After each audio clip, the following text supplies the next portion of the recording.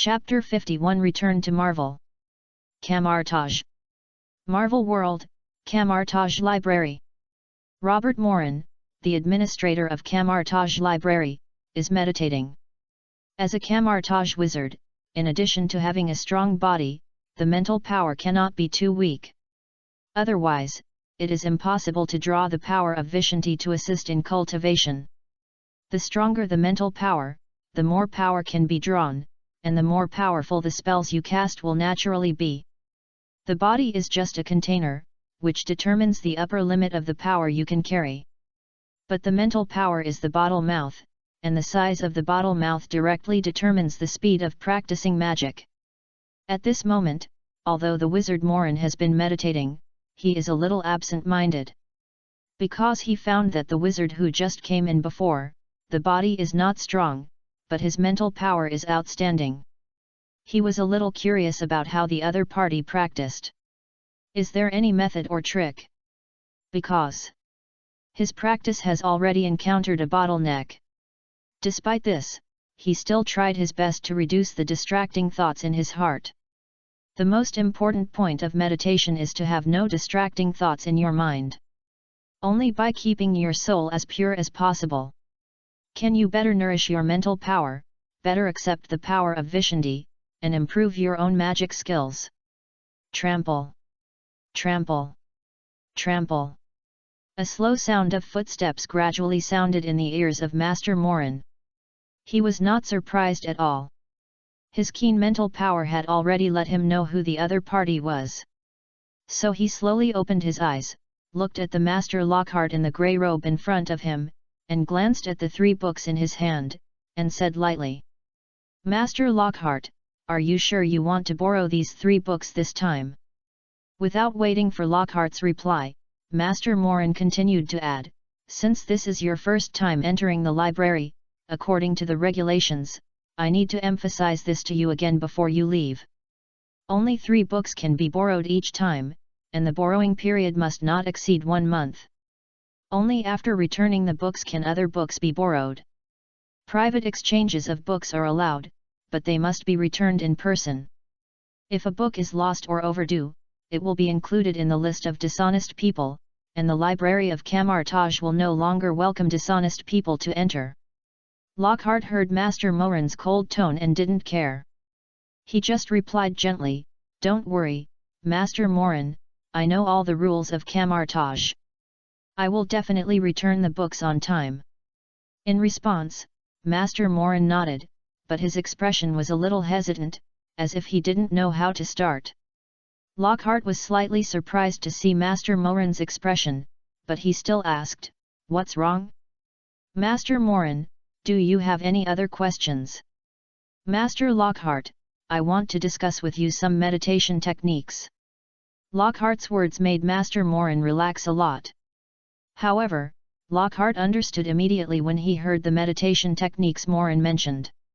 He had learned about the mage training methods of Kamar-Taj through books before. In short, it is to cultivate both the body and the mind. While training the body, one must also have a strong mental strength. The main way they improve their spirit is meditation, and other auxiliary means are used. However, for Lockhart, he also tried meditation, but found that it had little effect. So he did not continue. So he said, "Master Morin, I'm very sorry, I have never practiced meditation before, and I don't know much about it, so I'm afraid I can't communicate with you." Hearing this, Morin showed a trace of astonishment on his face, as if he couldn't believe that a mage didn't know about meditation. Suddenly, his face looked a little ugly. He felt that Lockhart was perfunctory. Lockhart looked at the change in Master Morin's face and knew what the other party was thinking. He immediately explained, "Master Morin, you may not know me yet. My mental power comes from my own blood. It is a natural growth. Meditation is not as efficient as blood for me. So I don't pay much attention to meditation." Hearing this, Master Morin's face returned to normal, but his eyes still revealed a hint of envy. "Blood, I have heard before that some people with strong blood can spontaneously possess magical abilities without doing anything. I didn't expect I met one today. No wonder I felt that the other party was physically weak, but his mental power was strong. It was all because of his blood. Thinking of this, Master Morin's face became cold. Since it was not helpful for him to break through the bottleneck, there was no point in continuing to communicate.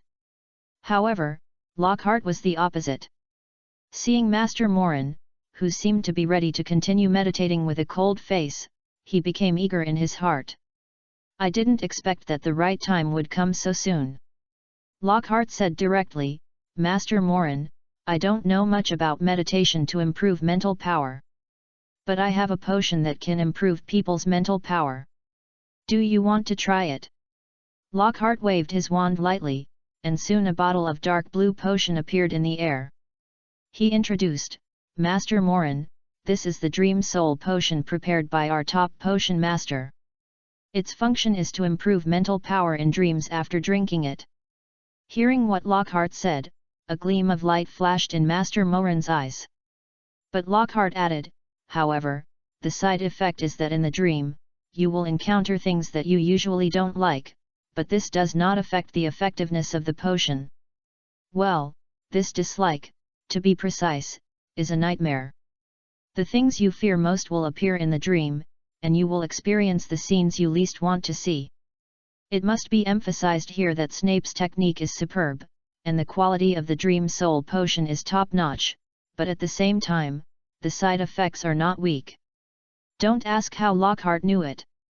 In short, he didn't want to repeatedly experience the memory of his research results being stolen and besieged by public opinion.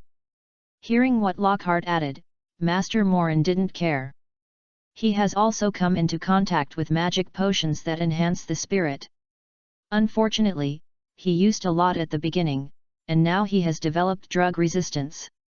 But when he heard Lockhart mention the Dream Soul Potion after drinking the potion, he found that there was a big difference between it and the magic potion he had touched. He couldn't help but ask with interest, how is the effect? Master Lockhart. In my personal experience, after drinking it, the mental power is improved by about half. Lockhart explained, but this may be affected by the bloodline. The specific situation will be known after you drink it. Hearing Lockhart's reply, Morin nodded and said in a deep voice, Okay, Master Lockhart. I want this bottle of Dream Soul Potion. I wonder what the price is. Well, there is no free lunch in the world. Morin naturally knows that Lockhart will definitely pay for taking out this bottle of Dream Soul Potion. Chapter 52 Ascetic Morin. Mystery House. Master Morin, I'm sorry to bother you with this matter. As long as there is no problem with your potion, I promise to do what I say. Although Master Morin's tone was a little cold, Lockhart was quite satisfied to hear that the other party agreed to his request. Immediately, he walked out of the library. He didn't forget who brought him here. Walked out of the library and stepped into a long corridor. Seeing Cassilis in a short robe not far away, he quickly took the 3 books in his hand, walked to him, and said gratefully, Thank you, Master Cassilis. If you need anything later, just ask me for help. A smile rose on Cassilis' face at Lockhart's friendly words. Although he had never fought with Lockhart, he could basically sense that the other party's strength would not be too weak. In addition, he was quite curious about the other party's identity in another world, so his attitude was naturally much better. After taking a quick look at the books that Lockhart had borrowed, Cassilis said, Okay, Master Lockhart, now that the books have been borrowed, is there anything else? If not, you can go back to the New York Temple. I remember you lived in New York before, right? You can come and sit down when you have time. After hearing this, Lockhart hesitated for a moment and nodded, Okay, thank you. Come to Camartage, meet Master Ancient One, get his recognition, and borrow some more books. Basically, the original goal has been achieved, so there is naturally nothing to do. He, Lockhart, although a little greedy, can still restrain his desires. Some plans around Kamar-Taj can be slowly planned, and time will carve them out to show their splendor. Then, Lockhart watched Cassilis holding the ring, swiping a few circles, and then opened a circular portal with sparks. Looking at this set of portals, Lockhart sighed softly. Practical magic, but unfortunately. Thinking, Lockhart followed Cassilis and returned to the New York Temple. Entering the New York Temple, he glanced at the gate in the distance. Looking around again, he scanned the scattered mages, some of whom were communicating, and some were practicing magic. Then, he set his sights on Cassilis next to him. "What's the matter, Master Lockhart?" Cassilis clearly sensed that Lockhart was looking at him, so he asked directly. "It's nothing big, I just want to ask you about a wizard." Seeing Cassilis's somewhat surprised eyes, Lockhart continued to add, "It's the previous librarian, Master Morin. I want to know what kind of person he is, so that it will be convenient to communicate when borrowing books later." For Lockhart's question, Cassilis pondered for a moment and slowly said, "Master Morin and I are not familiar with each other. But I know he is a typical ascetic, and his love for magic practice is engraved in his bones." Looking at Lockhart's thoughtful expression, Cassilis added, "Although Master Morin is a little cold, he is still a good person. As long as he doesn't make big mistakes, he will ignore them." Hearing what Cassilis said, Lockhart nodded secretly. He is an ascetic, and the friends he knows should all be ascetics. They should all be interested in the Dream Soul Potion. After all, it is not difficult to accept that it can improve mental strength, even if there are some side effects. Immediately, Lockhart thanked Cassilis and gave him a gift he had prepared carefully. Then he walked towards the gate of the New York Temple. New York City, Queens. In the entire Queens district of New York City, although it is not as prosperous as Manhattan, it is a very beautiful place in New York. Just as its name suggests, it is like a queen, noble and beautiful, and it is also the district with the most diverse population. In his previous life, Lockhart knew New York quite well. Before the 20th century, Queens and Brook District were collectively known as poor areas. But in the 21st century, Queens has been developing continuously and has become prosperous. It can also be called the rich area in New York, and the environment is much better than other districts. Therefore, Lockhart chose to settle in Queens early. As for the famous Hell's Kitchen in the Marvel world, sorry, Lockhart didn't even think about it. As a professor and a researcher, the first thing to consider is quietness and privacy, followed by the quality of the environment. And Hell's Kitchen not only has poor environmental quality, but also has many right and wrongs. Lockhart had long since put it on his list of places to live. He had previously purchased a house on Queens Street in Queens. Villa. As for the funds to buy the villa, it was largely supported by S.H.I.E.L.D. For S.H.I.E.L.D., his bottles of magic potions, aside from their practical value, are of great research value. As Lockhart stretched out his hand to hail a taxi and told his residence, he saw the villa he bought after a while.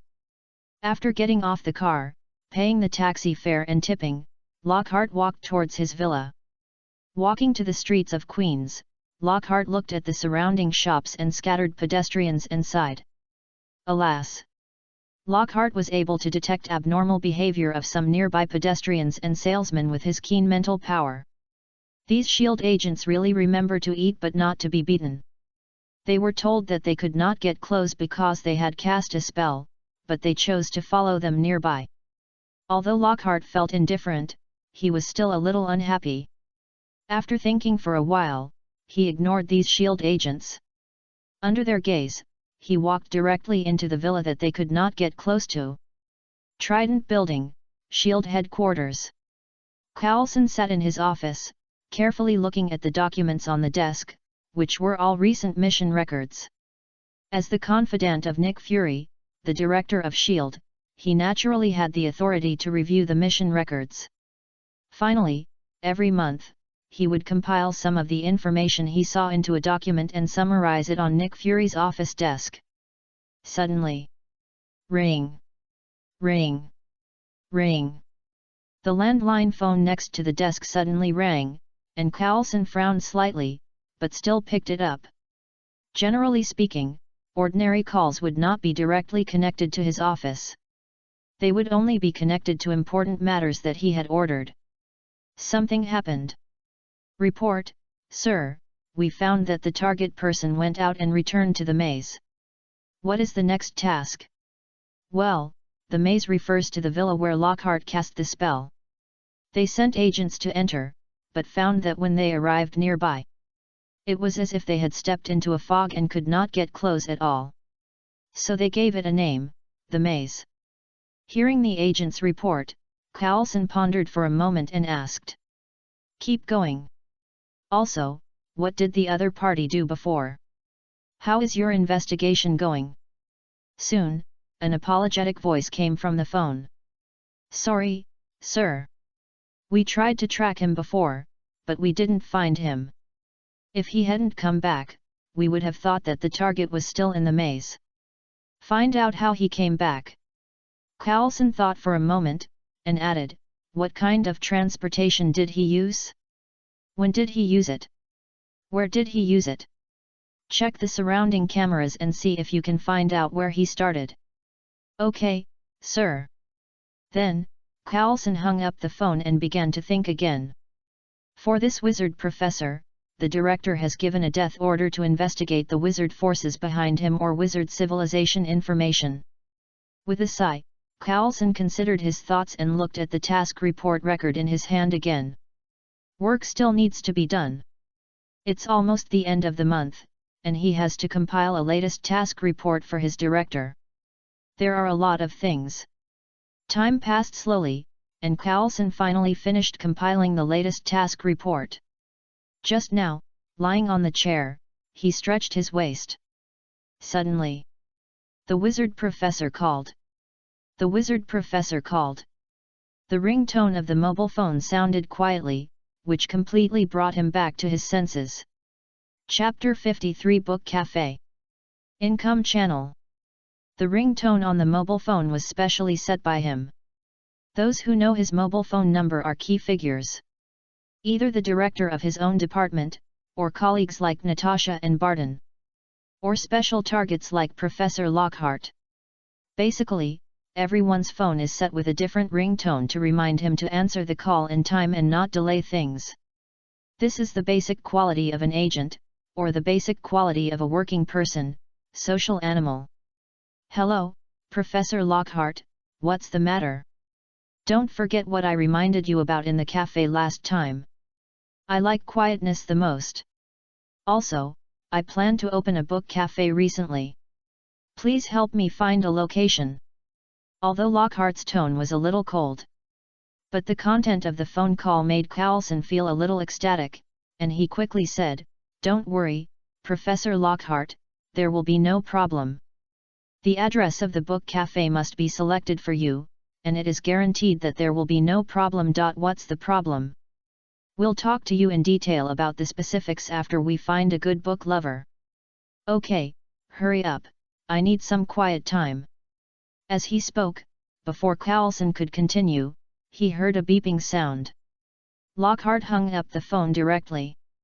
Carlson was not surprised, but called his director again with a smile on his face. After the call was connected, Carlson immediately spoke. "Director, there is progress on the wizard professor's side, and the other party has made a friendly gesture. Queen Street, Lockhart's study. The study of this villa is the place Lockhart is most satisfied with. Not only is it beautiful, but the space is also very spacious. In the depths of the study, there are a large number of bookshelves neatly arranged, filled with densely packed Muggle books." At this time, Lockhart, sitting in the brown solid wood, he put down the phone in front of the desk he built. He had just called Carlson of S.H.I.E.L.D., warning him and asking him to help him find a book cafe. In fact, to put it bluntly, it means telling him not to keep watch near his house. If he finds out again, don't blame him for taking action. And asking him to find a book cafe means telling him that he will talk about things in that book cafe in the future. The book cafe will also be his public contact place in the future. Even if you keep watch on the book cafe, and then come to his house.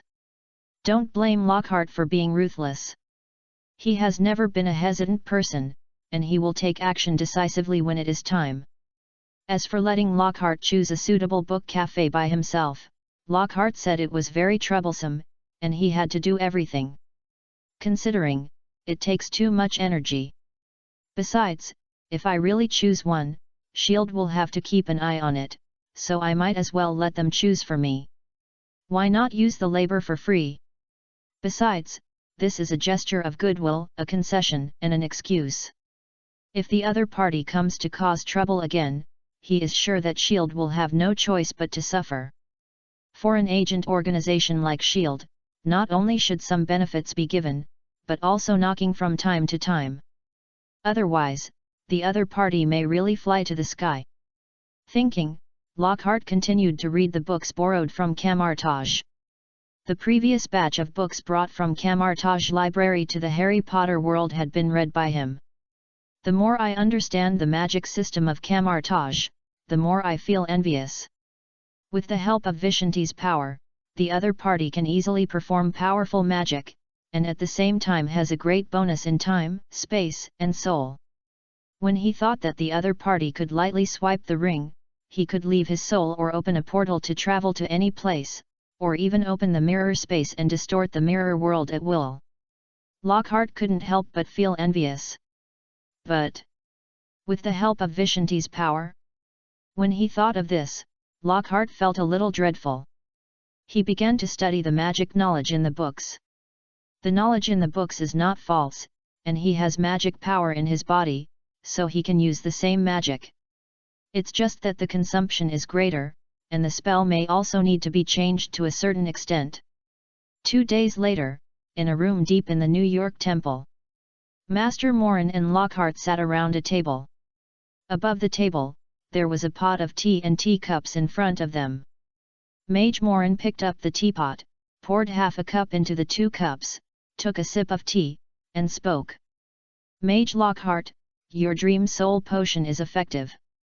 I tried it, and it increased my mental power by nearly 10%, allowing me to break through the current bottleneck.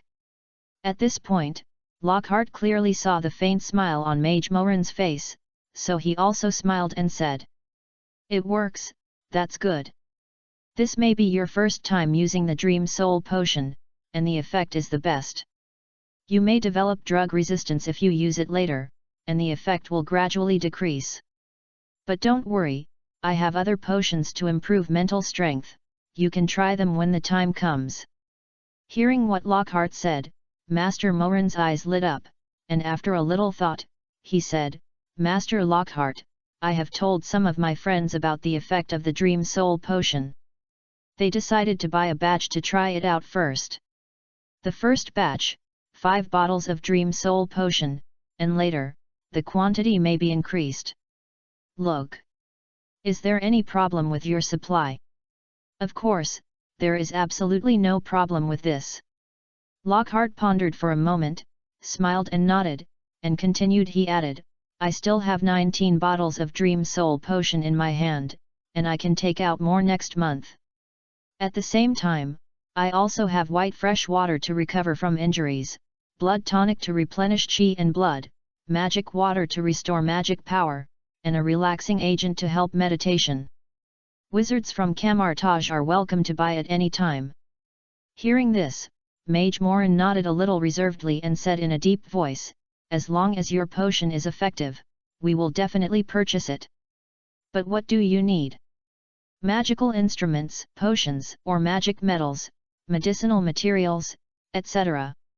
Hearing Mage Morin's question, Lockhart's eyes flashed with joy, and he said, "I have made a list of what I want, you can take a look." Lockhart handed a piece of parchment to Mage Morin opposite him. After Mage Morin received it, he looked down at the list on the parchment. The material list, the corner of his mouth twitched slightly. Golden clover. Spirit flower. Mithril. Rune. Light boots. You want everything. After a quick look, Master Morin complained in his heart, then raised his head and stared at Lockhart in a strange way. Lockhart felt a little uncomfortable and said quickly, "This is just a list, and everything on it is what I need. If you have it, it would be the best, but if you don't, it doesn't matter. I currently need some golden clover, spirit flower, and refined gold." Hearing the materials Lockhart asked for, Master Morin pondered for a moment and nodded. "Golden clover, spirit flower, I have it here, I can give it to you when the time comes. How many copies do you want? As for precious magic metals like fine gold, I'll ask my friends if they have any," he said. He looked down at the parchment list in his hand, his eyes twitched again, and said, "As for the materials and items on the list, I'll show them, and if they have them, they should choose to trade. However, the number of magic potions needed at that time is not small, you have to prepare in advance." Hearing what Master Morin said, Lockhart nodded quickly and said with joy, "Then I'll trouble Master Morin." As he said, a bottle of Dream Soul Potion appeared in his hand again and was handed to Master Morin. "This is a bottle of Dream Soul Potion. Master Morin can try it again. How is the amplification effect of the second bottle?" Master Morin looked at the dark blue Dream Soul Potion in front of him, and looked up at Lockhart who was smiling in front of him. After thinking for a while, he nodded slowly, said nothing more, and put away the Dream Soul Potion. Seeing Master Morin's actions, Lockhart's smile widened. He thought he had a way of judging people, like Master Morin, who practiced asceticism. You won't get benefits if you are not sure of something. It seems that the first revenue channel will be successfully opened. Chapter 54. Thank you for your support to all the readers. Thank you for your support to this book during this period. It is because of your support that this book has been successfully promoted and won the next round of recommendations. Xing Chen is very grateful to the readers who have been following and voting for this book, monthly tickets, and rewards. Kidian has always been looking at data in this regard. Without your various support, this book may not be promoted and miss the recommendation position. For a new book, it is a very serious blow, and it can only survive the data through time. Many authors are defeated by time because they can't survive. Therefore, Xing Chen is very grateful for your support during this period, and I hope that friends who like this book can continue to follow, speak, and vote for recommendations. Hehe, if there are rewards and monthly tickets, it would be great. Finally, here is the list of people who have been supporting this book, voting for monthly tickets, recommending tickets, and giving rewards. I carefully sorted out the nicknames of each reader, but due to the large number of them, there may be errors and omissions.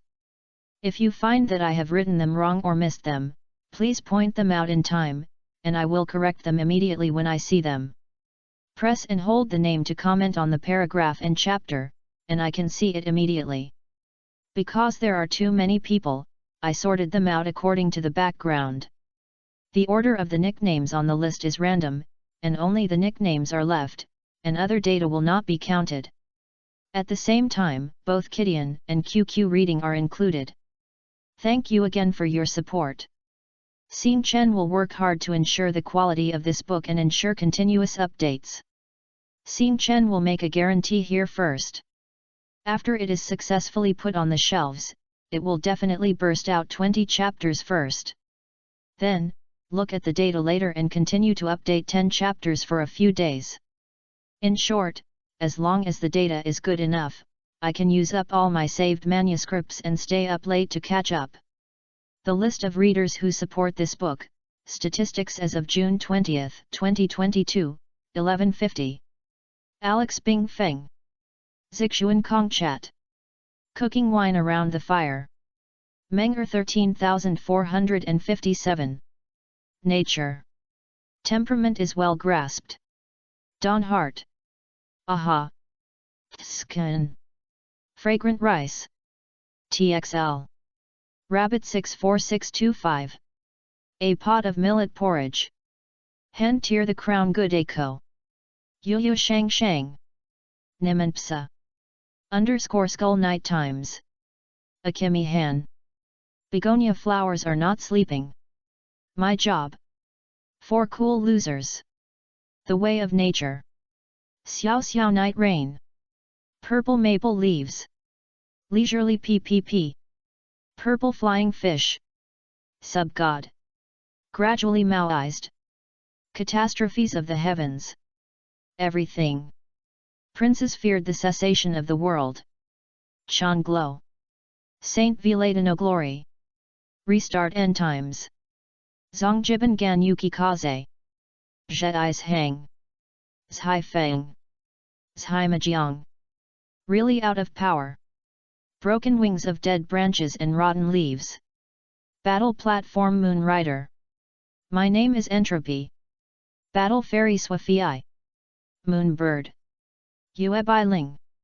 Original diamond candy. Yuan Shi Tianzun. Desire blood demon 1. Forecast said. Rainy summer solstice sleep. Rain. Uchiha Hui. Uji Kintoki rice. Union. Entertainment Yalong. Yu Chang Chang there is an uncle named Wuan Jun Mamoan. Ghost TT Zenuo Tune. Eternal foam. Yi Ching Jushi. Yi Bai I. 1 page lost.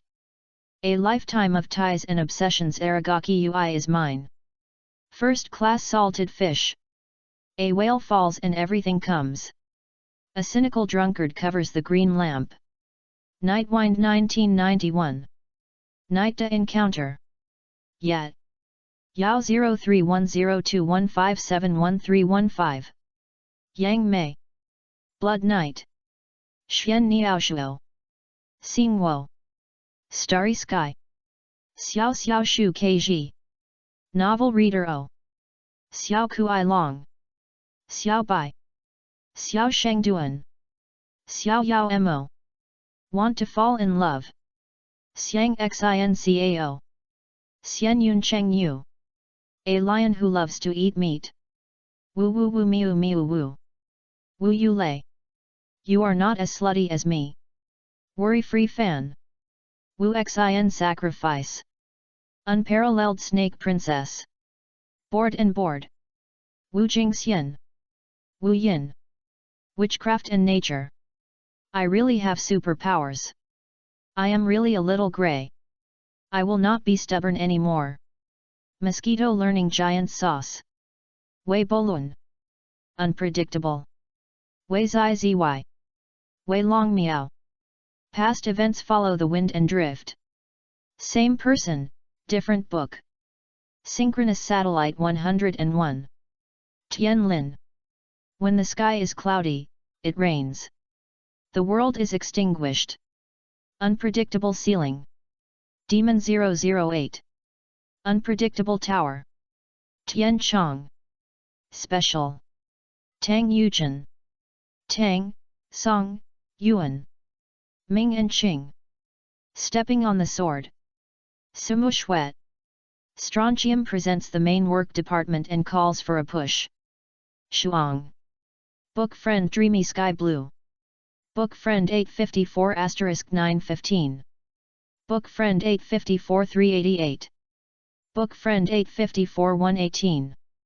Book Friend 2022052913080670.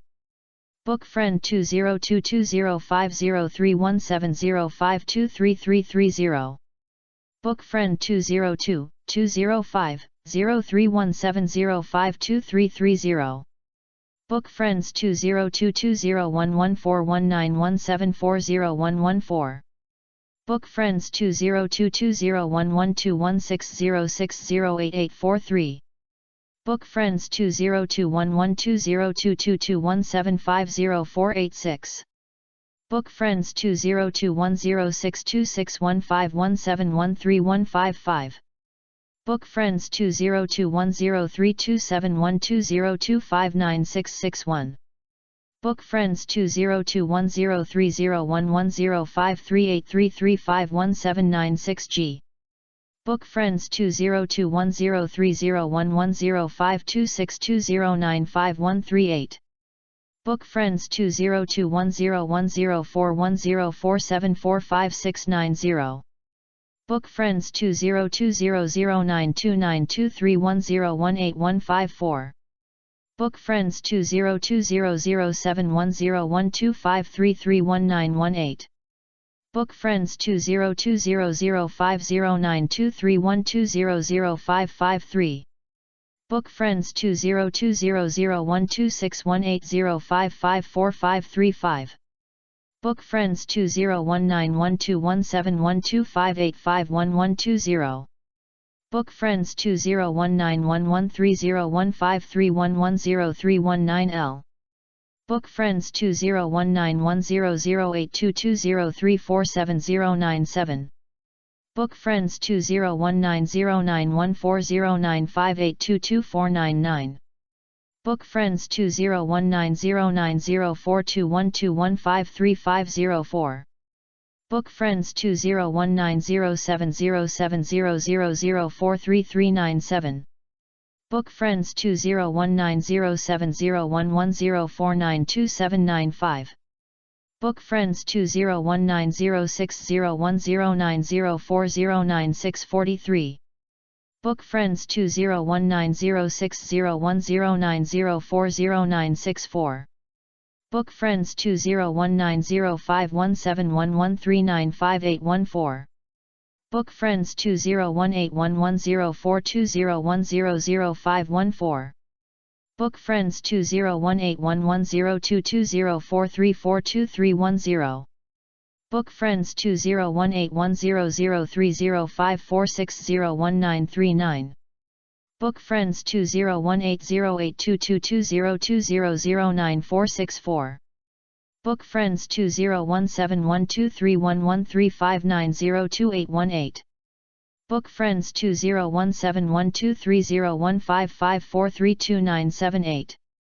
Book Friends 201711271753478445. Book Friends 201710222233444206. Book Friends 2017080112073543. Book Friends 2017070215160566. Book Friends 201702120938138879. Book Friends 2017020816065145. Book Friends 1611282248141777. Book Friends 1610020416122254. Book Friends 16060712252497. Book Friends 1512130833544438. Book Friends 1412032131313815. Book Friends 1411010610100608. Book Friends 1408141925580886.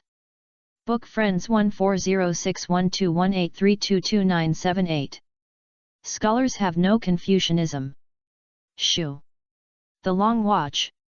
It is a shooting star. Fashion master. 10 perfect big beard. Sheng Wang.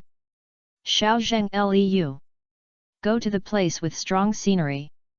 Salted fish at work. What is it? Send 20310915729080022. 3 evils. 3 horizontals. Young and handsome. Rixi. The night stained with red blood. I am short of money and I am lost again in the Was Church. Qing Nan. Affection. Love of the heart. Qing Yu Little Taoist. Qing Chu 9527. Qing Mo Jian Zhu Push. George Joestar 2. Diving Wo Wo Tio Yu. Qian Yu. Ye Layer. Name only with face. Pan Hao. Climbing a mountain, the kind that comes from behind. Hard-working cabbage. Nickname 223. Your eternal Odo-san. Your blue father. Shepherd. Muya Muya Yeye. Muyi San Shi. Baron Black. A certain immortal cultivator who stays up late and does not do his job properly. Mo ran Yulin Huigener loves San San. Mo Wen. Which number 18 does he Kong? Mushroom Cat. Fate Nerve. Fate. Mimi 1973. Dream God. Dream. Suffocated People. Kamen Rider 555. Beautiful Starry Sky Meeting. Cats, books, and dogs. Slow walking. Scenery. Ma. Luo Zy King Pu. Luo Fishan. Old Deng upstairs. Dragon fights the North Sea. Dragon fish. Durian stuffs your mouth. Lu Ri 123,456. Wandering Clockwork. Zero Snow. Lin Xiao Chen.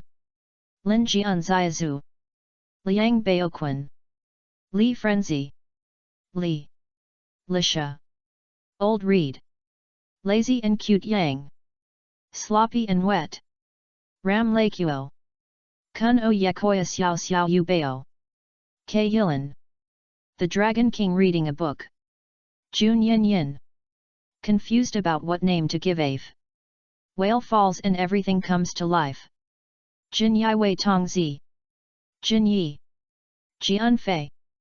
The little imperial envoy of the general family. Jian Chun's self-cultivation. Simple life. Masked Cat G Push. Clib. End. GG Fu GGA. Machine. Vulcan 1945. Rockets Can. Hot Pot Shabu Ice Cream. Mixed. Chasing Me with Dreams. Flowers Pity the Waning Moon. Boys from House Wong. Laws of the Wild. Black Dragon Flames. Crane Falls. Hee sweet rice dumplings dipped in soy sauce in the no man's land. The vast clouds are floating. Rolling. Bright Yaya. Light is like an arrow. Light is like an arrow. Ancient ink inscription. I am Zhongwen Yuan. Waiting for you. Follow. Dry feather leaves. Guy Nie0. Guy Nye. Life is like a dream. Not a fashion master. 9,999 miles in radius. Squatting in the grave and pooping. Duman Helun. Reader 2021012515436944868454. Dowanjiu. Dongfang Wangxiu. Dingai Xianzhen. Emperor Prince. Empire Heaven. Emperor Tun Fist. Dai Rui. Great Kind Man. Atmosphere. Big Tits Daddy. When can I have a wild article? Kui Lang. This user's nickname has been cancelled. Ci Zhu. Chu Ming. Eat Wymian. Eat sugar cakes and burn the back of the head. Morning and Dusk. Beyond Heaven and Smash Varadavas. Super Railgun Forever. Production. I don't like fish fillets. Buki Bureau. Unknown Fire _ Not Easy and Wing. H. Skinning Ghost. Waves Rolling Y. Ice Heart.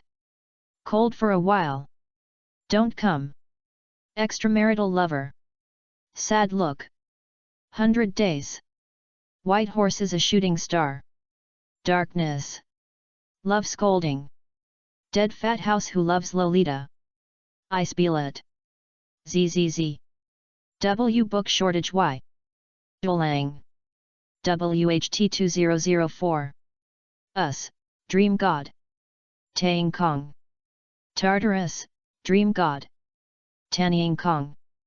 STAG1 ST Forum. SSYM. Summata. SLCVD.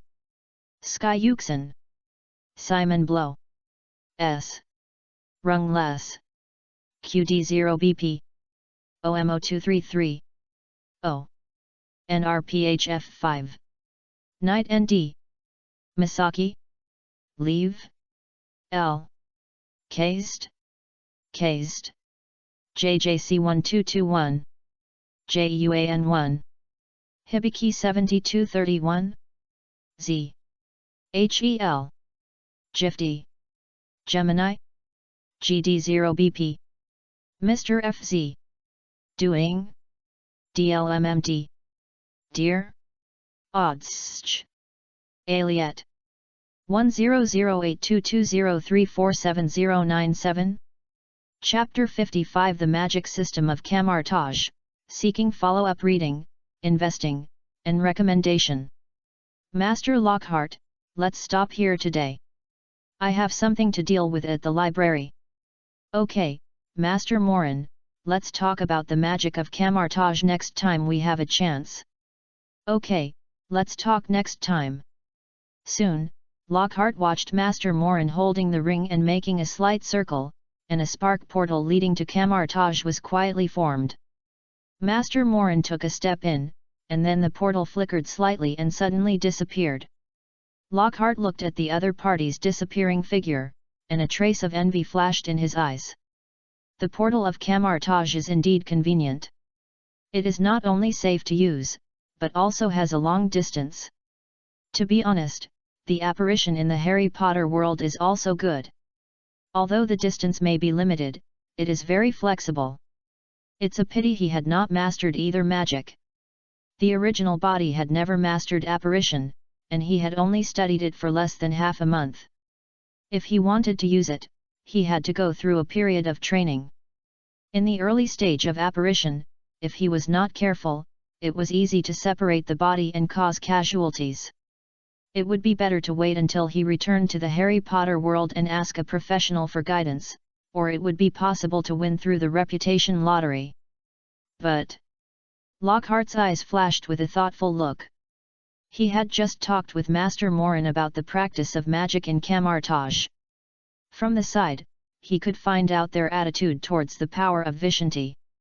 Lockhart was extremely interested in the magic system of Kamar-Taj. He borrowed a lot of books, but found that most of the spells in them were closely related to the power of Vishanti. For example, the spells that made Lockhart jealous, such as Soul Out of Body, Portal, and Mirror Space. The lack of the power of Vishanti was like missing a key missing picture. Even though he tried every means to replace it with the magic power in his body, he always failed. For a moment, Lockhart was a little depressed. But soon, he adjusted his mentality. Since he lacked the power of Vishanti, couldn't he just replenish it? Although he was a little afraid of relying on external forces. But he was not a person who would give up eating because of choking. Kamar-Taj has been practicing with the power of Vishanti for thousands of years. He didn't believe that no one had thought about the harm of relying on external forces. If we can understand these people's solutions, it will undoubtedly be of great help to practice Kamar-Taj's magic. Just now, through the communication with Master Morin, he found that they had no rejection of borrowing the power of Vishanti, but rather took it for granted. As if they regarded the power of Vishanti as a kind of magic potion, as a magic weapon, to enhance their magic practice and magic power. As for the harmfulness of Vishanti's power, they frankly mentioned that after death, all their power would return to Vishanti as the price of their lifelong practice. This attitude made Lockhart hesitate. If the price really had to be paid after death, then he could accept it. After all, there were many ways to prolong life in the Harry Potter and Marvel worlds. What he was afraid of was that the risk would not be just this little. Soon, Lockhart withdrew his thoughts and began to prepare to leave the New York Temple. In the afternoon, he had something else to deal with. As for the practice of the Kamar-Taj magic system, he could study it slowly later.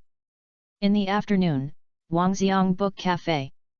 Wangxiang Book Cafe is a combination of a library and a cafe, located in Queens.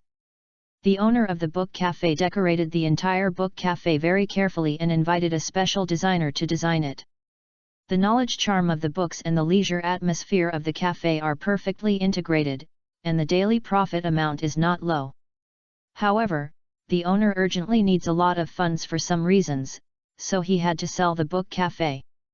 And Carlson asked Lockhart to consider it at 4 p.m. today. If there is no problem, he can directly sign the contract and transfer the book cafe. Well, S.H.I.E.L.D. is very confident that everything will go well and that no other things will interfere with the signing. Although the time was scheduled in advance, Coulson still waited at the door of the book cafe early, wearing a suit, chatting with the owner like an intermediary. Time passed slowly, and it was almost 4 o'clock. Coulson quietly found Lockhart's figure, hurriedly walked up, and said eagerly, "Good afternoon, Professor Lockhart. The book cafe is just in front, you can go in and take a look. If there is no problem, our S.H.I.E.L.D. will take care of everything later." Feeling the eagerness in Coulson's tone, Lockhart nodded slightly and said gently, "Mr. Coulson, I'm sorry for the trouble this time. After everything is over, I have prepared a gift. I hope you will accept it." Hearing the gift mentioned by Lockhart, Coulson immediately smiled. "Hurry up and take Lockhart to the door of the book cafe." At this time, the owner was also quietly waiting for the buyer at the door. When Coulson greeted him just now, Lockhart had quietly looked around the Vientiane Book Cafe. The overall feeling of the book cafe was very good, with a simple style. As Coulson led him into the whole book cafe, he looked at the scattered and well-arranged desks and the coffee placed on the tables in advance. Combined with the carefully designed and elegant bookshelves not far away and the books placed on them, I suddenly felt a peaceful atmosphere lingering in my heart. He was naturally quite satisfied. He had naturally arranged the role of this book cafe. First, it was to serve as an open contact point.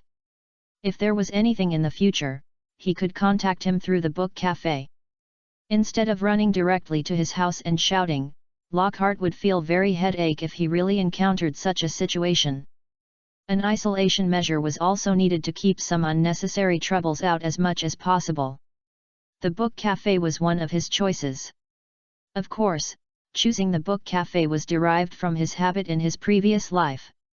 In his previous life, he liked to find a good book cafe when he was resting. Drinking tea and reading books at the same time, he will feel very comfortable and relaxed. Well, although most book cafes provide coffee, but he still likes to drink tea. Secondly, about the guests that this book cafe will welcome in the future. It will not only be people from S.H.I.E.L.D., but also mages from Kamar-Taj. He also needs a better environment to receive the mage friends he knows. As for going to the New York Temple, it is okay to go there once or twice, but Lockhart always feels a little uncomfortable going to the New York Temple every time. There is a feeling of being deprived of the dominant power. It is more comfortable for Lockhart to communicate and trade in his own territory. Immediately, he followed the owner to walk through the entire book cafe, and looking at the exquisite environment, Lockhart nodded with satisfaction. He said directly to Coulson next to him, "Coulson, I am very satisfied with this book cafe. I'll trouble you with the following things. Tell me a number for the final amount, and I will transfer it to you when the time comes."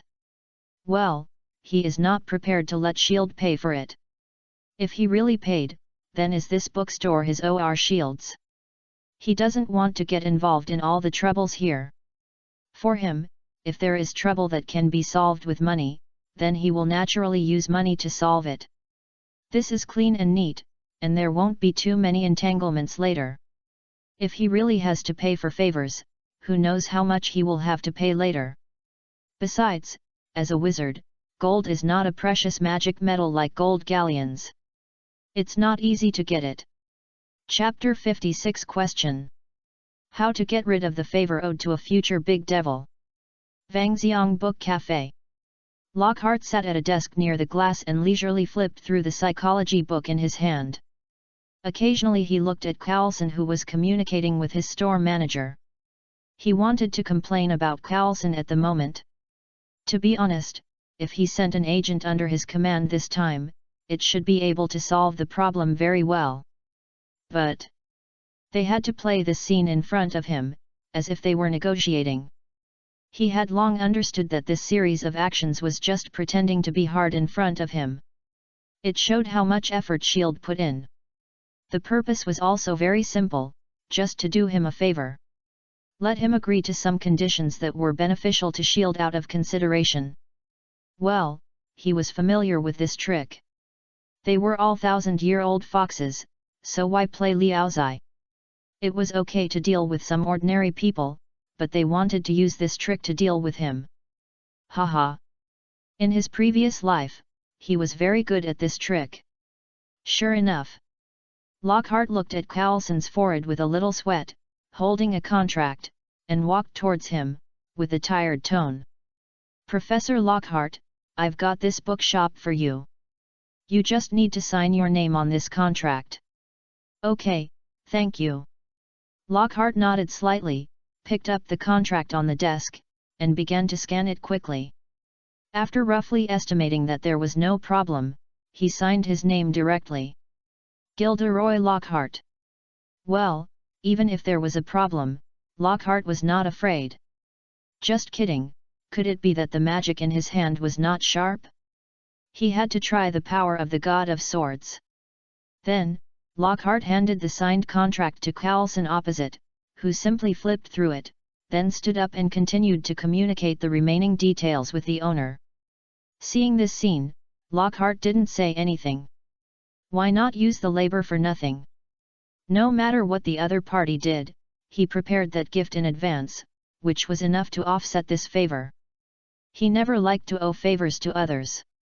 Because a debt of favor is really hard to repay. Lockhart sighed and recalled the scene when Cassilis took him to see the Ancient One. Anyway, since he was able to access the magic of Kamar-Taj, he owed Cassilis a favor, and a few bottles of potions could not repay it at all. Question: how to repay a favor owed to a future big devil? After a while, Lockhart saw Coulson coming with the store owner. After a brief communication, the store owner left, and Coulson sat in front of him. Professor Lockhart, you can transfer 3.85 million yuan to this bank account later. As he said, Coulson took out a piece of paper with a series of numbers clearly written on it. Lockhart briefly recalled the price information in the contract just now, compared it, and nodded when there was no mistake. Okay. Lockhart handed over a small wooden box. Coulson, I'm sorry to bother you this time. This is a magic amulet I made.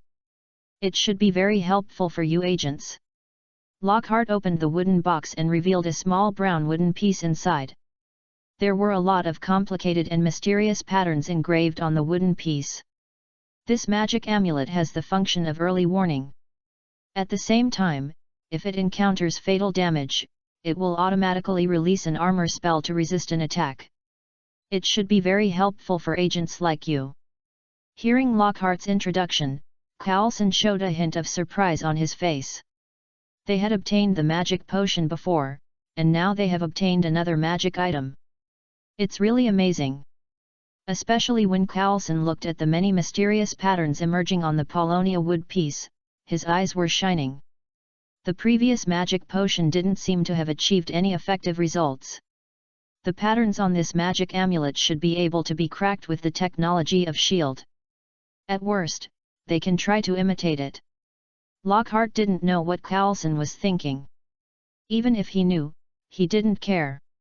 In fact, the magic amulet he gave was completely different from the one he gave to the little wizard at Hogwarts. 3 runes were clearly engraved on the magic amulet of the little wizard at Hogwarts. The purpose was to arouse their interest and pave the way for the promotion of the magic system later. The magic amulet he gave to S.H.I.E.L.D. also had runes, but they had been completely integrated into the amulet. The pattern on the surface was just engraved in imitation of an ancient book.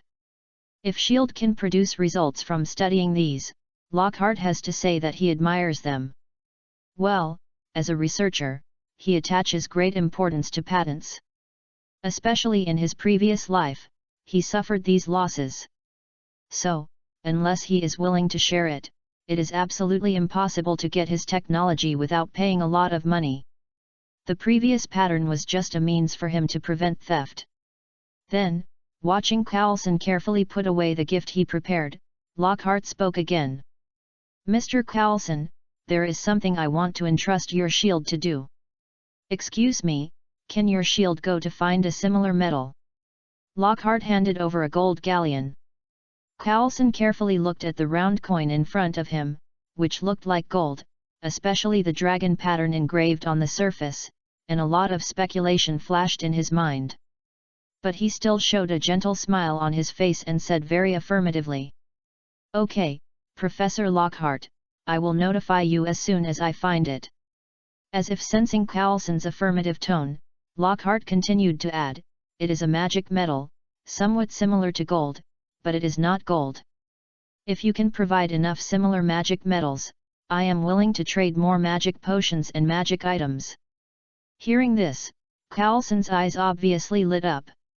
He has been worrying about how to maintain a normal trading relationship between the two. Because, due to the relationship with Asgard Prince Thor and Lockhart's strong strength, S.H.I.E.L.D. did not want to deal with him directly, but only wanted to break through from the side. However, they were shocked to find that S.H.I.E.L.D. and the wizard professor did not seem to have common interests. Although they were rich and powerful.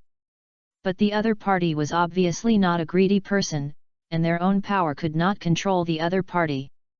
If he had not needed a normal identity at the beginning, perhaps the two would not even communicate. Like two parallel lines, although they exist, they never intersect. Now, Lockhart's needs are finally clear. Although it is only a little, it is enough for S.H.I.E.L.D. to find a breakthrough, and then tear and expand. S.H.I.E.L.D. is quite good at this. What's more, looking at this metal that obviously looks like currency, and thinking about Lockhart's requirements, the amount of information contained in it is not small. Coulson carefully looked at the gold galleon in front of him, and a series of speculations surged in his heart. It seems this wizard professor is also restless. Chapter 57 Discussion, How to quickly get a lot of cash. Discussion, How to quickly get a lot of cash. In his previous life, Lockhart had joked with several colleagues. Some people said that they make money by using information gaps. Some people said that they make money by using resource gaps. Some people said that they make money by building platforms, such as Dobeo. As long as it is done well, it is like building a canal, and money will flow in like water. Others joked that they should just rob a bank, rob on the spot, and see the money on the spot. And Lockhart thought about it and gave his own answer with a smile.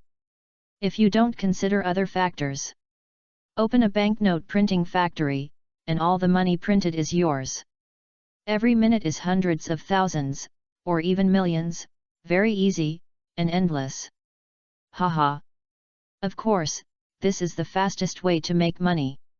If you rob a bank, you have to consider how to put the money. If you really open a banknote printing factory, all the money printed is yours. In his previous life, it was just a joke with a friend. But in the Harry Potter world, as Lockhart kept throwing money around, his demand for gold galleons became stronger and stronger. Some of the jokes he made before gradually came to mind. There are many things he will do in the future, and all of them cannot be separated from gold galleons. Without money, everything is just talk, just like the floating clouds in the sky, which look good but are too illusory. What magic promotion? What truth research? If you really don't need money, you can succeed. In his previous life, he worked so hard that sometimes he had to do some key figures like Coulson now, selling smiles in front of them, doing hard labor, and giving favors. Why, all his activities have been very smooth since he came here. On the one hand, he uses his brain before doing things, and will not do such idiotic behavior. On the other hand, he is willing to spend money. When he didn't know about the Marvel world, he spent a lot of money to buy magic items to ensure his own safety. When he arrived in the Marvel world, he spent all kinds of money, gave him snacks, magic potions, and magic items, and took care of everything very well. No matter who it was, they all treated him well. He even gave a lot to the Ancient One. Is that what the Ancient One lacks? No. It's just that Lockhart wanted to make his attitude clear, and he had to give it away even if the other party didn't want it. And now the result is that the Ancient One accepted his existence, and the entire magic system of Kamar-Taj was slowly opening up to him. And all of this, in the final analysis, all stemmed from the fact that the original body left him a large sum of wealth, which was a considerable amount of gold galleons. With the continuous spending of money, the foundation was also constantly consumed. When he really ran out of money, Lockhart might also face the end of the road. Therefore, Lockhart started thinking about how to quickly obtain a large number of gold galleons early. As long as he had more gold galleons in his hands, he could establish his own power and expand his influence in the Harry Potter world. At the same time, feedback was given to the Marvel world. When the Marvel world is run to a certain extent, it will also be fed back to the Harry Potter world. Finally, it will complement each other and spiral upward. This is Lockhart's plan. All plans require Lockhart to have a large number of gold galleons or magic resources in his hands at the beginning. This is the premise for all plans. Of course, if he follows the idea of a dealer, purchases goods from the Harry Potter world, and then sells them in the Marvel world, the same is true when he returns. The way he takes is to take advantage of the poor resources. Although he can see money, the effect is too slow. He can't travel between the two worlds at any time. He only has one chance a month. In this case, it is not only tiring, but also inefficient. He is a wizard scholar, a researcher of truth, not a businessman. At the beginning, he never thought of taking this path. What he wanted was to find a way to solve the problem once and for all. For example, open a banknote printing factory. This idea, in the previous life, seemed like a joke. However, when he really entered the Harry Potter world, Lockhart found that it was not completely impossible to operate. Because the currency in the previous life was really a piece of paper, and all value came from the credit of a country. The value of the gold galleon in the Harry Potter world lies in the fact that it is a relatively rare magic metal, playing a similar role to the ancient gold and silver in the previous life. In other words, as long as you have the raw materials in your hands, you have the opportunity to make gold galleons. Besides, the monetary sovereignty of the Harry Potter world is in the hands of goblins. When he thought of this, Lockhart wanted to complain about the wizards of the Ministry of Magic. The most important monetary system of a civilization is actually controlled by an alien race, and this alien race is also his defeated opponent. To what extent are these wizards trash or idiots to have such a result? Lockhart's position has always been very clear. He is now a wizard, and he will think from the perspective of wizards. In the future, he will have to fight with these goblins. Let's not talk about the means to regain the monetary sovereignty of wizards. The first step is to master the magic technology of casting galleons. Only when you have a large number of galleons in your hands can you carry out all other actions. Technology is easy.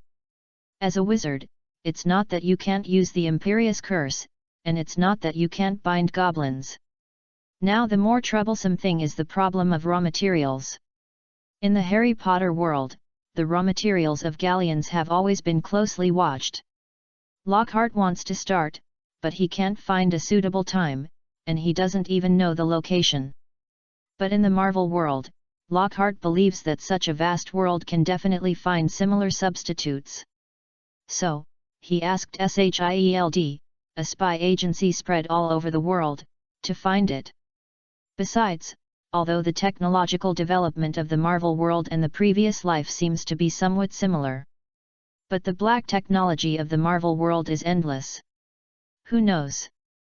Maybe someone can artificially synthesize galleons. As Coulson chatted with Lockhart for a few words. Seeing that Lockhart had no desire to continue the conversation, Coulson very carefully asked to leave. Lockhart naturally agreed.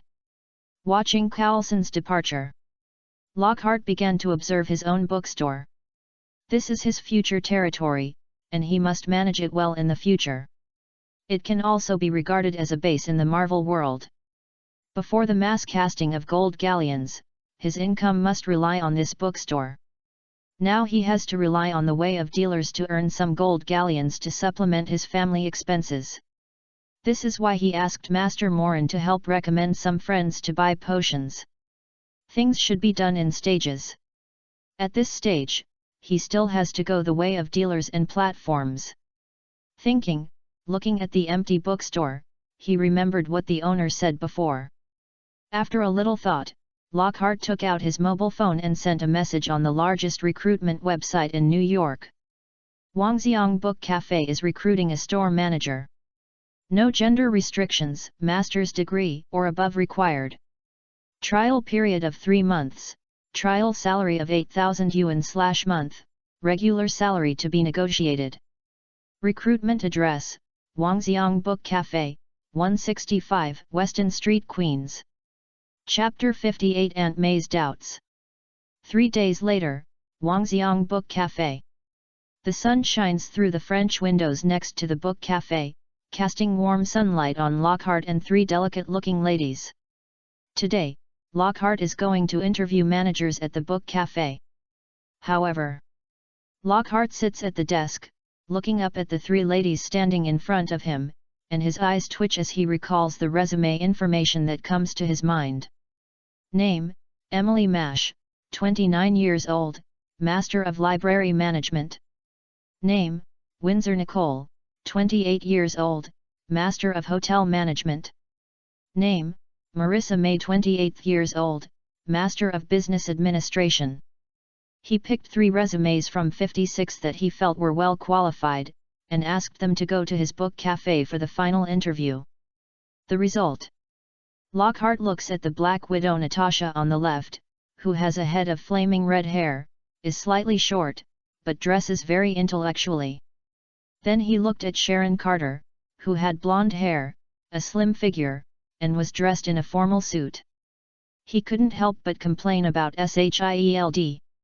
He was just recruiting a store manager, but 3 of the 56 resumes were selected, and 2 of them were SHIELD agents. You can imagine how watery these 56 resumes are. When he thought about it again, many of the avatars on the resumes were students with immature faces. Tisk tisk tisk. I'm afraid SHIELD had already thought of a plan. No matter whose resume he took out, these 2 agents or more agents would come to the interview under their names. But fortunately, there was still one person who was not from SHIELD. However, Lockhart looked at the other person's black hair, tall stature, and familiar face. He wanted to complain again. He just wanted to recruit a store manager, so why did he recruit Aunt May from Spider-Man? But it doesn't matter. Anyway, he just wants to find some ordinary people as replacements. After the trial period, the clerks will leave. The Universal Book Cafe behind, which is his territory, must be run by wizards or mages to be more reliable. Ordinary people are just a tool for transition. Thinking of this, Lockhart didn't want to bother anymore. To the 2 SHIELD agents in front of him who claimed to be Emily Marsh and Windsor Nicole, he said indifferently, Ms. Emily Marsh, Ms. Windsor Nicole. There is no need for an interview. I already have the right person in mind. Please go back. Black Widow Natasha heard what Lockhart said, her expression was a little surprised, and she asked quickly. Mr. Lockhart, my conditions should be acceptable. What's the problem? Sharon Carter beside him also said quickly, Yes, Mr. Lockhart, give me another chance. I will cherish this job and be responsible. I worked at the Kelly's Hotel before. Lockhart was a little impatient when he heard Sharon Carter seemed to continue to introduce herself. He stretched out his hand and pressed down to interrupt her self-introduction. You too, I know your situation very well. There is no need to introduce yourself. Please tell Carlson that this is the last time. Hearing this, Aunt May next to him was full of doubts, as if she didn't quite understand what her future boss meant. But Sharon Carter and Natasha next to them smiled awkwardly. The 2 looked at each other and said nothing more. They took their resumes and turned around and left the Wangxiang Book Cafe in a hurry. Damn it, what the intelligence department did. How did their identity get leaked? Also, who is the other party? Why didn't the bureau give them a detailed introduction and let them come here to lurk? Lockhart looked at the two people leaving and nodded slightly. He didn't want to continue to tossing. If he drove these three away and replaced them with others, I'm afraid S.H.I.E.L.D. would have to fill in more people. By then, if he didn't use the divine thoughts, S.H.I.E.L.D. might really lurk in. It's better to settle it quickly. In short, Spider-Man's identity as Aunt May is clear to him, so there's not much trouble. Well, except for Spider-Man. However, he is quite interested in Spider-Man's mutation. He doesn't know if it can be artificially replicated. As his thoughts turned, Lockhart explained to Aunt May, who was puzzled, the identities of the two people just now are somewhat special, so you are the only candidate. Ms. Marissa, do you have any other requirements for this position? If there are no problems, you can go through the entry procedures directly. Hearing this, Aunt May was stunned, and a look of joy flashed across her face, but she hesitated for a while and spoke. Mr. Lockhart, I am very satisfied with this job. But there is one thing I need to tell you in advance. Hearing this, Lockhart nodded and motioned Aunt May to continue. I have a nephew. Every day after school, I have to rush home to cook, so I may not be able to work overtime for a long time. Then, Aunt May promised in a somewhat hurried tone, but don't worry, Mr. Lockhart, I will be serious and responsible for this job and guarantee that it will not delay work. Hearing this, Lockhart nodded slightly and said gently. Regarding overtime, I don't force you to do that. Later, I need you to recruit 3 to 5 store clerks to run the book cafe together. As for your own problems, you should make arrangements in advance. As long as there are no major mistakes, I will agree. Well, a qualified boss focuses on 3 things. Set strategy, build a team, and find resources. He has planned the future development of the book cafe, and also found May, the transitional store manager, and he also has the final resources. So, the rest must be left to the employees to understand, think, solve, and execute by themselves. Don't manage too much, interfere too much, and it will easily lead to some unnecessary problems. If the employee's own problems arise, he can solve them by himself. If it doesn't work, lay off employees and replace them with better and more suitable ones. As long as the boss's strategy is correct and there is an efficient supervision mechanism, everything will run spontaneously. Although it seems a bit cold, it can undoubtedly ensure the good operation of a company. Lockhart understood this truth in his previous life. S.H.I.E.L.D. headquarters, Carlson's office. Carlson, the previous book cafe owner named Lockhart, rejected my job. I'm a little curious now, what is his identity? Why did he only give me some very basic information? Carlson was helpless about Natasha's complaint. What can he do if the director doesn't let him leak it? So, Natasha, it's not that I don't want to tell you, it's the director who ordered Lockhart's identity to be kept secret for the time being. If you want to know, you need to ask the director for authorization. Hearing this, Natasha smiled brightly, took out her mobile phone, found a chair to sit down, and waited quietly. After a while, ding! The phone displayed a text message. Natasha picked up the phone, put it in front of Carlson to show it, and slowly said, "Can you tell me now?" Carlson looked at the text message on the phone, thought about it, and said, "Natasha, the following information is not allowed to be leaked. It is a level 9 secret of SHIELD and needs to be kept strictly confidential." Seeing Natasha nod, Carlson continued to introduce, the target person this time is Gilderoy Lockhart, title, Wizard Professor. First appeared in Chapter 59. May is ready to show her skills.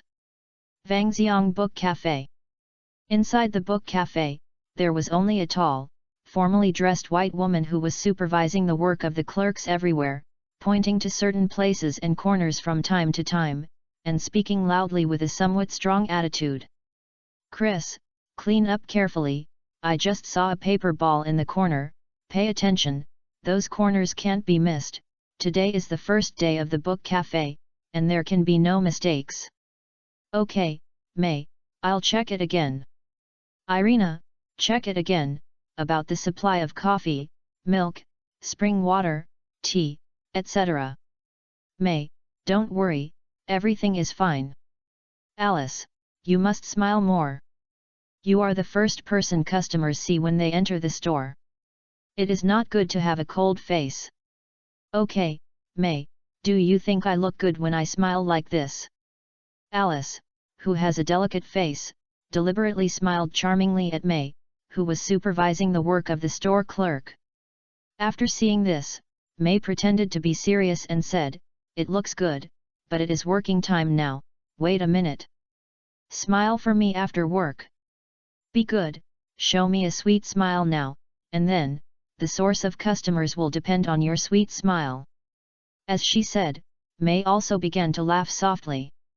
Marissa May, that is, Aunt May of Spider-Man, has been employed for 5 days. Since the book cafe was originally well decorated and not damaged, it can be put into use directly, and the salary offered by its own boss, Mr. Lockhart, is not low. It took only 2 or 3 days to hire 3 shop assistants. Today is the first day of the operation of Wangxiang Book Cafe. Although she knew that the operation of the book cafe needed word of mouth and there might not be any customers on the first day, May still came to the store early to supervise the staff to clean up and supply beverages such as coffee and tea. It is guaranteed that customers who come to the book cafe can enjoy the best service. However, what May felt a little confused was that on her first day as the store manager, communicate with the boss Lockhart.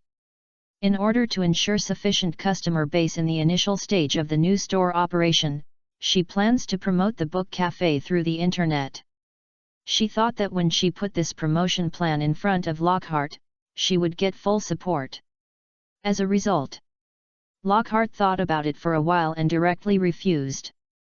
And told him that she didn't need to be responsible for the customer base, all she needed to do was to serve the customers who came in well. And the reason, Lockhart told her that the book cafe only needed word of mouth to attract customers, and she didn't need to worry about other things. Hearing the explanation of her boss, May, who had a somewhat strong personality, immediately wanted to complain that Lockhart was a business idiot. According to her experience, word of mouth attracts customers, but you at least only by getting people can we spread the word of mouth. Initial publicity is essential, and we must quickly pass the cold start stage before word of mouth can ferment. Otherwise, this book cafe will wait for losses. But because she has just joined the company, it is not easy to contradict her boss directly. Or she is afraid that he will fire her directly. She watched her boss make such a stupid decision silently. She is ready to wait for Lockhart to suffer losses, and then she will show her skills and save the book cafe in times of crisis, and live up to her learning.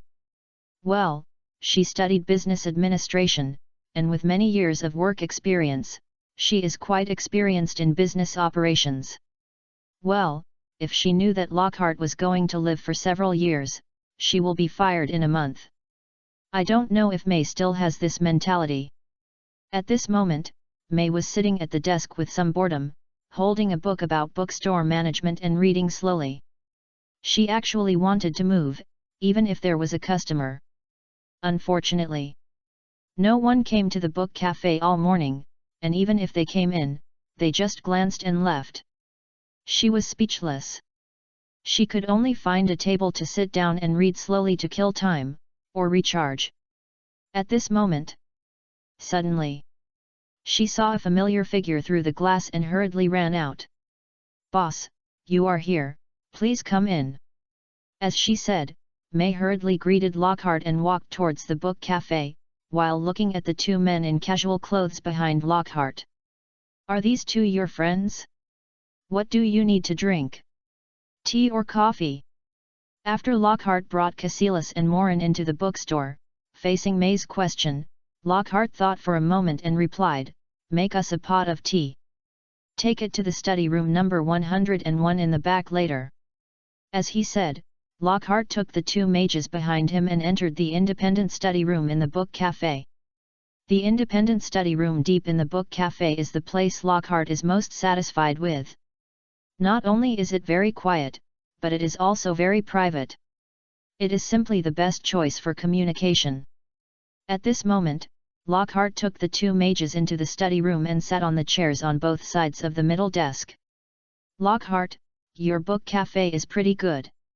The quiet atmosphere, I like it. As soon as he sat down, Cassilis and Morin began to praise him. Lockhart naturally showed a hint of complacency on his face, but he quickly said modestly, I also specially found someone to find it, and the design of the book cafe was only slightly modified. I can only say that my taste is the same as that of the original owner, both of us are book lovers. Then, Lockhart asked impatiently, Cassilis, Morin, do you have any clues about the magic metal I wanted last time? Cassilis and Morin, the two mages, looked at Lockhart, who was a little anxious, smiled, and said with a smile, We found some clues about the magic metal called Jingalion that you wanted last time. But it may take some time, we need to verify it. Hearing the two wizards' responses, Lockhart nodded slowly, pondered for a moment, and reached out to take out 2 bottles of Dream Soul Potion and placed them on the table. Sorry to bother you two, this matter is very important to me, these 2 bottles of Dream Soul Potion are my little gift. If you find it, you will be rewarded handsomely. Well, how could Lockhart let Shield alone look for the raw materials of gold galleons? While mobilizing Shield, he also contacted the wizards with whom he had a good relationship in Kamar-Taj and asked them to look for relevant clues. After all, the world is different, and the same metal may have different names. It is more reliable if relevant people take action. One focuses on breadth, and the other focuses on depth. Working together is more secure. Then we will not be polite. After we confirm, we will communicate again. Morin and Cassilis looked at the Dream Soul Potion in front of them, their eyes lit up, they replied, and each put away a bottle. Both of them have used the Dream Soul Potion more or less, so they naturally know the effect. For their mage practice, it is still a good help. Although the effect is best when used for the first time, the effect is still good afterwards. At least it is much better than practicing alone. The most important thing is that they have not completely developed drug resistance, so they can continue to take it until they develop drug resistance before stopping.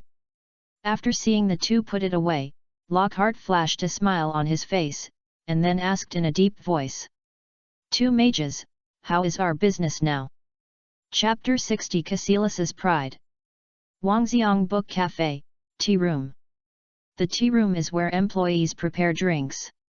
At the same time, a place is reserved for employees to rest. At this moment, May sat on a chair in the tea room, leaning on the handle, holding her chin with her right hand, and looked at Irina, who was a little short but had a beautiful face, with interest. Watching the other party rinse all the tea sets with boiling water, and then carefully put the tea leaves in the teapot, pour the cooled hot water evenly on the tea leaves, and then pour it out immediately. Then proceed to the next step of waking up the tea, washing the tea, brewing, etc. Watching the other party's tea-making process like flowing water, May couldn't help but sigh, Irina, your tea-making skills look really good, worthy of being a professional tea maker. No wonder the boss insisted on keeping you. Irina, who was making tea, smiled and said with some emotion, I thought that the tea-making skills I learned before would no longer be useful, but I didn't expect that the boss would take a fancy to me. Then, she said, May. This pot of tea is expected to be delivered to the study in 5 minutes. Do you need my help? After hearing this, May shook her head and said quickly, No, it's just a small matter. I can do it. Time passed by bit. Soon, May saw Irina put all the tea in the pot, put 3 cups on the tea tray, and handed it to her. May, it's ready, you can send it over. After May took it, she looked at the exquisite teacup and teapot in front of her with great interest. She looked at Irina again, and a trace of regret flashed in her eyes. She had never drunk tea before, and usually drank coffee. She had recruited a reserve clerk before, who was a very good barista, and she liked the coffee he made very much. But who made her boss's hobby completely opposite to hers? He didn't care about coffee, but liked to drink tea. Finally, she chose the clerk who was good at tea art. The boss likes to drink tea, which is she was a little surprised. In her impression, people from the East seemed to have these hobbies. She didn't expect her boss to have this interest. But she didn't think much about it. After all, everyone has different hobbies. Her nephew was quite fond of Spider-Man all day long and liked to collect things related to Spider-Man. Although she didn't love Spider-Man, considering that this was her nephew's interest, she didn't care about it. Without thinking deeply, May had already approached the study room number 101 with the tea tray in front of her. To be honest, she was very interested in her boss. The two friends were quite curious. On the first day of opening, no customers came, and the first customer was a friend of their boss. Looking at this situation, it should be their boss's treat. So, today's turnover may be 0. May thought helplessly. After approaching the study room 101, May vaguely heard some sounds coming from the study room. However, due to the privacy of the study room, she could hardly hear the content. Despite this, with her always sensitive hearing, she vaguely heard the words breakthrough, rune, and spirit. Although she didn't quite understand it, it completely ignited her curiosity, and she was about to eavesdrop at the door. Suddenly, click! The door of the study quietly opened, and May, who was holding the tea tray and was about to eavesdrop, was completely exposed in front of the 3 people in the study. May didn't have time to think about it, and looked at the boss and 2 guests who were looking at her awkwardly. Then, a voice quietly floated into May's ears. "May, come in, please bring the tea in." Lockhart's words completely brought May, who was a little embarrassed, back to her senses. "Hurry up and put the tea tray on the desk." Then put 3 teacups in front of the 3 people, picked up the teapot, and filled the teacups with tea. Then, Lockhart spoke in a gentle tone. "May, okay, go do your thing first." After hearing this, May nodded quickly and turned to leave. Then, Lockhart added another sentence, which made her face a little hot. "May, please do me a favor and don't let other people get close to the study. I'm talking about some private things with my friend." Hearing what her boss said, May didn't know that her behavior just now was probably seen by her boss. So she nodded quickly, left the study, and closed the door tightly. Lockhart looked at the tightly closed door, sensing that there was no breath of life outside the door, so he nodded with satisfaction. At this time, Cassilis next to him also said jokingly, "Lockhart, it seems that your clerks have quite a wide range of interests." After hearing this, Lockhart smiled and said lightly, "Cassilis, don't worry about her. She is just the store manager in the transition period. After a few months, some reliable people will replace her." Immediately, Lockhart brought the topic back to the main point and said, "Cassilis, why didn't you recommend selling magic recovery potions just now?" Hearing Lockhart's question, Cassilis smiled and said slowly, "Lockhart, do you remember the bottle of magic recovery potion you gave me before? I tried the potion you gave me and found that it can indeed restore magic. But..."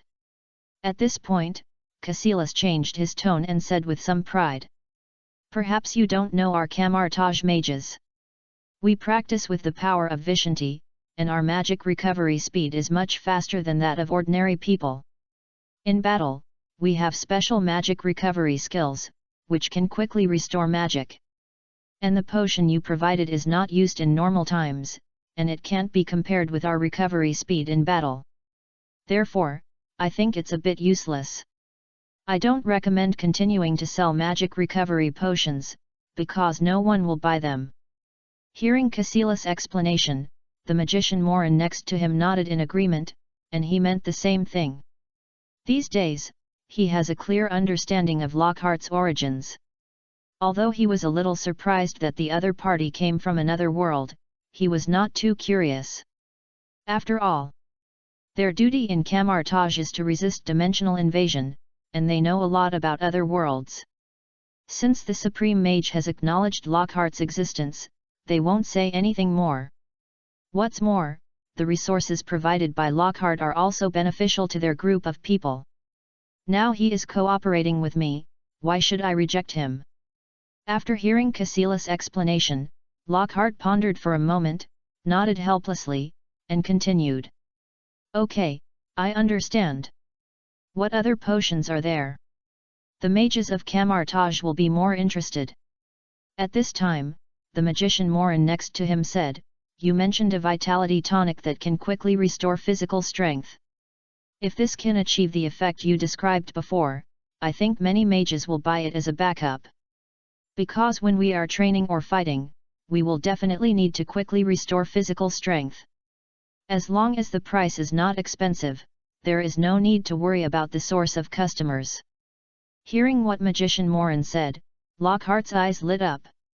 Vitality tonic, does he know this? This kind of potion can be made by students in grades 4 and 5 of Hogwarts.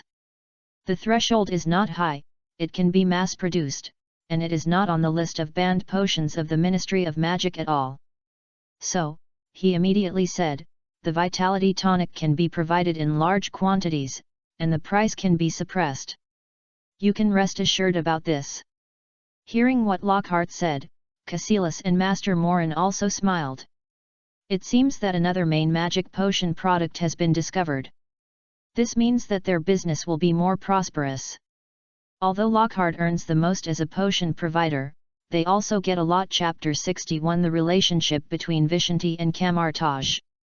It was almost noon, and the scorching sun was shining all over the Wangxiang Book Cafe, which was much cooler than the sweaty temperature outside the store.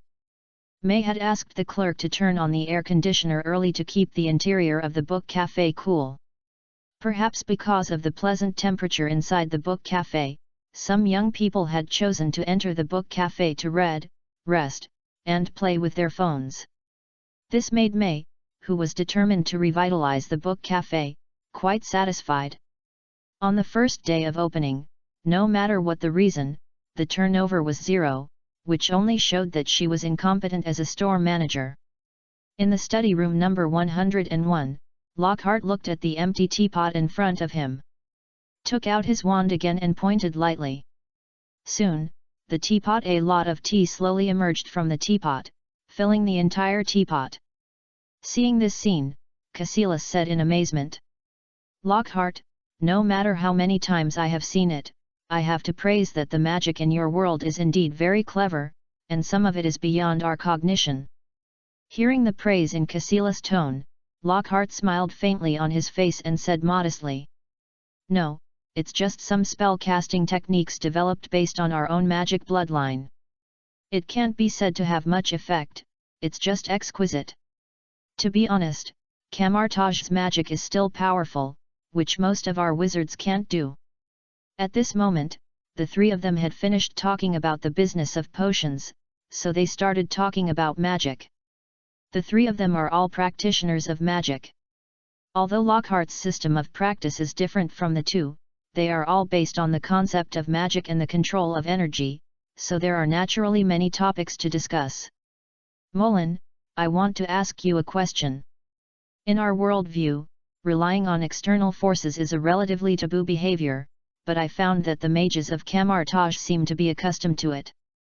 Are you not worried about this? Looking at Lockhart's question, Caecilius and Morin looked at each other and laughed. Mage Morin introduced directly, Lockhart, in fact, your idea has been thought of by other mages before. But the problem is that we rely on the power of Vishanti, not the power of those evil gods and demons. Vishanti is a trinity god, or you can understand it as an alliance founded by the three ancient gods Agamotto, Ashatu, and Haggis. The purpose of Vishanti is to protect the universe, stay away from evil, and belong to the camp of justice. More importantly, Agamotto is the ancient god of our human beings, and the founder of our Kamar-Taj. He created our practice system. According to ancient records, the Eye of Agamotto held by the Supreme Mage is the witness of the contract between our Kamar-Taj mages and Vishanti. According to the contract, we use the power of Vishanti to practice and improve our magic skills, and the price is that all our power returns to Vishanti after we die. As long as the Eye of Agamotto is not destroyed, the contract will remain unchanged forever. Therefore, we will not have those worries. Hearing this, Lockhart nodded. He now quite understands the mentality of the Kamar-Taj wizard. Isn't there someone behind him? The power he borrowed was from his own ancestors, so what is there to worry about? As for the Eye of Agamotto, if he remembered correctly, it was the Time Stone. If he wanted to destroy it, he would have to wait until Thanos collected all 6 Infinity Stones before he had a chance. And hearing the introduction of Master Morin, Lockhart had serious doubts. Is the Eye of Agamotto really just the Time Stone?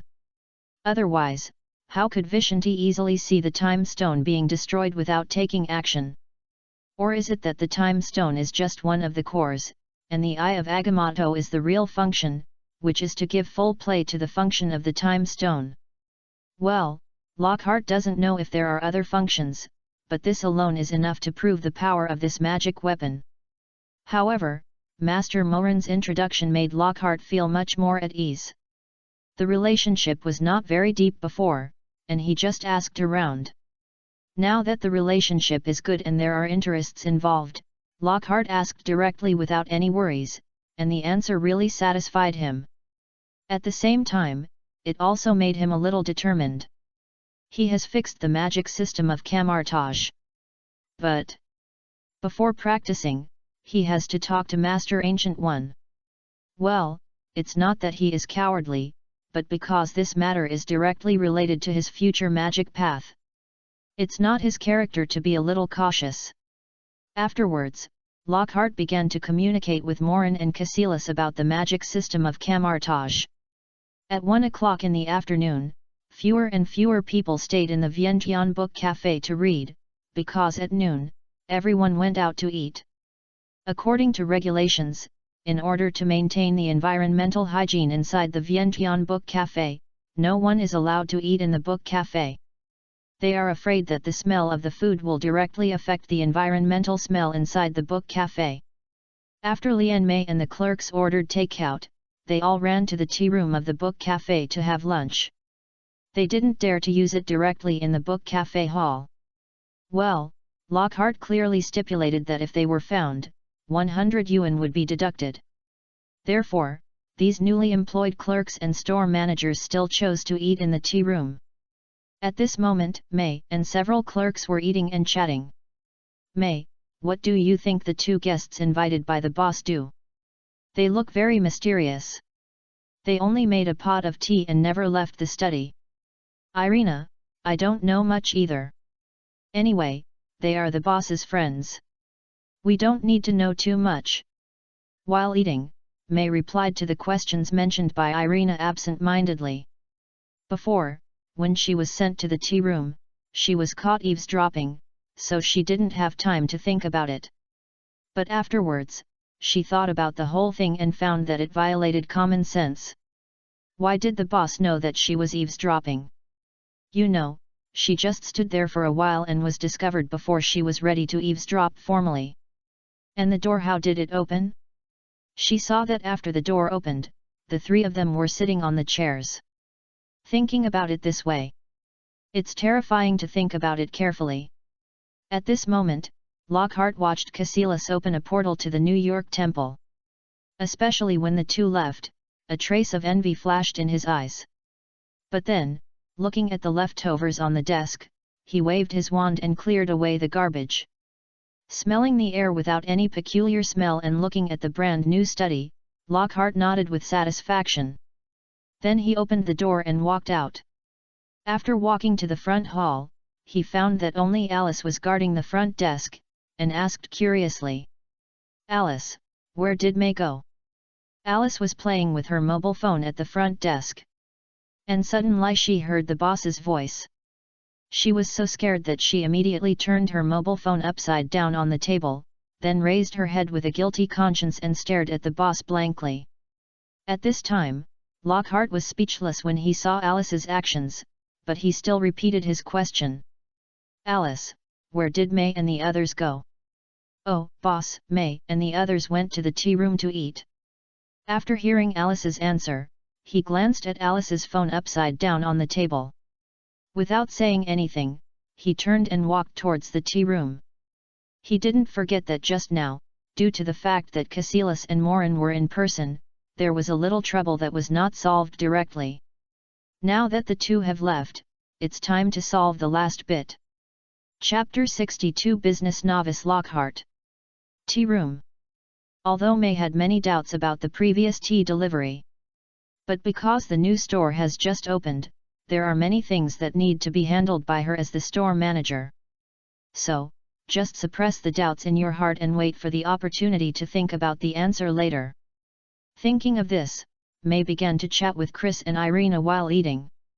Chris, do you remember the handsome young man among the guests who just came in today? He's the one wearing a light blue shirt. Hey, Irina, you're talking about the guy sitting at the desk by the window. I think he's really handsome. May, what do you think? Yeah, he looks okay, not bad at all.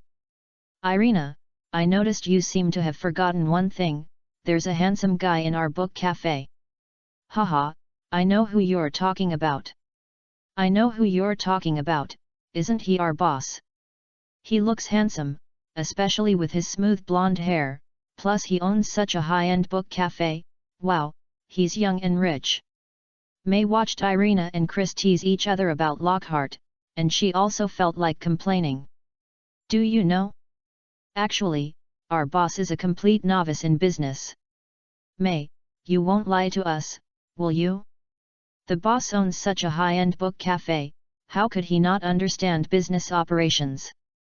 Hearing Chris's rebuttal, May waved her hand and said sarcastically, money is money, ability is ability. A few days ago, I submitted a promotion plan for the book cafe, but the boss rejected it and told me that there was no need for promotion, and it was purely through word of mouth to attract customers. With this kind of gameplay, you still expect this book cafe to operate well? After hearing this, Chris's face also showed a puzzled look. Really, the boss really thinks so?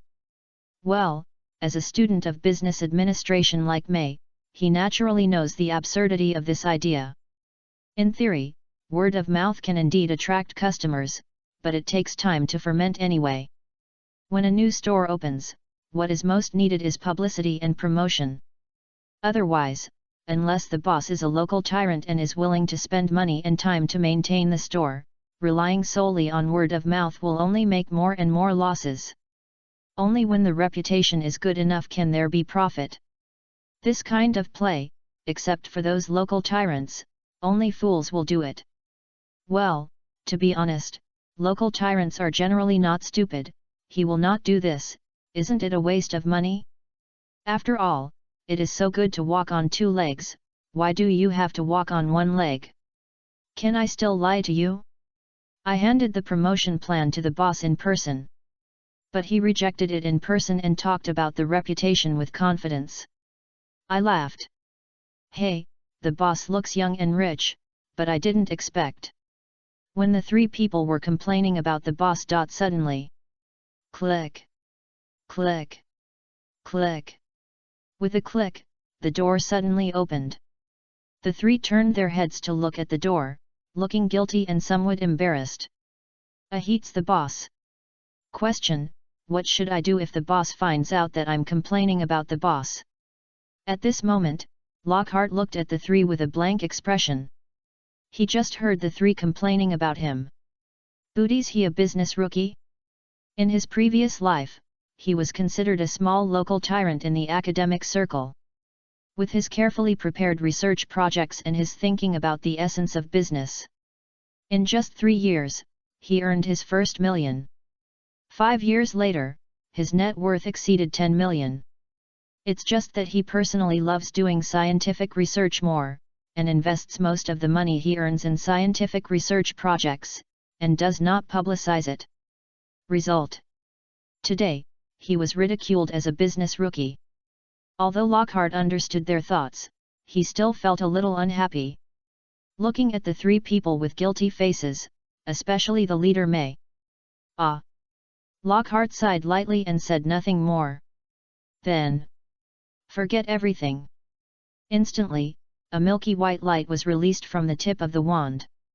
Under Lockhart's control, it was divided into 3 strands and entered the minds of the 3 people.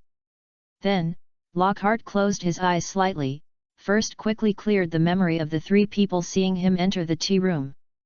Then he quickly searched for the memory of May serving tea and preparing to eavesdrop today, cleared it, and then modified it. She opened the door herself and entered the study room to serve tea and water. At the same time, she sorted out all the logic behind it and cleared the related suspicious thoughts.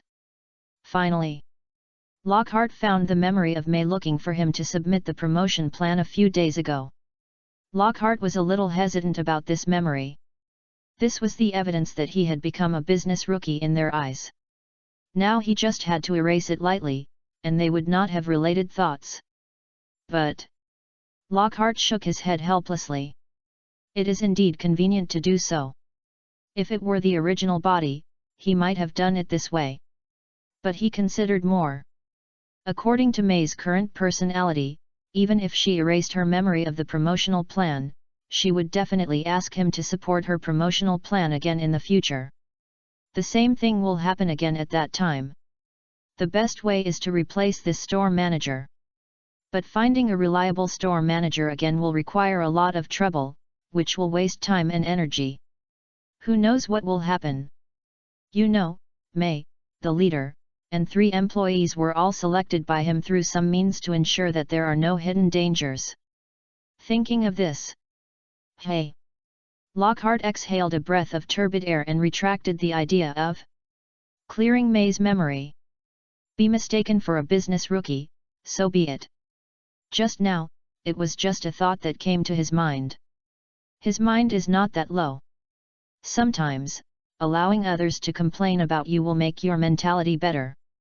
He was not a particularly paranoid person in his previous life, and he is still not like this now. In short, in a month at the fastest and 2 or 3 months at the slowest, these people can be driven away by me. Just consider it as paying the price in advance. Immediately, he took back the forgetfulness spell in his hand, put away the wand, and turned to leave. After the door was tightly closed, the 3 people who were originally in a daze soon came to their senses. Looking at the lunch in front of him, a trace of doubt flashed in his eyes, but he didn't think much about it. He continued to eat lunch while happily chatting about his boss being a business rookie. Well, no matter which world, the boss's gossip is a good seasoning for rice. New York, Stark Villa. Tony Stark is making a new steel armor alone in his villa. It has been half a month since he defeated Whiplash. With the reputation brought by saving a large number of New York citizens, and with the help of SHIELD, he negotiated with the military and other forces. Soon, the stock price of Stark Industries returned to normal, and even rose a lot. In addition, his original secretary Pepper has acknowledged their relationship, so he is naturally in a good mood. Now, looking at the steel armor he just made, he felt relaxed, and suddenly, even the sky seemed much brighter. And he, during this period, actually had a small doubt in his mind. That is, what on earth is the dark green medicine that S.H.I.E.L.D. gave him to drink? It tastes so bad. But it is so effective. Chapter 63 Coulson's Helplessness. Stark Industries, outside the chairman's office. Tony held a bouquet of flowers, dressed in a suit, can be said to be well dressed. Although he is not as tall as the strong man, his familiar face and handsome mustache make the female employees around him crazy. Well, whether it is caused by his face or his wealth, it is not clear. SHH. Tony put his index finger in front of his mouth and gestured quietly to the female employee next to him, indicating silence. Watching the employees around him leave with hesitation, Tony gently raised the flowers in his left middle with satisfaction. Knocked solemnly on the door of the chairman's office in front of him. Bang! Bang! Bang! Come in. A familiar voice came from the office with a knock on the door. Seeing this, Tony smiled and opened the door directly. Today is a special day, he must prepare a surprise for Pepper. After entering, Tony's face froze, and he was shocked to find. Why is there a bald man in the office? Suddenly, the flowers in my hand were no longer fragrant. So I said directly without any politeness, Coulson, why did you come to Stark Industries? Do you know that it is Pepper's rest time now? Coulson looked at Tony with a dark face and heard the other party's unfriendly tone. He said in his heart, oops. He said apologetically, I am very sorry, Tony, to interrupt your date. Then, without waiting for Tony's reply, he said to Pepper next to him, Pepper, I'm sorry. I'll trouble you with the arc reactor later. As he said that, Coulson hurried out the door, his steps were hurried, as if there was a tiger chasing him from behind. Well, according to the analysis of the SHIELD intelligence system, Tony is most likely to do bad things when he is in a bad mood, so it is better to leave early. Just passed by Tony and was about to open the door of the office. Suddenly, Coulson, does SHIELD want our Star Industries reactor? Tony half closed his eyes and looked at Coulson next to him. What he just said came to his mind, and his eyes flashed with thought. Yes, Tony. SHIELD and Star Industries have signed a contract to purchase 4 arc reactors. Hey! Coulson could clearly sense the doubt and dissatisfaction in Tony's tone, and immediately thought it was not good. This little ancestor is not really looking for trouble, right? Sure enough. Little Pepper, has the contract been signed? Is there my signature? Tony's obviously unhappy tone came to Coulson's ears, and he quickly looked at Pepper for help. Pepper didn't say anything after seeing it, but in the face of Tony's question, she said directly, the contract has been signed. I told you, you probably signed it the day before yesterday. After hearing this, Tony quickly recalled when he signed the day before yesterday. Well, I invited Rhodes to a party the day before yesterday, so it seems that this is the case. Nodding with an awkward look, I see, Pepper. Hearing what Tony said, Coulson felt much more relaxed. But, Pepper, what is the theoretical longest time for the arc reactor to be released? Can it be operated? Hearing what Tony said, the nerves in Coulson's heart immediately tightened, and he quickly asked Pepper for help. Pepper hesitated, glanced at Coulson, and then looked at Tony across from him. In just a few seconds, she knew what to say. Theoretically, it can be delayed to 6 months later. If other things happen in the middle, it can be delayed to 1 year later. Well, one is his boss and boyfriend, and the other is just a collaborator. How to choose? Almost no need to think. Tony was extremely satisfied with Pepper's attitude, and was a little proud of Coulson next to him. Let's delay for 2 months and see what SHIELD says. Coulson heard Tony's tone of watching the show, and a wry smile appeared on his face. He quickly said to Tony in a pleading tone. Tony, is there anything that SHIELD can help with? Looking at this posture, Coulson knew that Tony had something that SHIELD needed to do. Humph, if the director was not in a hurry to use this batch of goods, I would definitely sue you Stark Industries for a large amount of liquidated damages. Seeing Coulson's pleading tone, Tony nodded with satisfaction, touched his chin, and mentioned as if chatting, I heard that your SHIELD is studying a bottle of potion recently. I also want to see your research materials to see if I can help you. Also, who is the wizard professor who provided the potion? It's really well hidden. Give me some relevant information about him. Hearing Tony's request, Coulson's face changed slightly. It's over.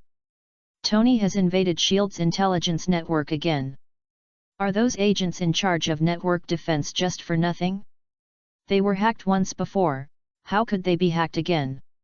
As for Lockhart's information, it depends on the director. Thinking about it, Coulson smiled bitterly at Tony and said, "Sorry, Tony, I don't have the authority to tell you about this." Listen, Tony was not surprised to hear what Coulson said, and replied calmly. "Ask your director, when will you give me the information? When will you give you the reactor? Also, you asked me to design the power system of your big toy before, and the thing has been done. It depends on your sincerity." Hearing what Tony expressed, Coulson nodded, and without saying anything more, he turned around and opened the office door. With a slight bang, the office door closed tightly. Tony quickly raised the flowers in his hand to Pepper, and said with a smile, "Pepper, how was your work today?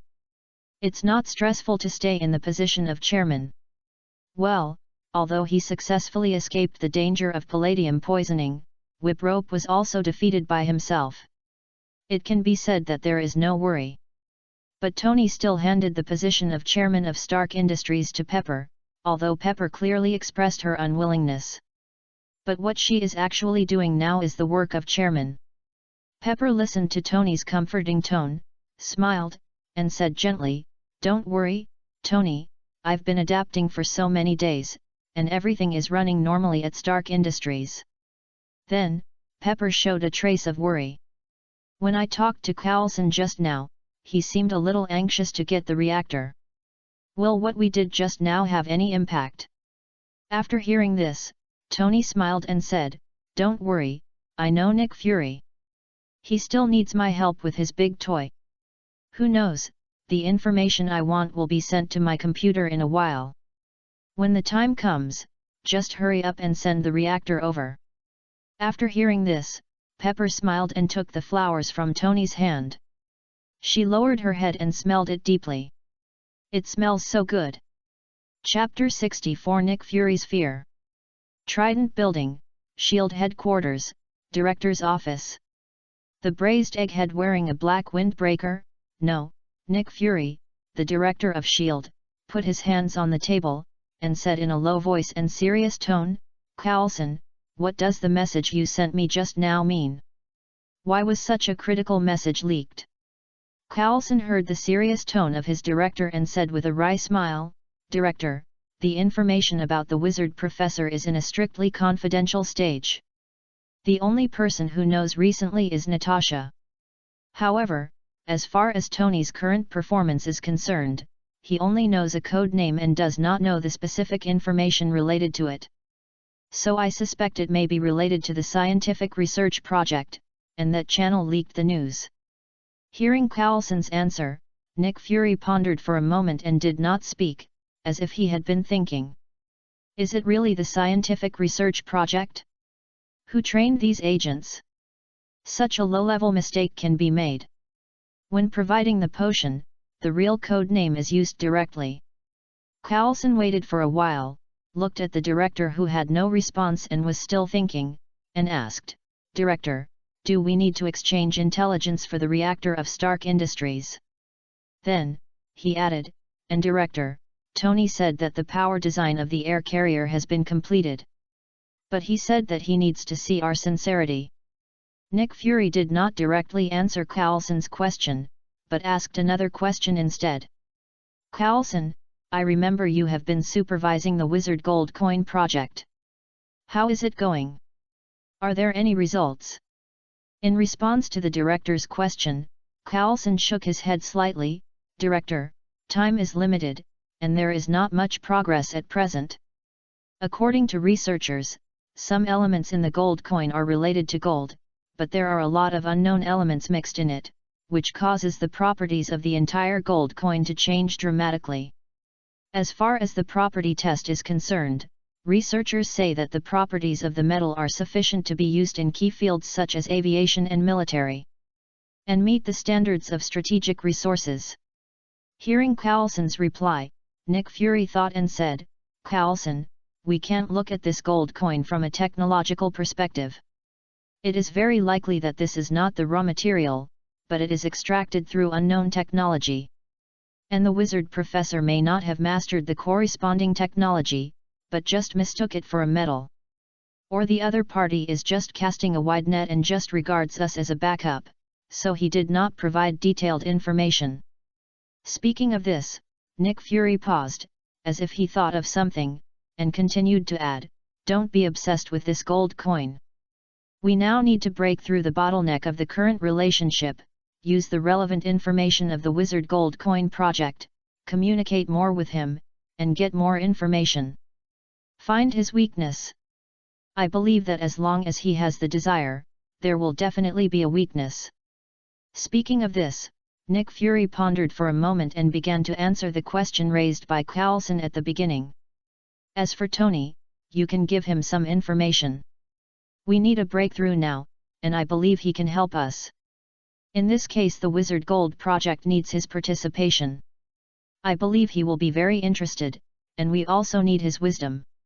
Hearing Nick Fury's instructions, Coulson nodded and said in a deep voice, "Okay, Director, I will do it." Then Coulson asked, "Director, what else do we need to do here? You report something. All our monitoring measures on the wizard professor have failed. The infiltrated agent was discovered, the monitoring equipment stopped working, and warned us that this was the last time. Next, should we continue to strengthen or temporarily give up?" Nick Fury actually saw what Coulson said in the mission report before, but he never gave a clear answer. Now hearing Coulson directly ask this question, Nick Fury rubbed his temple in distress, sighed, and said, "Give up. We can't make the relationship awkward now. Wait and see if Tony or other parties have any breakthroughs before discussing further." To be honest, Nick Fury felt that this wizard professor was quite tricky. If the other party was not a friend of an heir of an alien civilization, if the other party was not suspected of being involved in a new type of wizard civilization, if the other party was not suspected of having a large number of other wizards behind him, if the other party did not have strong strength, with the style of their shield, they would have captured him long ago and obtained all the information they wanted. Unfortunately, if only one of them was involved, they would be easy to deal with. But so many ifs put an end to all their ideas. Let alone whether they can capture this wizard professor with their own strength. Even if they catch him in the future, it is very likely to cause hostility from an heir of an alien civilization, and may also cause hostility from a large number of wizards. Not to mention, with the strength shown by the other party at present, it is really difficult to catch him. If he escapes, the other party will call his friends. "Professor, this identity seems ordinary, but it is very tricky. Look at the professors of any university now, they all have a bunch of students under them, and the president is backing them up. It's even more troublesome. The annoying thing is that if the connections are better, it can be linked to the Ministry of Education and other entities. If it is the United States, it is easy to deal with, but once it involves an unknown wizard civilization, tisk, tisk, tisk, it is really tricky. But at the same time, the identity of the other party's professor is an excellent breakthrough point. The identity of the professor seems noble, but the information and level of contact of the other party are definitely much more than that of ordinary people or ordinary wizards. At night, New York, Westin Hotel. In a luxuriously decorated hall, Tony and Pepper sat on both sides of a round table. The candle light around them shone with warm light, and the crystal chandelier above made the entire luxurious hall look sparkling. This was the candlelight dinner Tony had booked in advance. At this moment, Tony raised his glass of red wine and gently clinked it with Pepper opposite him. Bang! Looking at the familiar smile in front of him and listening to the crisp sound, Tony smiled faintly. Take a sip of the red wine in the glass and said with a smile, "Happy birthday to you, Pepper." Today is Pepper's birthday, so he came to the office early with a bouquet of flowers, and then made an appointment for a candlelight dinner in the evening. At this moment, Pepper's face was full of smiles. Her boyfriend celebrated her birthday very attentively. Who wouldn't be happy? This birthday is very meaningful. This is the first time you remember my birthday. Haha.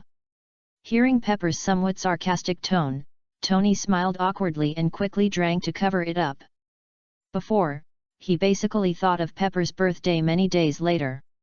When asked, Pepper directly replied that the birthday present had been bought, and then thanked Tony for the birthday present. Well, Pepper prepared the birthday present according to the secretary's duties and gave it to himself. This opportunity to use the official account to buy something you like is rare. At this moment, suddenly, Tony's phone vibrated. He opened the phone and saw the message sent, and a glimmer of pride flashed in his eyes. Then he shook the phone at Pepper and said with some boasting, "Okay, Pepper, you can let go of the goods of S.H.I.E.L.D. See what I said is right, right?" Pepper looked at Tony, who looked like a child at this time, and a smile appeared on his face. Then the two chatted slowly. Tonight, I am afraid it will be very lively. Chapter 65 Frustrated Tony Stark. Early in the morning, Vientiane Book Cafe. The book cafe is not too far from May's home. So, May made breakfast for her nephew Peter early. Then she hurried to the book cafe and started her day's work. It has been 5 days since the official opening. God, although she still has serious doubts about her boss's business IQ. But she has to admit that her boss's vision, or the designer of Wangxiang Book Cafe, is very good. Some customers choose to come in for a cup of coffee or read a book because of the excellent environment of the book cafe. Well, due to the boss's special hobby, the book cafe also provides tea service. However, there are few people who drink tea.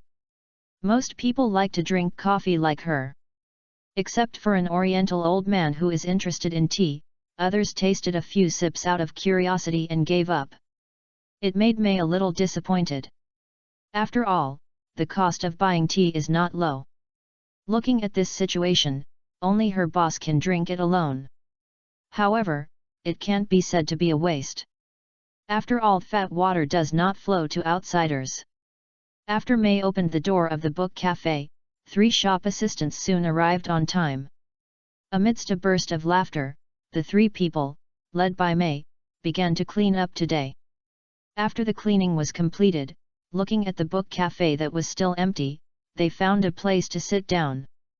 Some were reading to recharge, while others were arranging books on the bookshelf. Others were slacking off or waiting for customers. As the sun gradually rose, the book cafe also welcomed a few scattered customers. But there was still no sign of her boss, Mr. Lockhart. May was not surprised at all, because her boss seemed to have not come for the rest of the days except for inviting 2 friends to have tea on the first day of opening. She did not pay much attention to it. At this moment, suddenly, boom! The roar of an engine was heard at the door, and a red Ferrari sports car parked in the parking space next to the book cafe. May raised her head and could clearly see the luxury of the sports car through the transparent glass, and she could not help but envy it. It would be great if she had one. So she continued to look up to see who owned such a luxurious sports car. The result: Tony Stark! May exclaimed in a low voice. How could she not be familiar with such a famous person in New York City? Seeing that the other party was about to enter the book cafe, May immediately went to meet him. Run to the door and pretend to greet him. Iron Man Tony Stark enters Wangxiang Book Cafe. How could May, who is dedicated to revitalizing the book cafe, give up such a good promotional selling point? With a smile on his face, he signaled the several shop assistants behind him to do their work well, and at the same time touched the mobile phone in his trouser pocket. Prepare to take a photo at the right time and use the traffic of Iron Man to promote Wangxiang Book Cafe. Tisk tisk tisk. If the boss knew my efforts, he must give himself a bonus. May thought to herself, while thinking, paying attention to Tony Stark's steps. Welcome Mr. Tony Stark to Wangxiang Book Cafe. Just as Tony Stark approached the main entrance of Wangxiang Book Cafe, he heard a soft voice in his ear. He raised his head slightly and looked at the tall and curvy store manager in front of him. Well, according to the information he asked Jarvis to collect, although not much, he also knew that the store manager seemed to be called May, right? Seeing a beautiful store manager, Tony still thought he should be polite, so he asked in a gentle tone. Hello, I'm looking for Mr. Lockhart. After hearing this, May was stunned. Looking for her boss, looking at this posture, could it be that they know each other? But the tone is not like a friend, speaking so politely. So May asked curiously, Mr. Stark, are you a friend of the boss? After hearing this, Tony shook his head and said, no. Then he asked back, is Mr. Lockhart here? Do you have his contact information? I have something to discuss with him. Hearing Tony's question, May hesitated. Although the other party is a billionaire and Iron Man, her boss clearly requested that the boss's contact information cannot be disclosed to anyone, and only she can contact him if there is something. So May said apologetically, I'm very sorry, Mr. Stark, the boss doesn't allow anyone to disclose his contact information. If you have something to say, you can tell me. I'll pass it on to the boss. Or, you can make an appointment and communicate in person. Although May is a beauty, Tony was still stunned when he heard the other party's reply. Appointment. It has been a long time since anyone mentioned this word to him. It has always been others who make appointments for him, and he has never made appointments for others. But, thinking of the other party's identity, Tony said a little aggrievedly, I am available anytime today, you ask Lockhart when he is free. Okay, Tony forgot the word Mr. May also felt a little aggrieved in Tony's heart, nodded quickly, and told Alice behind him to entertain the guests. As if his feet were on fire, he returned to the store, picked up the phone, and found the contact information of his boss Lockhart. Beep. Beep. Beep. Hello, May, what's up? May heard the boss's curious voice and quickly replied, Boss, Tony Stark said he wants to see you. When do you think you can see him? He said he's available all day. After May finished speaking, she found that the phone was silent for a while. Then, May actually found that the boss had some disdainful voices. I'm not free today. Ask Tony Stark to come tomorrow morning. I have something else to do. That's it. Don't let him bother me. In the future, try not to disturb me unless it's something important. Beep. Beep. Beep. Before May could reply, she heard the sound of her boss hanging up the phone. Thinking back to the tone just now, May's face looked a little strange. The boss even disliked the billionaire Tony Stark. What a weirdo. Thinking of the guests who were still waiting, she turned her head and took a look at Tony who was signing for Alice. Seeing this, May's eyes twitched slightly, and she felt a little weak in her heart. But thinking of what the boss said, she still walked up to Tony Stark. Mr. Stark, I'm very sorry. The boss has something urgent to do today and may not be able to come to the book cafe today. May tried to convey the boss's meaning in the most tactful way, and then added, it will be done tomorrow morning at the earliest. Do you want to make an appointment tomorrow morning? Save your time. Tony sat on the chair, looked up at May's eyes in front of him, and said nothing. Although May said it very tactfully, how could Tony not understand what the other party meant? He had already given in and could meet any time today. The other party actually said tomorrow morning. Originally he was just curious, but now, he had to meet him anyway. Well, his stubborn temper was completely aroused, and he planned to fight Lockhart to the end. So, Tony was silent for a while, and said lightly, okay, I'll wait for him here at 9 o'clock tomorrow morning. After that, Tony wandered around the Vientiane Book Cafe. He wanted to see what the territory of this wizard professor was like. And May next to him hurriedly entertained him. Although the boss dislikes Tony Stark, she doesn't. He is a billionaire, and more importantly, Entering the book cafe she runs is such a big selling point. Think about those third-rate tabloids, which can survive to this day with the help of Tony Stark's scandals. And a high-end store like Universal Book Cafe must be making a lot of money, so won't her career and her bonus also have to be raised? Besides, even Alice got a Tony Stark autograph, so she has to get one as a gift for his nephew Peter Parker. Well, in addition to Spider-Man, her nephew also likes Iron Man very much. At this moment, Lockhart just hung up the phone. He was very satisfied with the role of Universal Book Cafe. Look, it has temporarily blocked a big trouble for him. Iron Man Tony Stark. Although he was a little curious about what the other party wanted to talk to him about, Lockhart didn't care much. Because today there is a very important thing, to meet with the Ancient One. Chapter 66 Strive for the ability to tear up the contract. Kamar-Taj. In the training square of Kamar-Taj, a large number of mage apprentices are training their bodies and practicing magic. This is also the difference between Kamar-Taj mages and mages of other systems.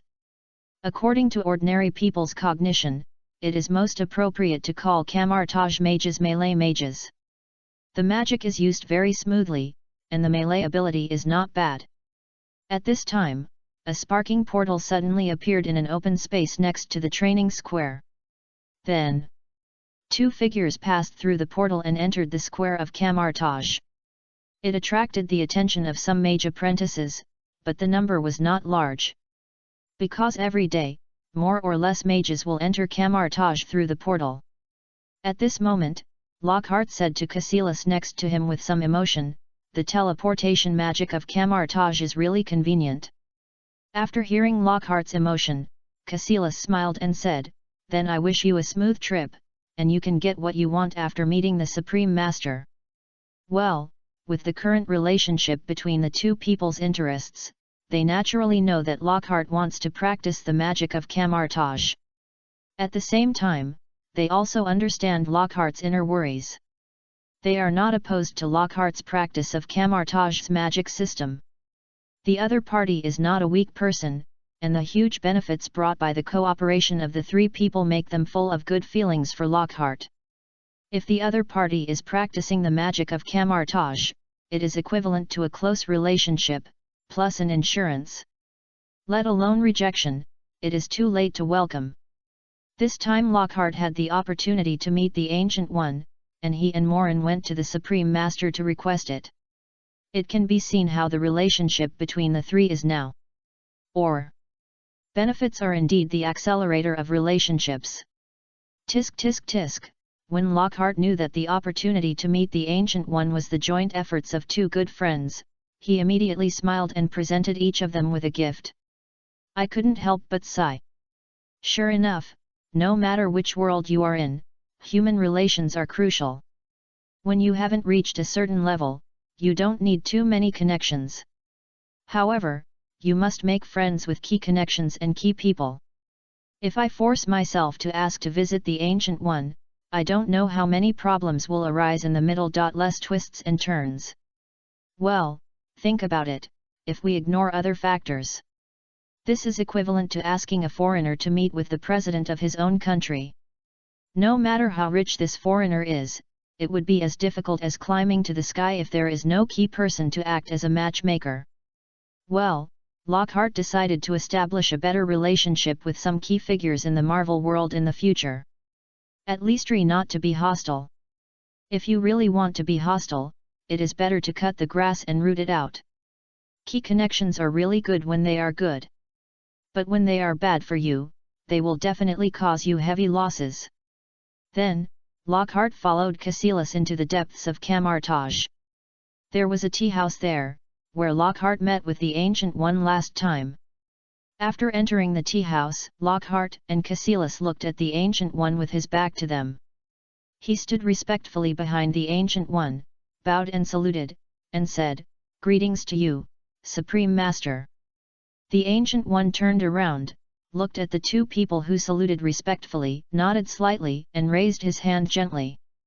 In an instant, the space changed, and the two people sat cross-legged in front of the tea table without noticing, and opposite them was the Ancient One. When he sensed this scene, Lockhart's eyes flashed with horror. This move was enough to show the Ancient One's spatial attainments, but I don't know if there is any time factor mixed in it.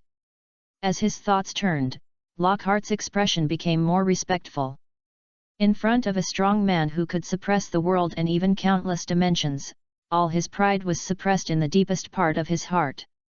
Lockhart, I heard from Morin and Cassilis that you want to practice the magic system of Kamar-Taj.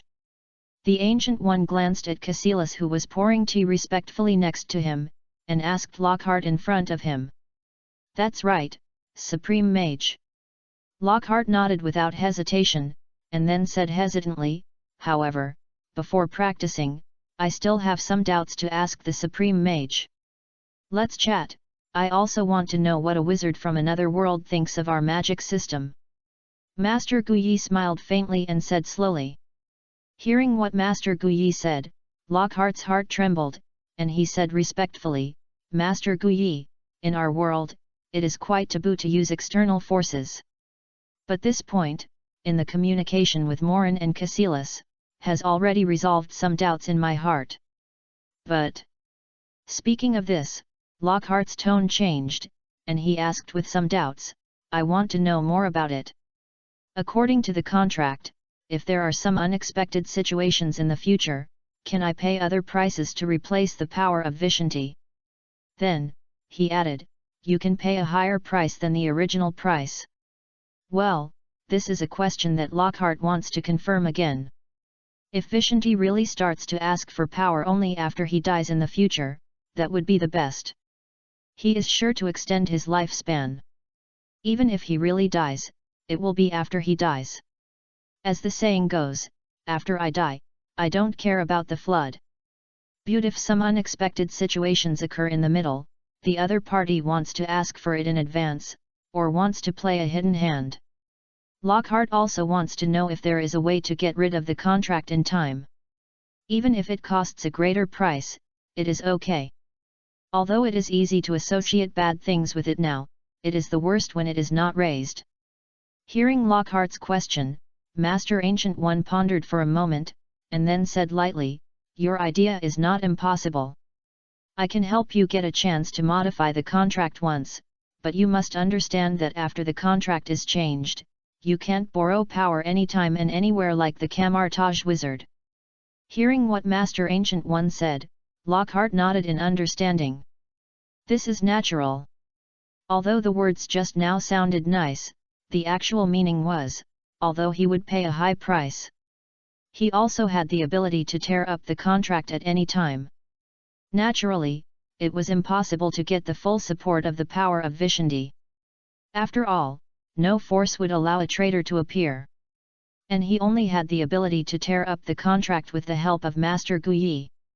Well, the premise of everything is that he has to pay the corresponding price, otherwise, even if Master Guyi has a big face, Vishanti will not allow it. Eating for free is a very disgusting behavior no matter which world it is. Then, Lockhart asked in a deep voice, Master Guyi, what price do I need to pay to get you to make this contract change opportunity? Hearing what Lockhart said, Master Guyi's face floated a faint smile. Although the other party did not say it, she would do it, but saying it was enough to prove that this person was not an ordinary person. Lockhart understood in his previous life that there is no free lunch in the world. Behind every seemingly free lunch, there is a price tag. It's just that sometimes you don't see it, but in the end you have to pay the corresponding price. Since the Ancient One is willing to fight for the opportunity to modify the contract for him, he naturally can't let the Ancient One do it for nothing. This doesn't conform to his cognition, let alone his habits. Besides, the two have no relatives. If it's really for nothing, then Lockhart will be terrified. Hearing Lockhart's question, the Ancient One said softly, I need. Chapter 67 The Request of the Ancient One. I need you to leave the magic system of your world in Kamar-Taj. Hearing what the Ancient One said, Lockhart was stunned for a moment, and before he could react, he heard the Ancient One continue. Not too much, but you must leave a part of the essence of your magic system in Kamar-Taj. Hearing this, Lockhart's eyes flashed with thought. It was not surprising that the Ancient One took a fancy to the magic system of Harry Potter's world. The most valuable thing about him now, besides his identity as a time traveler, is the magic system accumulated in the Harry Potter world for thousands of years. People like the Ancient One can naturally grasp the most advantageous point for himself and Kamar-Taj. After all, there is a big difference between the magic system of Kamar-Taj and the magic system of the Harry Potter world. One is to borrow the power of Duvasandi. The other is emotion, will or idealism. Although at present, it is definitely the power of Duvasandi that is stronger. After all, it is the product of the union of the three ancient gods. However, from the perspective of potential, the magic system of Kamar-Taj will come to an abrupt end when it reaches a limit, and can only find a new way out. After all, no matter how generous a god is, it is impossible to bear unlimited demands for power. Especially the demands of the strong for power are endless, and death is more difficult. In other words, it is easy to do a loss-making business. And the magic system of the Harry Potter world, Lockhart had to admit that it was too wonderful. It is completely different from the magic that Lockhart knew in his previous life. Most of the magicians mentioned on the internet in his previous life used energy to attack, following the law of conservation of energy, which has a taste of matter determining consciousness. Even the current Kamar-Taj wizards are the same. However, the magic in the Harry Potter world does have some meaning of consciousness determining matter. For example, a mere transfiguration, which consumes little magic power, can actually transform an object into a living being.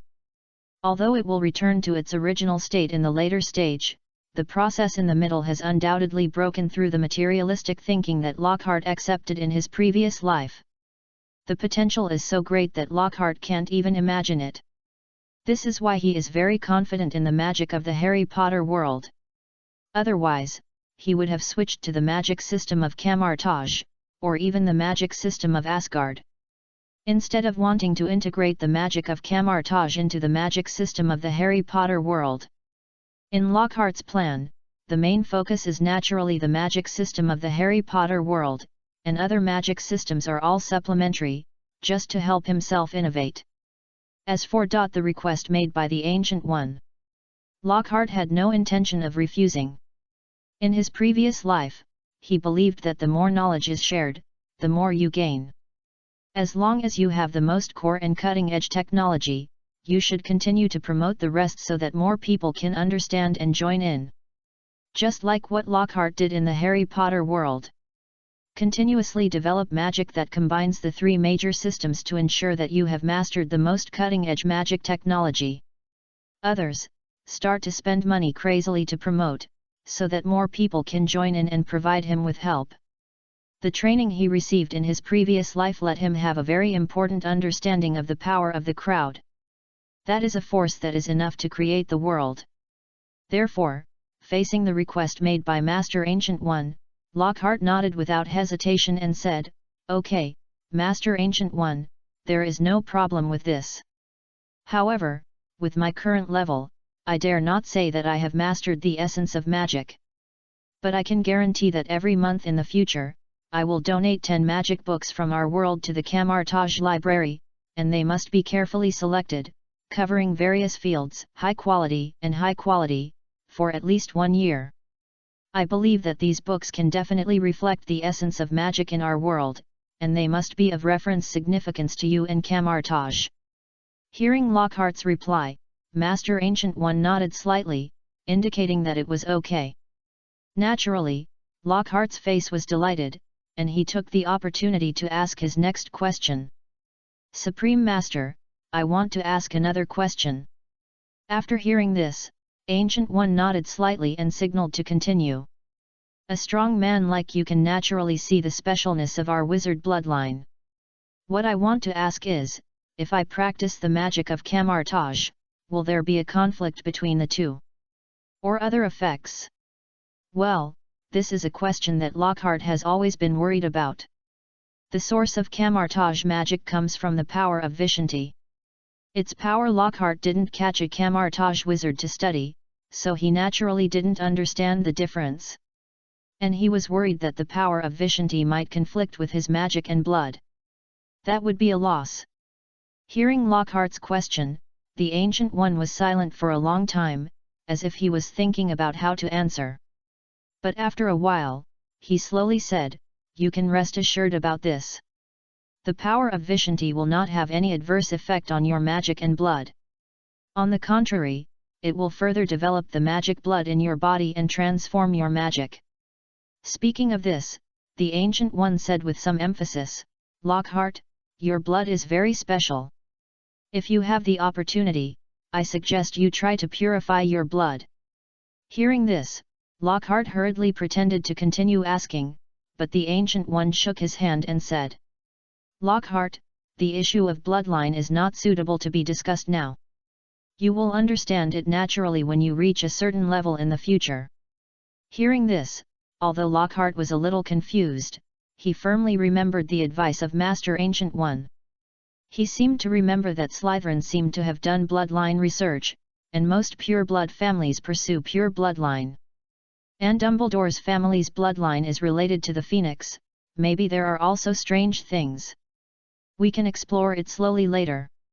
Thinking, Lockhart nodded, indicating that he understood the advice of Master Ancient One. Then, "Master Ancient One, I have one last request." At this point, Lockhart showed an embarrassed smile on his face, but continued, "After practicing the magic of Kamar-Taj, I wonder if I can borrow more books every time. After all, there may be a lot of doubts in my heart after practicing just now, and I need books to solve them." After hearing this, Master Ancient One looked at Lockhart and said teasingly, "You shouldn't ask me about this. I remember that Master Morin seems to have a good relationship with you, and he is also a librarian. You should discuss it with him." Hearing this, Lockhart nodded quickly, indicating that he understood what Master Ancient One meant. Of course, he has a very good relationship with Master Morin now, and he can also slightly violate some rules, such as borrowing more books or extending the return time. However, if he can get the recognition of Master Ancient One, he can naturally be more relaxed. What's more, the chat atmosphere is so good now, and this request, which is not a requirement, will definitely be passed. Now it seems to be true. Afterwards, Lockhart continued to compliment and praise Master Ancient One, and then proposed to start the first practice now. "The time is just right today. If we don't do it now, when will we do it? What if Master Ancient One changes his mind in a few days and is unwilling to take action? Then he is really dumb and can't say anything." Although the probability of this is very low, Lockhart has always disliked gambling on probability. Things that can be determined should be determined in advance, rather than dragging them behind and waiting for changes. Chapter 68 System takes action. Signing a contract. Kamar-Taj, Central Hall. In the middle of the entire Kamar-Taj, there is a bronze hall. This is the core of the entire Kamar-Taj. Basically, all major events and important events will be held in the bronze hall. For example, the most important enlightenment ceremony for mage apprentices every quarter. Because the core of Kamar-Taj's magic system is to practice and cast magic with the help of Vishanti's power. Therefore, at the beginning of cultivation, you must sign a contract with Vishanti. Otherwise, you can't contact Vishanti at all, let alone borrow his power. Generally speaking, there are many ways to sign a contract. Like some evil gods of hell or dimensional demons of other evil camps. They like to deceive ordinary people or ordinary mages. Through the contract, they cheat the other party's power, soul, and even come to the earth. Well, according to the books collected by Kamar-Taj that Lockhart can see, the hell demon Mephisto likes to do this the most. There are also people like Dormammu, the Lord of the Dark Dimension, who also established the initial faith through the contract. Therefore, no matter what contract is signed, it must be taken seriously, otherwise it is very likely to be swallowed up by the malicious dimensional demon with bones and flesh. And Kamar-Taj is very strict in this regard. For example, when a mage apprentice signs a contract with Vishanti to borrow power and feedback, it must be held under the witness of the Eye of Agamotto. Through the Eye of Agamotto, the fairness of the contract is guaranteed and no hidden dangers will be left. This is why the Eye of Agamotto is called the most important treasure of Kamar-Taj, and is guarded by all the supreme sorcerers. As long as the Eye of Agamotto exists, the magic system of Kamar-Taj will never be cut off. This quarter's magician enlightenment ended a month ago, and the next one will be held in 4 months. 4 times a year, about 500 people will participate each year, and about 100 people will succeed, sometimes there may be more. Well, according to Lockhart's analysis, Kamar-Taj's magic system has extremely high requirements for the qualifications of mages. It's not that the practice is difficult, after all, anyone can practice with the help of power. It's the threshold restricted by Vishanti. High. After all, Vishanti will not do a business at a loss. Let an ordinary wizard use his power, even if he practices for hundreds or thousands of years, the power he can feed back is limited. Only geniuses with high qualifications, can feed back more pure and higher quality power. Or it is helpful to them. Therefore, even if the wizards of Kamar-Taj are selected from the best, the probability of passing is only about 20% each year. But it also stems from this that after becoming a wizard, the strength increases very quickly, and soon you can act as a Kamar-Taj wizard to resist dimensional invasion. To be honest, when I was reading the book before, Lockhart actually seriously doubted that the reason why the wizards of Kamar-Taj only lived for hundreds of years, or even died in hundreds of years. It is very likely that Vishanti did not want to see that he had not received the due rewards for a long time, so he made the restrictions. This is also a factor that made Lockhart feel apprehensive. He was also afraid, because he could have lived for thousands of years, or even tens of thousands of years. The result was that the other party wanted to get the due reward in advance and plotted against him. Therefore, Lockhart would rather pay a lot of price in advance and terminate the contract than be under the hand of God. As Lockhart followed Master Ancient One into the Bronze Hall, he became more and more excited. According to Master Ancient One, with the help of Vishanti's power, his magic power will be further transformed. It is equivalent to the second round of transformation after integrating the prototype of Thor's power. At that time, the strength will definitely be further improved. Soon, Lockhart walked into the center of the entire Bronze Hall and watched Master Ancient One ascend the high platform. He was feeling a little anxious, and with a hint of doubt, he asked the Ancient One in front of him, "Supreme Master, what do you need me to do to sign the contract next?" The Ancient One stood on the high platform, looked down at Lockhart standing below, and said gently, "Lockhart, you don't need to do much. After the contract appears, you can check it. If there is no problem, you can sign it. Later, you can ask Morin or Cassilis, or study according to the books in the library." Hearing what the Ancient One said, Lockhart nodded nervously. At this moment, the Ancient One put his hands on his chest and posed a strange posture. At the same time, a necklace similar to an eye on his chest, the Eye of Agamotto, slowly opened.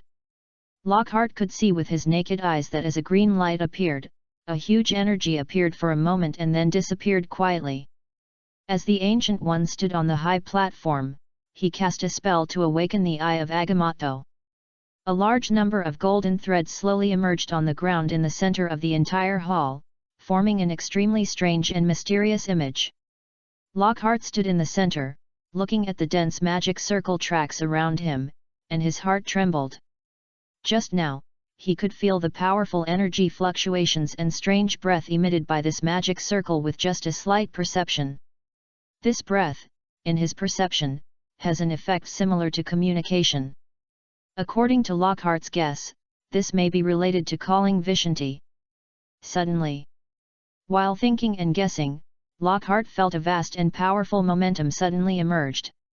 He was unprepared and almost lost his balance. Then, an extremely powerful mental force enveloped the surroundings. Lockhart's face changed slightly. Because he felt that this mental force was constantly scanning, he seemed to be judging something. And the Ancient One, standing on the high platform, the eye of Agamotto on his chest emitted a dazzling emerald green light. It seemed to have inspired something, and it seemed to be communicating. Soon, a message appeared in Lockhart's mind. Master Gilderoy Lockhart, the contract is as follows. Article 1, according to the contract, Vishanti will use his power to help the mage practice, but after the mage dies, all his power will return to Vishanti. Article 2, according to the contract, the contractor has the obligation to resist the invasion of the dimension and kill the evil camp's enemies and gods. Article 3. Article 9, according to the contract, the contractor must ensure the spread of Kamar-Taj's magic system. After 9 contract messages appeared in his mind, Lockhart frowned slightly. Why hasn't the contract message he wanted to see the most appeared yet? Soon. Accompanied by the emergence of another powerful mental force, the 10th contract message appeared in Lockhart's heart. Article 10, the contractor can interrupt the contract by paying 10 times the energy consumption or by contributing a satisfactory sacrifice. Hey! After the 10th contract emerged, Lockhart's face lit up, and then he prepared to control his mind, imprint his mind, and sign the contract. 10 times, that's 10 times. No matter what, it is crucial to keep a way out. But what he never expected was... Ding! The host's soul is detected to be contaminated with other auras. An automatic scanning is performed. Scanning is over, this behavior is voluntarily achieved by the host, and it has an extremely good promoting effect on the host. The system is judging. In order to keep the host's soul pure and ensure the smooth progress of the contract execute, build soul shell. Constructing with energy consumption. Construction successful. The effect of the soul shell is as follows: transfer the contract payment object, retain the contract effect. Lockhart was naturally surprised by the information that emerged in his mind. Therefore, during this period of time, except for traveling to the Marvel world through the system, he did not draw any lotteries. Basically, he mainly studied by himself. In addition, he loved research, especially magic research, so he naturally forgot about the system. I didn't expect the system to appear suddenly today.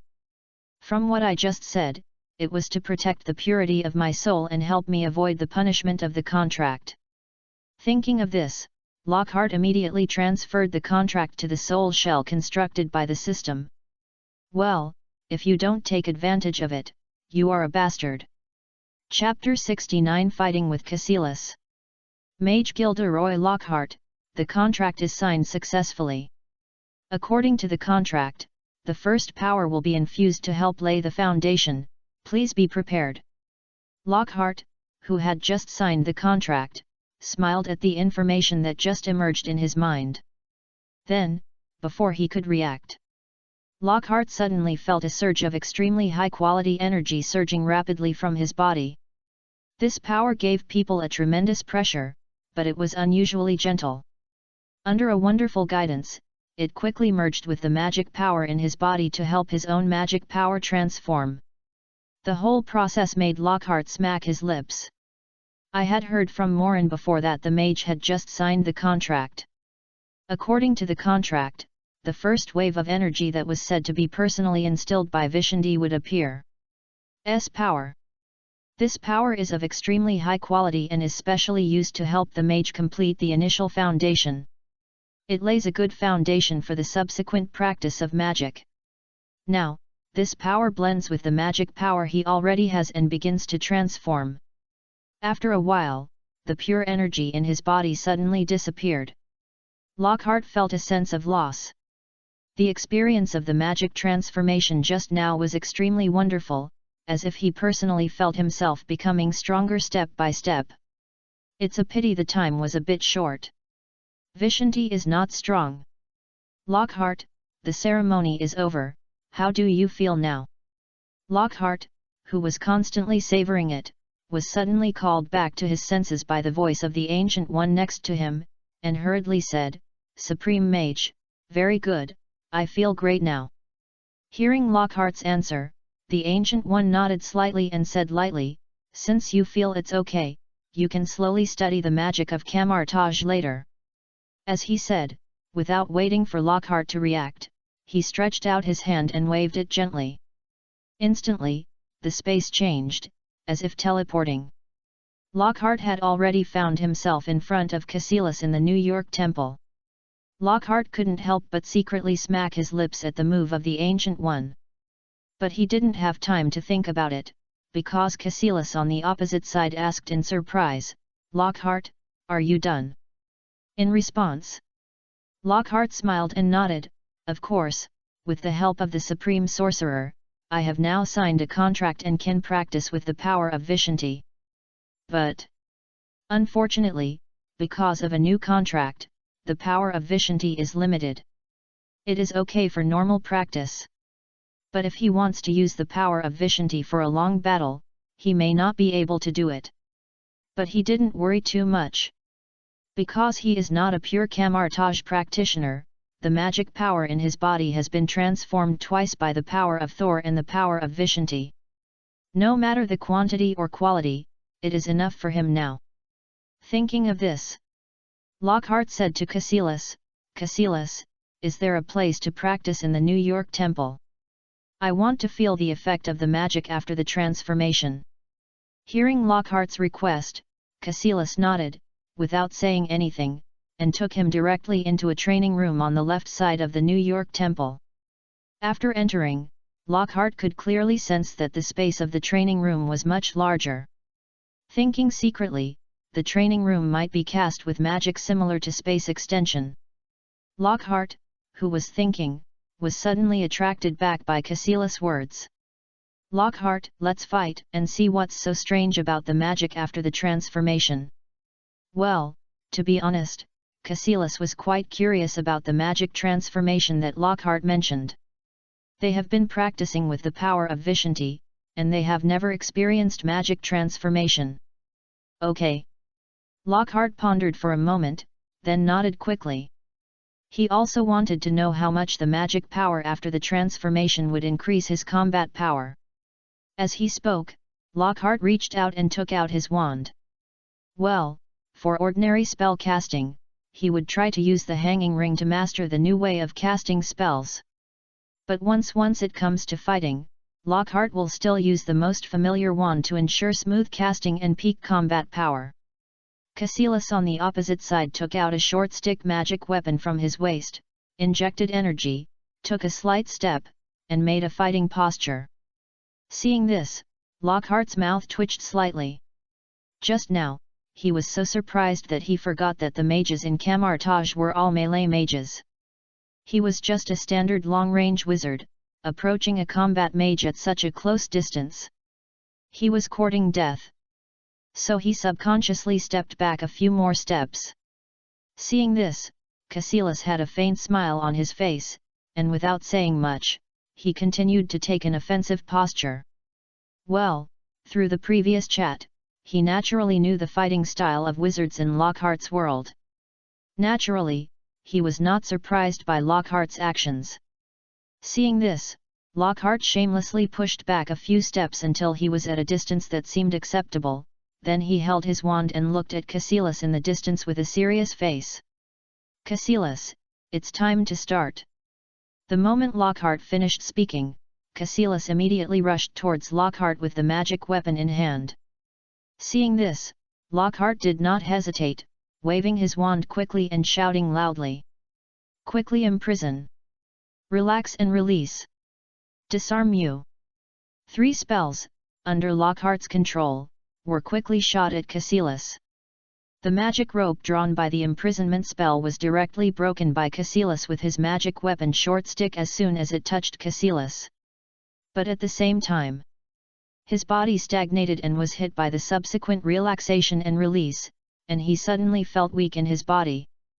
Then, before Cassilis could react, the magic weapon was hit by the disarming spell.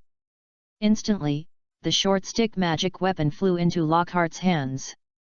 After taking the magic weapon in his hand, Lockhart did not look happy, but sighed. Alas! This victory was too easy. On the one hand, it was due to the transformation of his own magic power, and the great bonus of magic in the Marvel world. If it were in the Harry Potter world, the power of the spell would never be so strong, and it could be easily controlled by the mind. On the other hand, and the most important factor, it was completely bullying Cassilis, who was not familiar with the magic in the Harry Potter world. The opponent just smashed the attacking magic according to the previous fighting habits, and had no consciousness of dodging at all. As a result, he was hit by the disarming spell and lost the weapon in his hand. If the opponent evaded at the beginning, it would be easy to get close to him and defeat him. Lockhart looked at Cassilis, who looked a little ugly, smiled, and comforted him. Let's have another round. The victory here is entirely due to your lack of understanding of the magic in our world. In the next round, I think I will lose 80% of the time.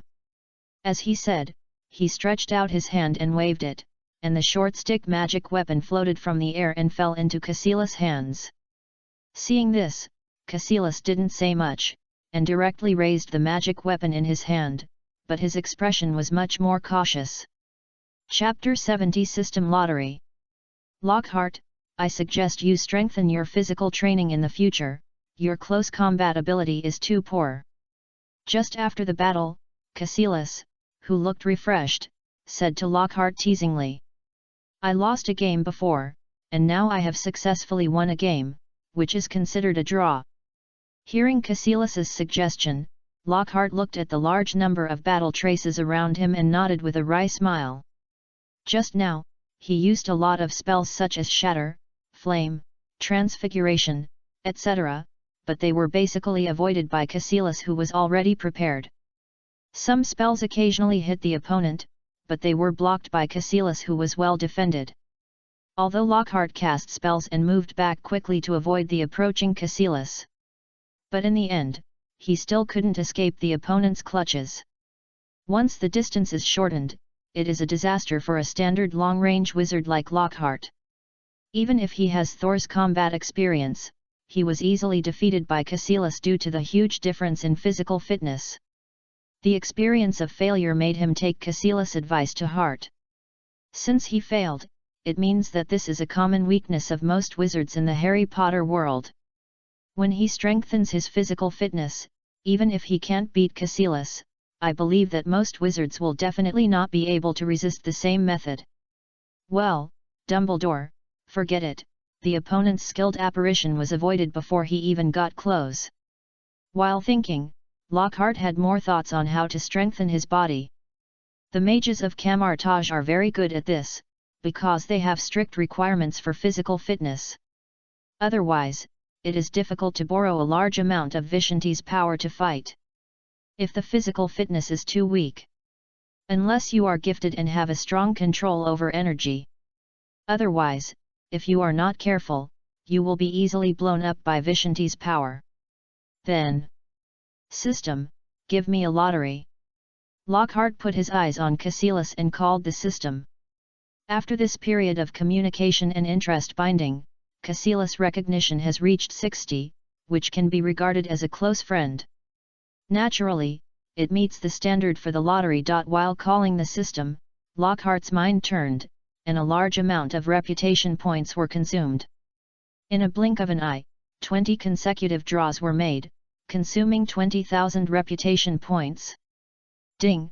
Congratulations to the host for obtaining a portion of pure mental power. Ding!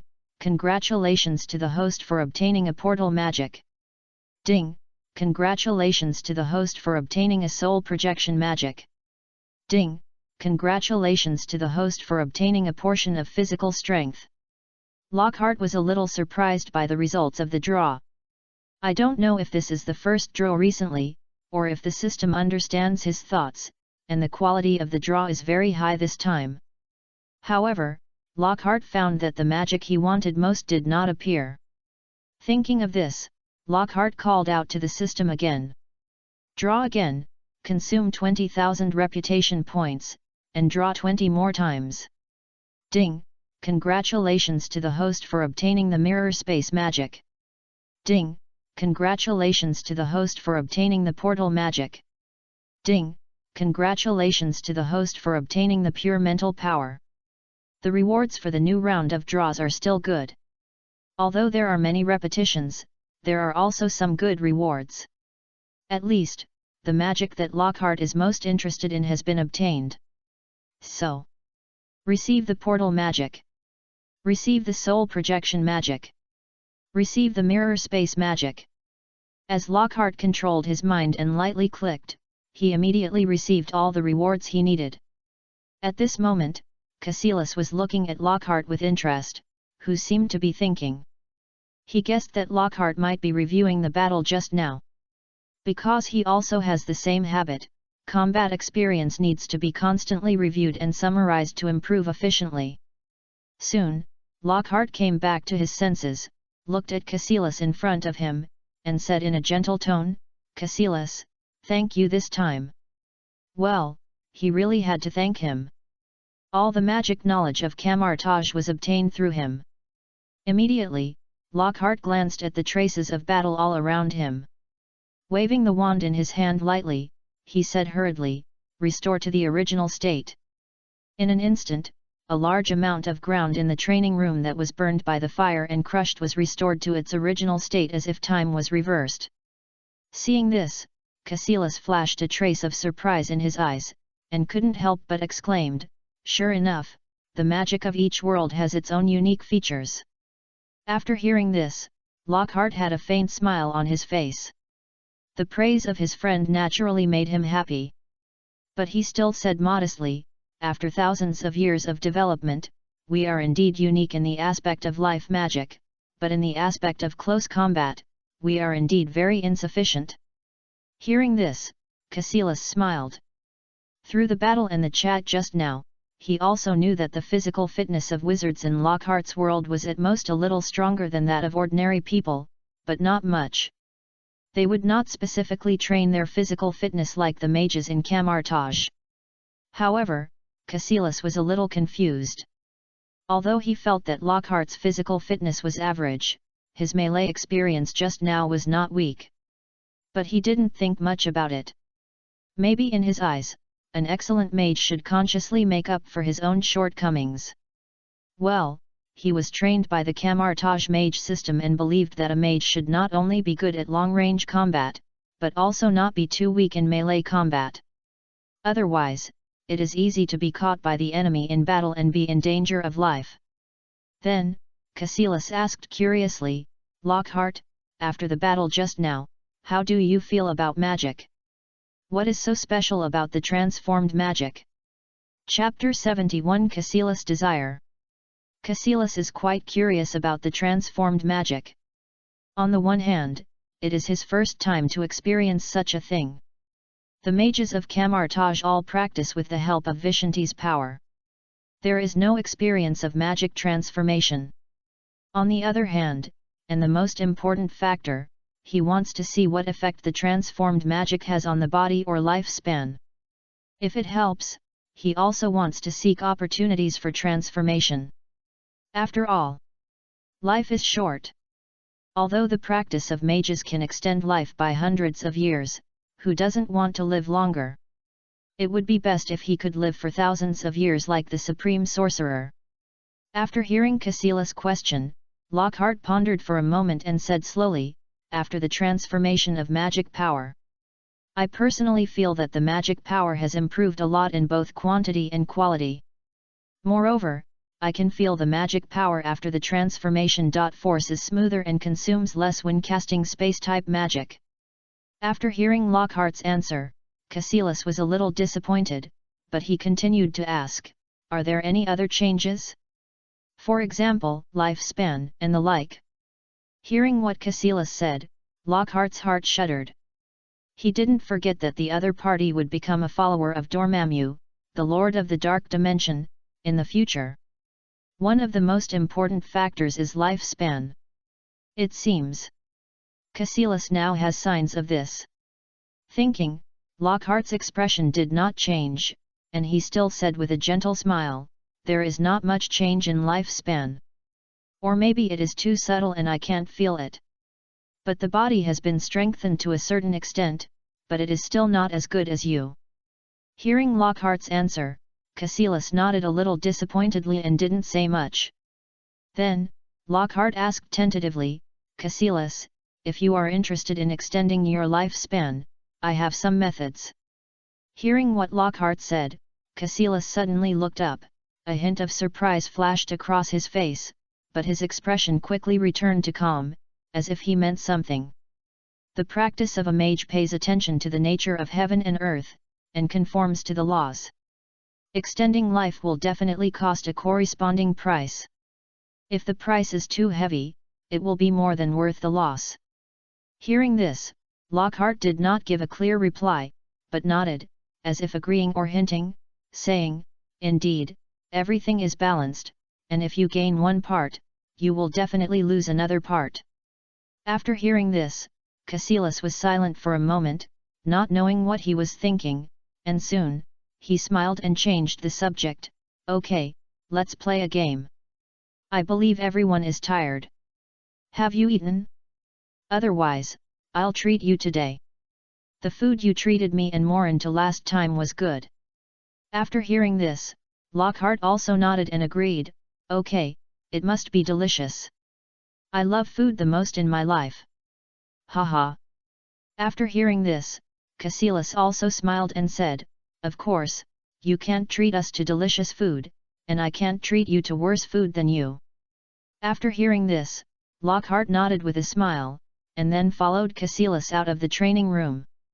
Then, he looked at Cassilis in astonishment as he walked out of the New York temple, called a taxi, and twitched his mouth, and hurriedly followed him. Well, he thought Cassilis would treat him to some magical food? Looking at this posture, he might go to a restaurant for dinner. Even if it is a high-end restaurant, there is a fundamental difference when it comes to magical food. Thinking about it this way, the style is really much lower. New York City, Royal in the back area, Jazz Steak Western Restaurant. Lockhart sat in a window seat in the restaurant, watching Cassilis across from him lower his head and pick up a piece of steak he had just cut, with a hint of disappointment in his eyes. Well, he had to admit that there was indeed a difference between the tastes of white people and his own. He still liked the Oriental style of frying, stir-frying, cooking, and deep frying. He had eaten steak before, but his eating habits in his previous life were affecting him. Although he felt that the taste was indeed okay, he did not experience the joy brought by the food. But the steak tastes really good, very delicious. Lockhart, like Cassilis, forked a small piece of steak and put it in his mouth. After eating, he praised, "Haha, this is my favorite restaurant. The steak is fried very tender, Lockhart, as long as you like it." Lockhart praised, and Cassilis also said with a smile, "No, I don't like it." Lockhart said secretly in his heart, but he still echoed, "I have eaten steak before, but this one does taste good." Well, the steak at Hogwarts is indeed average. The steak here is indeed better than the steak at Hogwarts. He was quite good at these social etiquette and language arts in his previous life. Afterwards, Lockhart continued to taste slowly, while Cassilis had almost finished half of it. Perhaps Cassilis discovered through his keen mental power that Lockhart's attitude was not as interested as he said. Later, he did not discuss the steak, but just speeded up his pace very carefully. Seeing this, Lockhart silently gave Cassilis a thumbs up. Then he also increased his eating speed, and soon, the two of them finished the steaks on the plate one after another. After eating, Cassilis ordered a bottle of red wine and asked the waiter to pour half a glass for each of them. Seeing this, Lockhart also silently raised his glass, touched it lightly, and took a sip. Knowing that the main course should be served later. Sure enough. Lockhart, if you practice the magic system of Kamar-Taj, you must strengthen your body as much as possible later. If you are not good at it, I can teach you some practical skills, because the body must be strengthened to carry the power of Vishanti. More importantly, a strong body helps to retain the vitality in the body and prolong our lifespan as much as possible. After all. At this point, Kasila's tone changed and he sighed. Life is meaningful only when it is alive. You're right, Lockhart. Hearing Kasila's words, Lockhart smiled and nodded. He didn't reply directly, but spoke in an official tone. Then I'll trouble you. We are not good at strengthening the body. This also made me realize some weaknesses of our magic system. I should practice more in the future. Hearing Lockhart's evasive answer, Kasila's eyes flashed with disappointment, but he didn't say much. However, in terms of life extension or vitality, we do have certain results. But this field covers a wide range. We'll talk about it later when we have time. Lockhart's words made Kasila's eyes flash with surprise, so he smiled and nodded. Indeed, life extension is not something that can be discussed in one meal. Moreover, based on his understanding of Lockhart these days, it's not that the other party cannot share the relevant results, but it needs to pay a high price.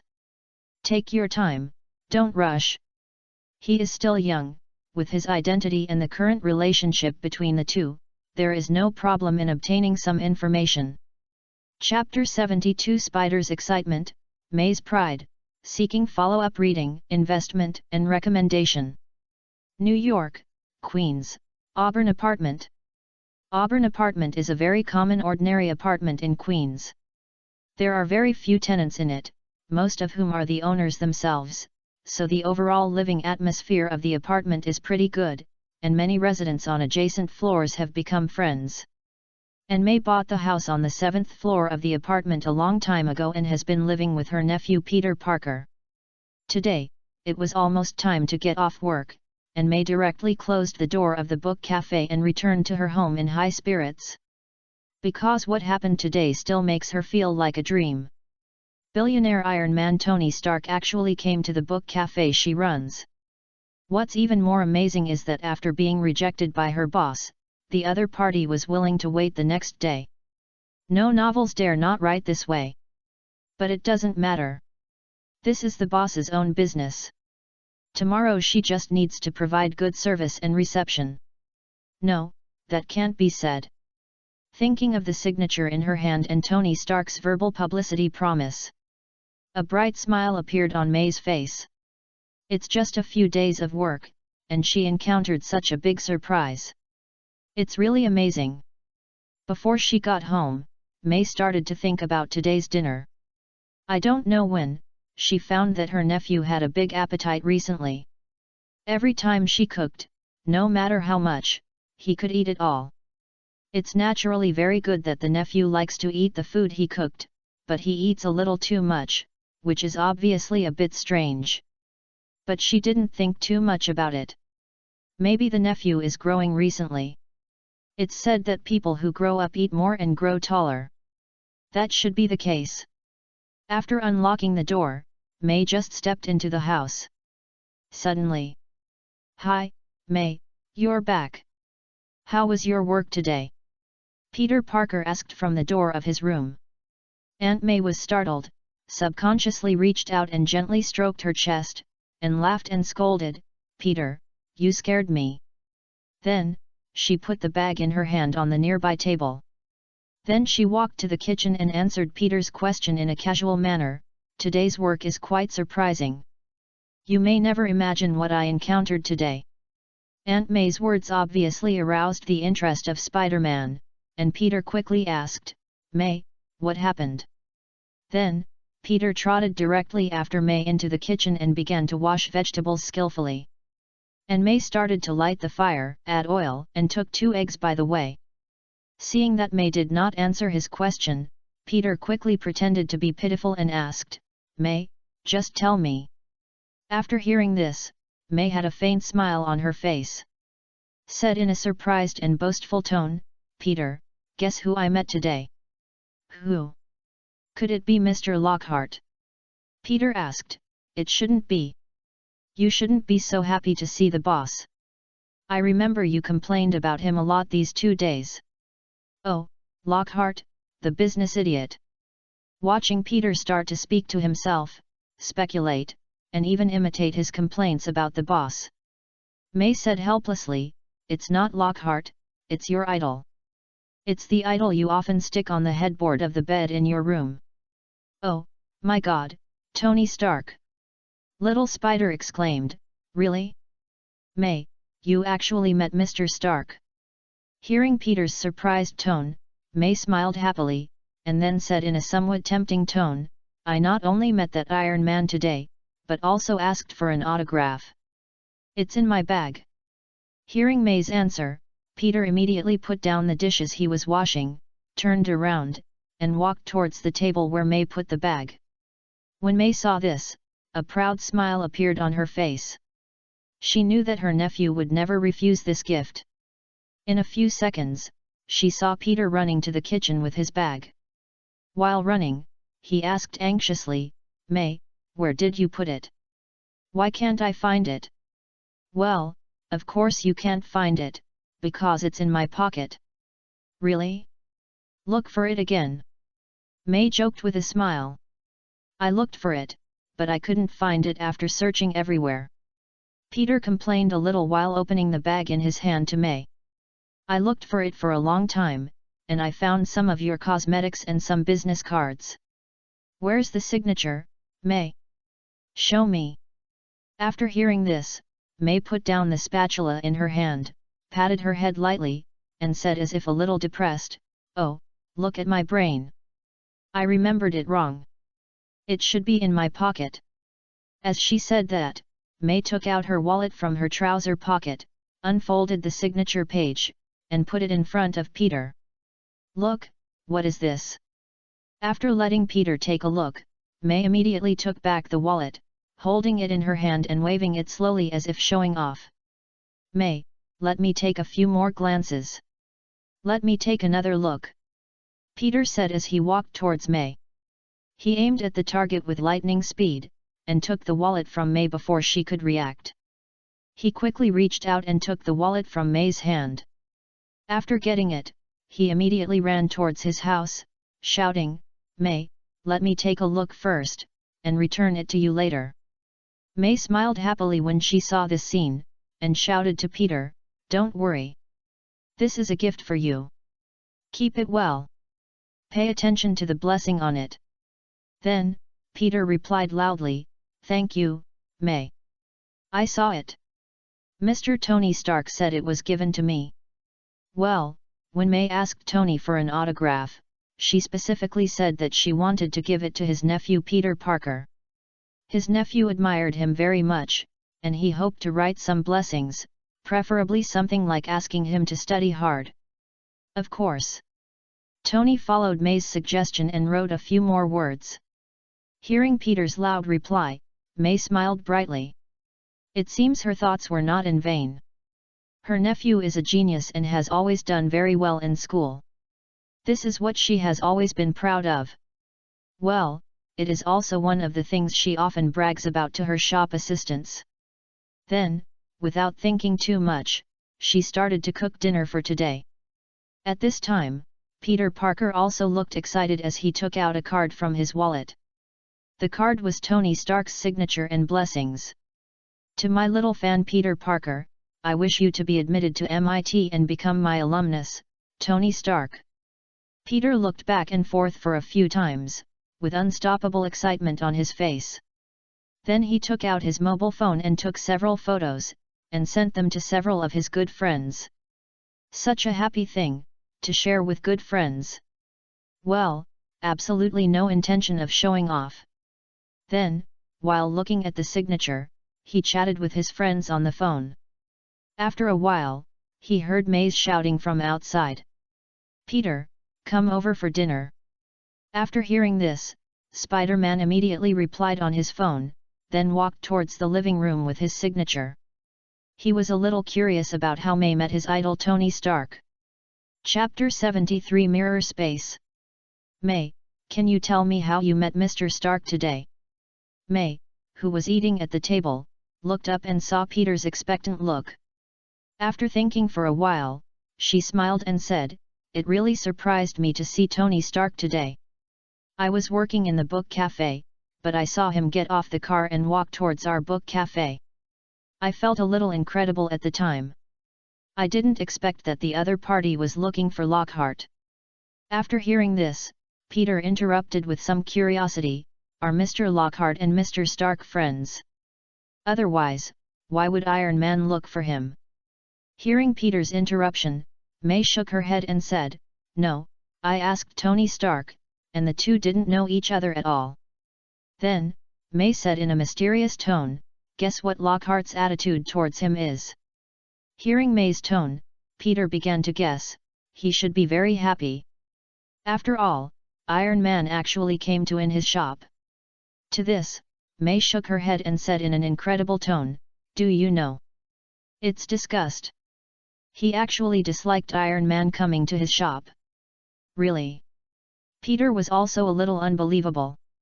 May nodded affirmatively and said, "Indeed, when I called him, his tone was disgust." Then, looking at Peter's surprised eyes, May began to whisper again, "Do you know what makes me feel more magical?" "What?" Peter asked curiously. "Your boss refused to see Stark." May shook her head and said, "Tony Stark originally wanted to meet him today. But he actually said that he was not free today, either tomorrow or the day after tomorrow. I told Tony Stark, and the other party actually agreed." At the end, May felt a little unbelievable. In her eyes, these billionaires are very arrogant. An ordinary book cafe owner actually refused to see her. It was good enough that he didn't get angry. He even agreed to meet the next day. Especially Tony Stark, who is famous for his arrogance and pampering in New York City. Anyone would find it incredible to hear such a thing. So, she felt that Lockhart's identity might not be simple. In this regard, Spider-Man's attention was obviously not on this. He felt a little surprised and immediately asked, "You mean, Tony Stark will come to your book cafe again tomorrow?" Then, without waiting for May to reply, Peter pleaded very quickly. "May, it happens that we have a day off tomorrow. I want to go to your book cafe to read a book. I promise not to do anything. Just watch Tony Stark from the side. Just watch. You know, he is my idol. Please see me." At the end, Peter raised his hands, clasped his palms together, made a pleading gesture, and pretended to be pitiful. Seeing Peter's pitiful and expectant eyes, May hesitated, thought for a while, and slowly said, "Okay, I can. But you can only watch, don't run up to ask questions or anything like that, you must promise me this. Otherwise, I will be very embarrassed later." Hearing May's answer, Peter nodded quickly, his tone full of excitement, Okay, May, don't worry. I will never cause any trouble. If someone wants to make trouble at that time, I will also help stop them." As he spoke, Peter began to wave his arms a few times, showing off his muscles. Well, he was not joking this time. If someone really made trouble in the book cafe and affected his Aunt May's work, he would not be polite. As Spider-Man, Peter Parker is confident that he can guarantee his Aunt May's work and safety. Well, poor little Spider, he doesn't know what will happen to May in 2 or 3 months. At night, at Lockhart's home. Lockhart stood in his study, reviewing the knowledge that emerged in his mind. Holding the hanging ring, he slowly drew a circle, then used his mental power to visualize a large number of mysterious patterns, and his brain associated the book with the picture of the cafe. Wow! As Lockhart's right hand slid, accompanied by a subtle sound, a circular portal with sparks gradually appeared in the air. Although the speed was a bit slow, it appeared in front of Lockhart very steadily. Lockhart looked at the dark cafe opposite, and the faintly placed tables and wooden chairs. The corner of his mouth curled up slightly, and then he stepped into the portal. After entering his own Vientiane cafe, Lockhart waved his wand lightly, and a light quietly emerged from the tip of the wand. Let the entire cafe welcome the light instantly. Then, Lockhart thought of something, sighed slightly, waved his wand again, and the light disappeared quietly. At the same time, all the lights in the cafe were turned on, the whole book cafe was very bright. I was a little excited when I opened the portal just now, and I actually forgot that I was in the book cafe. Although this is my territory, it can be regarded as a public place. The most important thing is that there is glass next to it. Ordinary muggles have the opportunity to see the scene just now through the glass. Although in his perception, there are no muggles. But he still feels a little uncomfortable that there are obstacles to casting magic in his territory. It seems that he must make a good renovation in the future. When new wizards come in, they can cast some muggle shields. Make it a place dedicated to serving wizards or wizards. This way, it will be much more convenient in the future. As for surveillance cameras and so on, Lockhart cast them early. Confusion spell. Anyone who sees it will not feel anything unusual. Then, he took a brief look at his book. Lockhart looked solemn, raised his right hand, and poured most of his mental power into the ring in his hand. According to the knowledge, experience, and other information that emerged in his mind, he visualized a large number of complex rune patterns, slowly drew the ring in his hand, and then gently pushed it forward. Click! Click! Click! Lockhart heard the sound of crackling around him, as if a mirror was broken. Then, as if he had passed through a mirror, Lockhart found himself in a silent world. Mirror space. Lockhart looked at the surrounding environment with interest, looking at the scene that was highly similar to his book. Only objects and words are the opposite of reality. Close your eyes slightly and feel your close connection with the entire mirror space. Then, gently raise your right hand wearing the ring. Suddenly, the book cafe in front of you seemed to be controlled by an unknown mysterious force. It kept rising from the ground and rising rapidly, and the roof above began to shrink to the surroundings. After a while, the entire book cafe became an existence similar to the Eiffel Tower. Lockhart stood on the high platform at the top of the tower, walked forward a few steps, and slowly looked down. Overlooking the entire brightly lit New York City, Lockhart's face was full of excitement. Mirror space, this is a magic that he has felt very wonderful since his previous life. Just through some movie scenes in his previous life, he felt very surprised, as if he was controlling a world. The only pity is, although he has the memory and experience in Cassila's mind. But after all, it was just a practice, and it was good to open it successfully. The control just now was only limited control. If you want to manipulate the mirror space of a city directly like Doctor Strange in the movie, you need to continue to practice. But he is not in a hurry, time is on his side. Then, Lockhart manipulated the mirror space with great interest and changed various shapes. He also practiced some magic of Camartage and Hogwarts in the mirror space. About 2 or 3 hours later, Lockhart opened a portal to the study. After today's magic practice, he needs to have a good rest. Because tomorrow there is an appointment with Tony Stark. Chapter 74 Tony vents his dissatisfaction, monthly ticket 500 plus more, New York City, Wangxiang Book Cafe. Mei got up early in the morning, washed and had dinner, and rushed to the book cafe. In her eyes, she had to prepare in advance to receive a very important guest today. When she arrived, the 3 clerks had already arrived at the door, so she quickly took out the key to open the door. After entering the book cafe, she was a little puzzled. She seemed to find that the positions of some books were different last night, but she didn't think much about it. Maybe she mixed it up. She quickly asked the clerk to start cleaning and prepare coffee or tea in advance. Tony drank coffee yesterday, and the boss wanted tea. To be honest, Mei felt that it was a bit inconsistent, but she had to make preparations. No matter what the two drank, they could provide it in the first time. Well, today's service is absolutely in place. In her opinion, whether the book cafe can rise depends on today's shot. As for whether the boss allows publicity, it doesn't exist in her imagination. After all, even if the other party is a business idiot, such a seemingly profitable thing should not be rejected. Unless you are crazy, why not take the free money? Soon, the whole store was cleaned and opened for business. After a while, her nephew Peter Parker quietly entered the book cafe. But the two pretended not to know each other. They had discussed it in advance to avoid unnecessary trouble. So Peter ordered a cup of coffee for himself, and then quietly found a place with a good view and read a book silently. However, considering that May was familiar with her nephew, she could still see excitement and expectation in his eyes. What May didn't notice was that Alice, who was in charge of reception next to her, had a strange look on her face. She seemed to have seen the picture that her store manager May showed them when she showed off her nephew. It seemed to be exactly the same as the young man sitting by the window reading a book.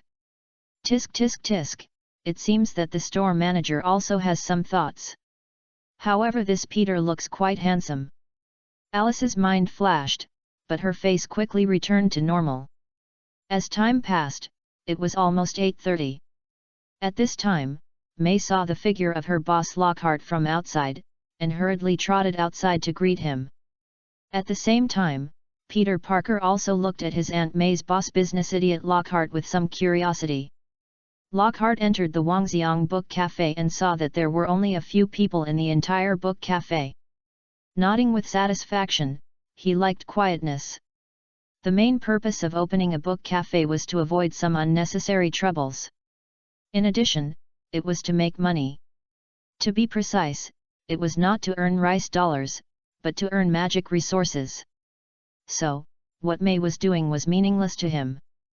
But Lockhart's eyes condensed. In his perception, sitting by the window, a slightly handsome white young man had a strong breath of life in his body. He couldn't help but look at him a few times. The more he looked, the more familiar he felt. He looked at May opposite. A funny expression appeared on Lockhart's face. Well, he knew who it was: May's nephew, Spider-Man Peter Parker. Thinking about this, Lockhart smiled and nodded to May, and then said directly, "May, still in study room 101. When Tony Stark comes, just bring him in. At the same time, remember to make a pot of tea." Hearing her boss's instructions, May nodded quickly to show that she understood. Then, Lockhart walked directly into the study room 101. As time passed slowly, it was almost 9 o'clock. Suddenly, boom! May suddenly heard a sound outside, looked up, and a surprised expression appeared on her face. She suddenly found that the person opposite her was Tony Stark wearing an iron armor. May hurriedly ran out, stood opposite the iron armor, looked at Tony Stark who had just appeared and waved and said, "Mr. Stark, the boss is waiting for you in the study room 101. Hearing what May said, Tony Stark squinted his eyes, and through the book cup, he seemed to be able to see Lockhart sitting in the study room. Then, as if thinking about something, he muttered to himself, "Study room 101 wait for me."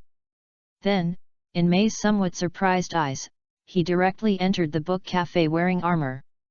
Then he waved to the guests inside, causing a burst of exclamations from the people in the book cafe.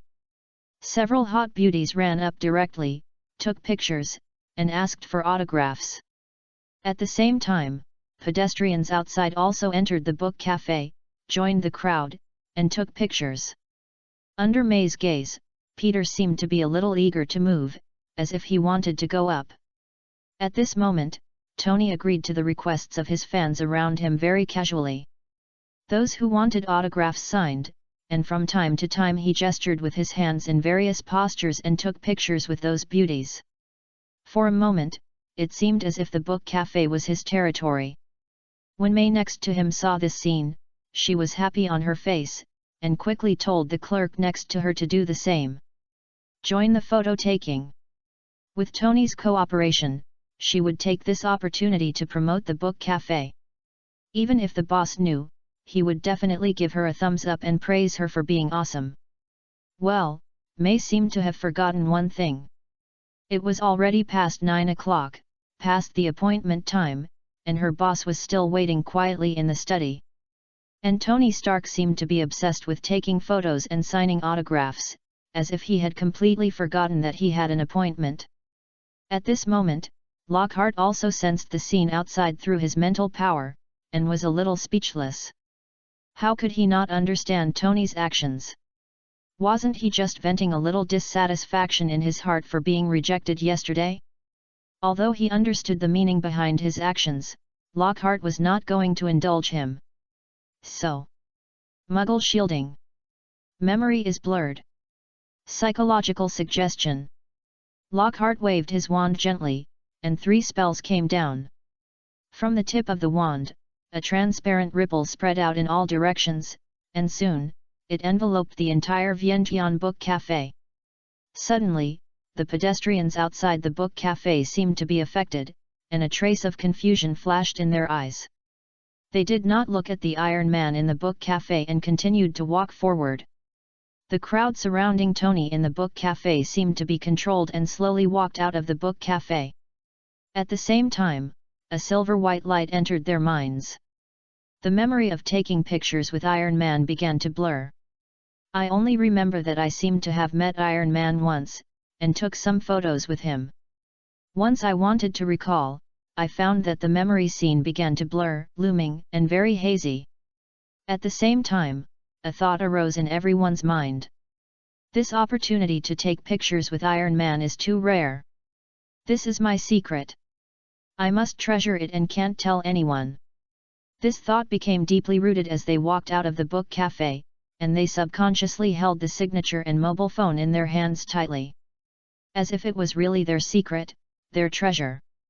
And May and the 3 shop assistants seemed to have not seen the scene at all, and returned to their posts safely. Those who should make tea made tea, those who should organize the bookshelves organized the bookshelves, and those who should receive guests continued to receive guests.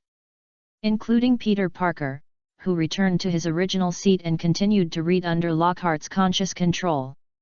But what he didn't notice was that a glimmer of clarity flashed in Peter's eyes, but it quickly disappeared and turned into confusion.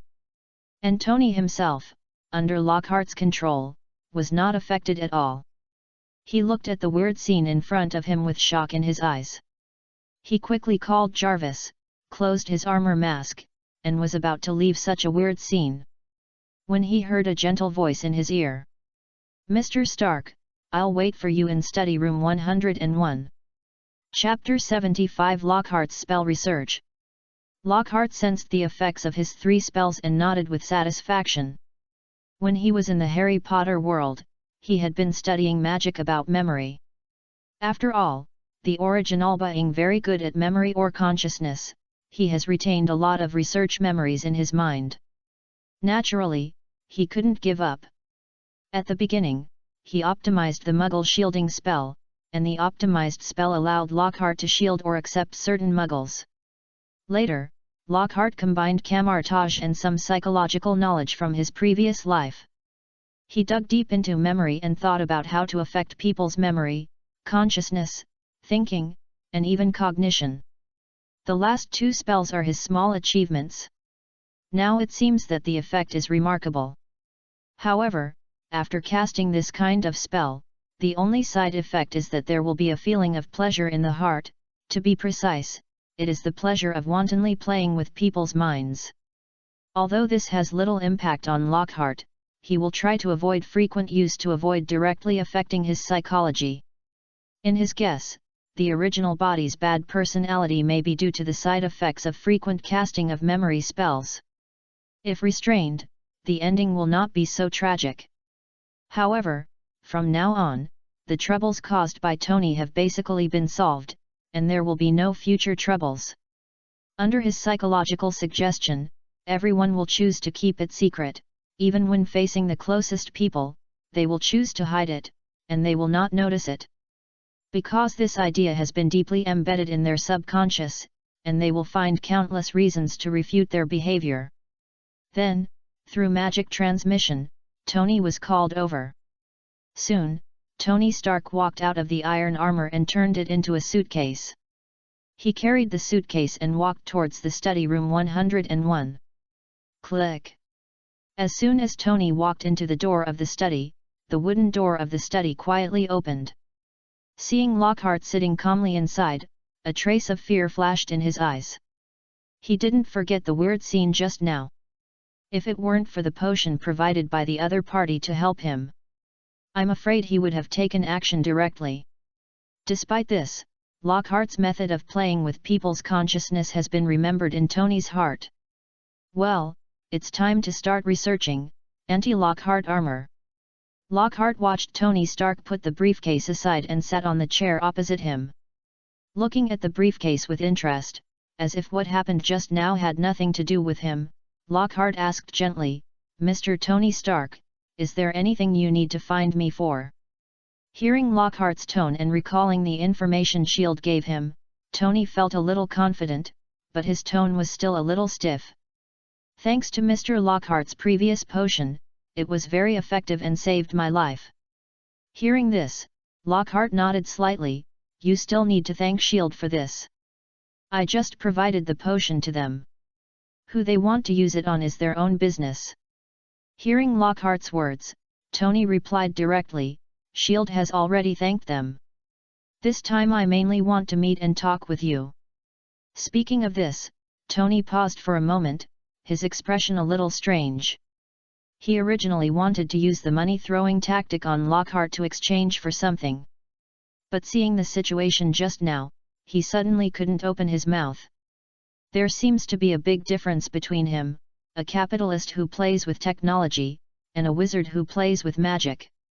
But after thinking about it, he continued with his own thoughts, I want to exchange for some magic metals for research. Hey! Lockhart exclaimed lightly, and a trace of doubt flashed in his eyes. How could it be magic metal? He thought it was a magic potion. After all, it was that bottle of magic potion that saved his life. It's understandable that Tony wants to study it. However, it's a little hard to understand that he wants magic metal.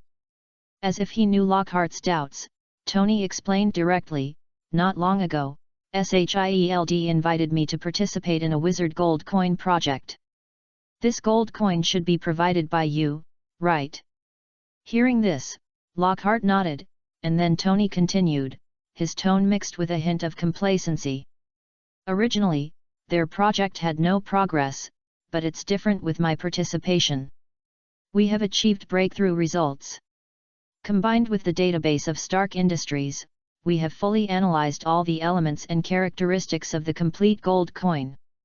Hearing this, Lockhart subconsciously straightened up and listened attentively.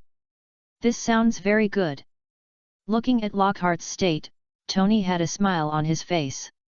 He came to see Lockhart, the wizard professor, this time. If he didn't have some goods in his hand, would he dare to come? Then Tony continued, I found that most of them have some elements similar to gold, and some elements are similar to precious strategic resources such as rare earths, antimony, tungsten, and tin. But there are still some unknown metal elements, and we don't have relevant data. We guess that this may be the magic metal used by your wizards. If we can obtain a large amount of magic metal, we can fully test their elemental composition. We will be able to try to artificially synthesize a wizard gold coin. Hearing this, Lockhart subconsciously nodded, feeling that there was nothing wrong with what Tony had just said. Suddenly, for the black technology of the Marvel world also made Tony Stark feel a little emotional. He was indeed a well-known scientific and technological genius in the Marvel world. He actually didn't have much confidence in artificial synthesis. He didn't expect that once Tony joined, he would start preparing directly. Tisk tisk tisk, he is indeed a genius. Thinking, Lockhart had no expression, but his eyes revealed a strong interest, which was still noticed by Tony. Suddenly, Tony was happy. There was nothing wrong with what he said just now, but he didn't explain one thing. That is, he detected a large number of unknown elements from the wizard gold coins provided by S.H.I.E.L.D. According to his detection, the characteristics contained in some of these elements are terrifying. If used in his steel armor, the combat power may be increased by more than double. This is an important reason why he came to Lockhart. If these metals can be obtained in large quantities, it is really great. And this involves magic. At that time, it is very likely that a battle armor that can resist magic can be developed. Well, let this wizard professor see what science is the body and magic is the use. What is the combination of science and magic? Lockhart naturally didn't know what Tony was thinking, and even if he knew, he would not care. Science will progress, but will magic regress? Haha. Lockhart didn't have much hope for S.H.I.E.L.D., and most of his hopes were still on Kamar-Taj. Unexpectedly, after Tony joined, he gave him such a surprise.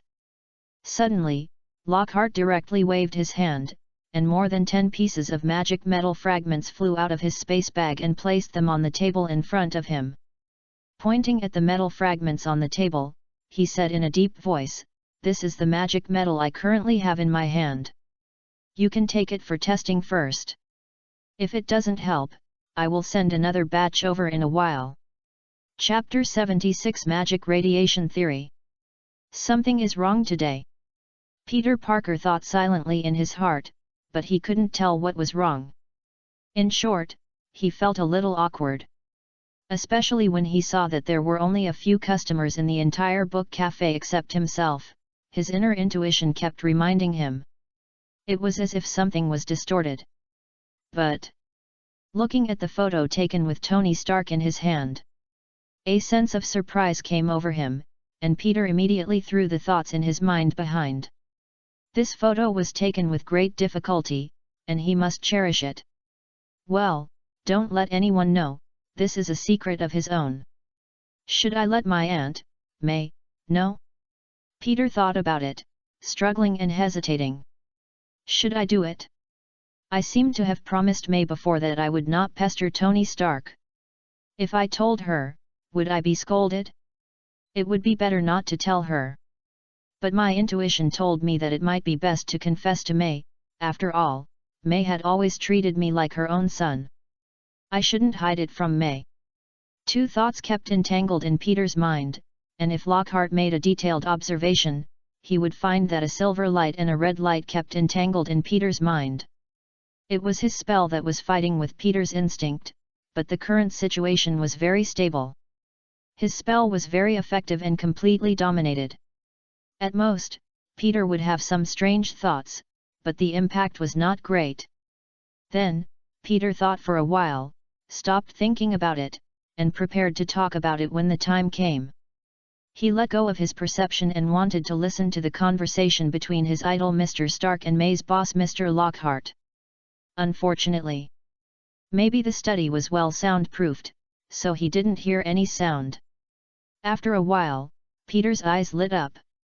He sensed that May was carrying a tray of tea and walking towards the study where the two were talking. He immediately carefully controlled his perception and followed May into the study. Well, he was just curious about what his idol was talking about, and he had no other intentions. Bang! Bang! Bang! Tony, who was communicating magic with Lockhart, heard a knock on the door and frowned slightly. He didn't like being interrupted by others. But when he saw Lockhart on the opposite side said, "Come in," he immediately stopped talking. Well, after a chat just now, although the relationship between the two was not very good, with the help of the Wizard Gold Coin project, the relationship was much closer. He also knew that no one in this bookstore knew Lockhart's identity. He naturally would not consciously reveal Lockhart's identity as a wizard. He would not make such a low-level mistake. Lockhart watched May come in with a tea tray and put it on the table. He placed tea cups in front of the two of them and picked up the teapot to pour tea. Suddenly, "May, when Mr. Stark leaves, give him our bookstore's public account. He will transfer a sum of $1 million to it. The money for purchasing raw materials will come from it in the future."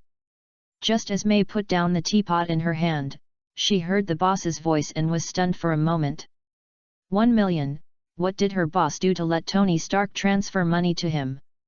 Subconsciously, she glanced at Tony Stark next to her and saw that he nodded to him lightly. May had no desire to express anything.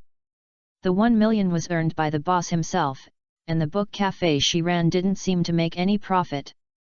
Suddenly, May, as the store manager, felt a little discouraged.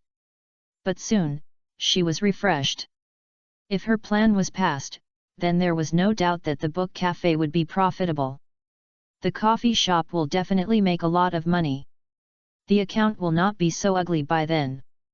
Well, this is the idea she had yesterday, and Lockhart's magic is aimed at today, plus it is performed on a large scale, so he did not notice what May was thinking.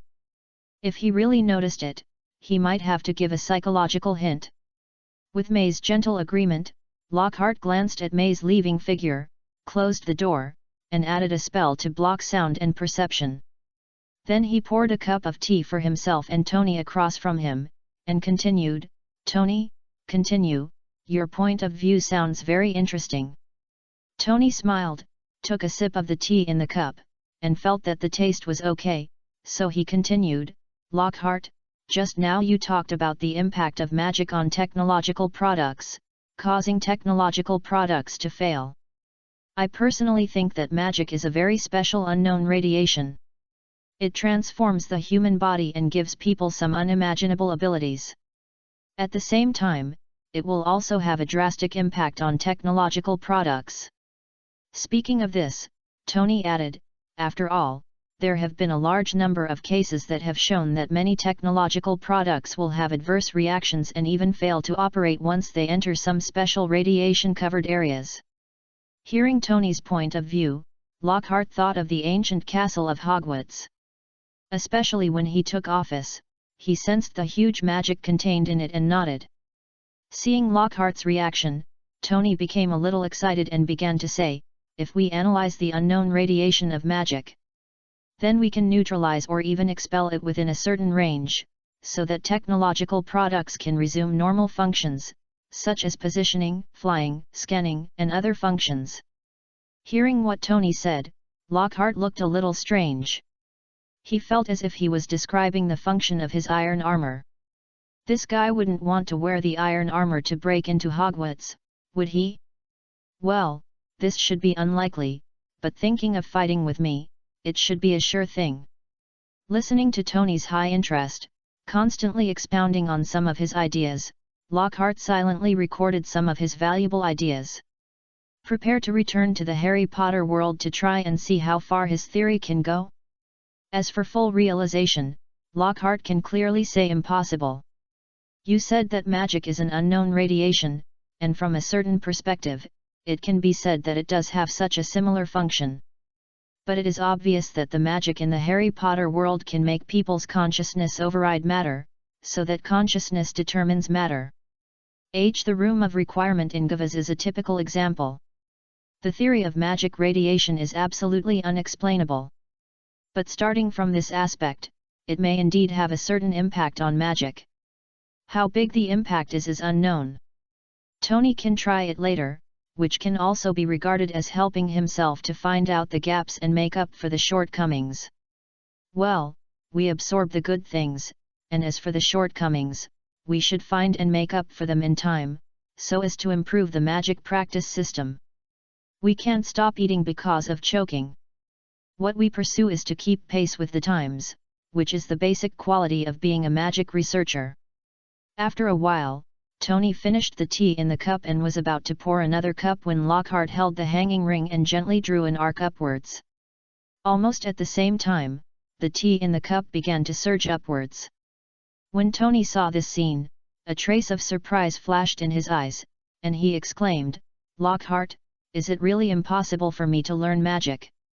Chapter 77 on the importance of high-quality workers, seeking reading, investment, and recommendation. Hearing Tony's somewhat regretful tone, Lockhart shook his head. "For you, it's almost impossible. The magic I practice has strict requirements for blood, consciousness, and even emotions. And to practice magic, in addition to blood, you also need to believe that consciousness is superior to matter. And for a genius like you who has achieved many results in the field of science and technology, it is difficult to believe this from the subconscious. Even if you practice magic, it will only be meaningless because of cognitive conflicts and cannot be performed. Hearing this, Tony nodded helplessly, but he was not too discouraged. He believed that technology must be no worse than magic. Besides, he was a genius and he was very confident that even if the other party mastered magic, he would only be defeated by him. As long as he was still alive and his brain was still working, then technology would continue to improve until it crushed magic. Lockhart didn't know what Tony was thinking. He has not yet practiced the absorption of divine thoughts to the point where it is like an instinct like Dumbledore. However, Tony's question was actually thought deeply by him before. How could a genius with high IQ like Dr. Strange, who firmly believes that matter determines consciousness, quickly master the magic of Kamar-Taj and even become the new generation of supreme sorcerer? On the one hand, his magic talent is indeed not weak. On the other hand, because his hands were severely injured, he could no longer pick up a scalpel, and he spent all his money to seek help from science to no avail. Finally, he gave up the idea of science and completely fell into the arms of magic. Lockhart can be sure that Dr. Strange's severe injury to both hands is definitely closely related to the Ancient One. Otherwise, it would be difficult for such a gifted and talented person to completely give up his achievements in the field of medicine. It is not impossible to take the path of combining science and magic. Either, you stand at a certain level and can take a bird's eye view and achieve the combination of science and magic. Or, when you were a child, you were exposed to both technology and magic at the same time, and understood and mastered both sides thoroughly. This is undoubtedly a very high talent requirement. For example, the Doctor of Doom that Lockhart heard of in his previous life is a typical case. Or, like Lockhart, the souls who believe in science and magic blend with each other and build cognition together. Let him learn both magic and science, and combine science and magic. Although Lockhart can take the path of combining science and magic, he will never make such a choice. Because Lockhart has always believed that purity or concentration is very important. He has already made up his mind to explore the wonderful path of magic. Even science is just a supplement. Afterwards, Lockhart and Tony talked about other aspects of magic and even science. With the memory of the previous life, he can still keep up with the field of science. Time passed by minute, and soon it was noon. Before Lockhart invited him to stay for dinner, Tony Stark had already asked to leave in advance, saying that he had a date. Well, whether it was Pepper, Lockhart didn't know. However, he would not stop this kind of behavior that obviously blocked other people's good things. As Tony Stark left the book cafe, he asked May to help see the guests off, and began to clean up the entire study. He waved his wand lightly, watching the sundries in the study automatically fly to where they should be. At the same time, Lockhart closed his eyes slightly and began to review the valuable information he had just obtained from the chat. During this conversation, he consciously shared some basic magic theories with Tony. On the one hand, he believed that Tony would not disclose these magic knowledge casually due to his pride. On the other hand, he believed that Tony would definitely study some interesting things with these magic theories. And these things would eventually appear in front of him, and then he would naturally get Tony's research results. In fact, it was not impossible for Lockhart to let Tony learn magic. Although there was no bloodline, Kamar-Taj's meditation method was still effective. As for talent, cognition, etc., he could also adjust them through magic or even other means. But what does this mean for Lockhart? You know, there are many kinds of workers. He knows a lot of top geniuses in the field of magic, but there are only a few top geniuses in the field of technology that Lockhart knows, and Tony is still the top one. How could he bear to let Tony learn magic? A top technology genius, interpreting magic from the perspective of technology, will undoubtedly open up a new horizon for him. Well, on the importance of high-quality workers. Underground base. Alexander Pierce, the former director of S.H.I.E.L.D., or the head of Hydra, looked at the tall and thin figure standing in front of him, especially his right arm that looked like metal. A flash of hesitation in his eyes. Sitwell, a Hydra agent who was also lurking inside S.H.I.E.L.D., asked respectfully, "Sir, do we need to send out the Winter Soldier this time?" Hearing Sitwell's question, Pierce remained silent and did not reply. As if he saw the hesitation in Pierce's heart, the bald agent Sitwell did not dare to say anything. Suddenly, buzz! Buzz!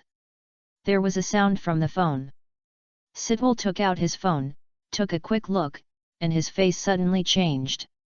Then he walked to Pierce and whispered in his ear, "Director, S.H.I.E.L.D. has sent a message that the target person's ability has been further updated. This time, the other party is suspected of having the ability to control people's consciousness and memory." As he said, he showed the information on his phone to Pierce. After the investigation of the collective evacuation of the Universal Book Café, after random inspections, it can be determined that all personnel's memories have been distorted to a certain extent, and they have been strongly psychologically hinted and refused to disclose everything that happened in the Universal Book Café. Judgment result: the wizard professor is suspected of having the ability to control people's memory and consciousness. Suggestion: it is recommended to be cautious and continue to stop all tentative actions to prevent the other party from obtaining relevant information from S.H.I.E.L.D. Pierce saw the record in the phone, was silent for a moment, and waved his hand to order the Winter Soldier to withdraw and continue to freeze. Originally, for the wizard professor, Pierce's strategy was to let S.H.I.E.L.D. test him to get all the information from it. This will not leak Hydrasani information. But with Nick Fury's order to stop the probe, Pierce's strategy was meaningless. But he didn't intend to let the wizard professor move freely under his nose. Moreover, he was quite curious about the magic mentioned by Nick Fury, so he planned to let someone probe. This time, he was hesitating whether to send out his trump card, the Winter Soldier, for the first time to test. As a result, the news just sent by S.H.I.E.L.D. made him completely give up his previous idea. Just kidding, they are using mind control to control the Winter Soldier. As a result, the target person also has the means of mind control, which is equivalent to a meat bun hitting a dog. There is no return. But not probing is not the style of their Hydra. Such a dangerous person, how can they be at ease if they don't investigate it clearly? But this time, Hydra's people must not be sent. While thinking constantly, Pierce made up his mind. Chapter 78: Reluctant Little Spider. Early in the morning, Auburn apartment. "Peter, get up quickly, we have to go to the hospital for a physical examination today, and we can't stay in bed anymore." May pushed open the door of Peter's bedroom early in the morning and shouted loudly. Peter, lying on the bed, lifted the quilt, revealing his head, and said helplessly, "May, I'll sleep a little longer." "Don't worry, the hospital won't start the physical examination until 9 o'clock. Besides, I didn't want to go for this physical examination." After hearing this, May walked to the bed expressionlessly, stretched out her hand to grab the quilt, and pulled it hard. Looking at Peter lying on the bed, she said directly, "If you sleep again, I will pour water on you." Feeling that his Aunt May was getting angry, Peter immediately became energetic, got up quickly, and ran to the washroom, shouting as he ran, "May, it's okay, it's okay. I'm already up, don't urge me anymore." Seeing Peter's honest physical performance, May nodded with satisfaction, and shouted angrily as she walked outside. "This is such a rare opportunity. The boss gave us a free physical examination and allowed us to bring our family members. You told me you didn't go. Are you asking for trouble?" Peter, who was washing his face, also replied loudly, I know, May, don't repeat it again. I will definitely go. I will definitely do a good physical examination this time." After hearing Peter's reply, May nodded with satisfaction, then walked to the kitchen and started making breakfast today. Peter, who was washing his face, had a flash of anxiety in his eyes. These 2 days, specifically, after meeting his idol Stark, he couldn't sleep well at night. He often woke up in the middle of the night, as if he had a dream, but he didn't remember anything, which made him a little entangled. Thinking of this, he quickly washed his face again to wake up. These things are not important. The most important thing is today's physical examination. I don't know what happened to my Aunt May's boss. She actually said that all employees, including their families, would receive free physical examinations. Although it is limited to less than 2 people, it can be said to be a very good benefit for those employees. But for him, it is undoubtedly a hidden danger. He knows the special features of his body. Let's not talk about anything else, just talk about his appetite. Every time May finishes cooking, he is not full and can only buy some food from outside.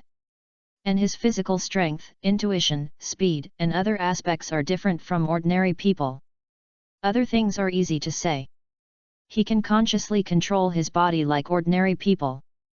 But he really can't control his blood. It can be said that anyone who wants to get his blood can more or less detect problems. So, he has always refused physical examinations. But there is no way. This is what his Aunt May asked, and she was even a little angry about it. How dare he refuse?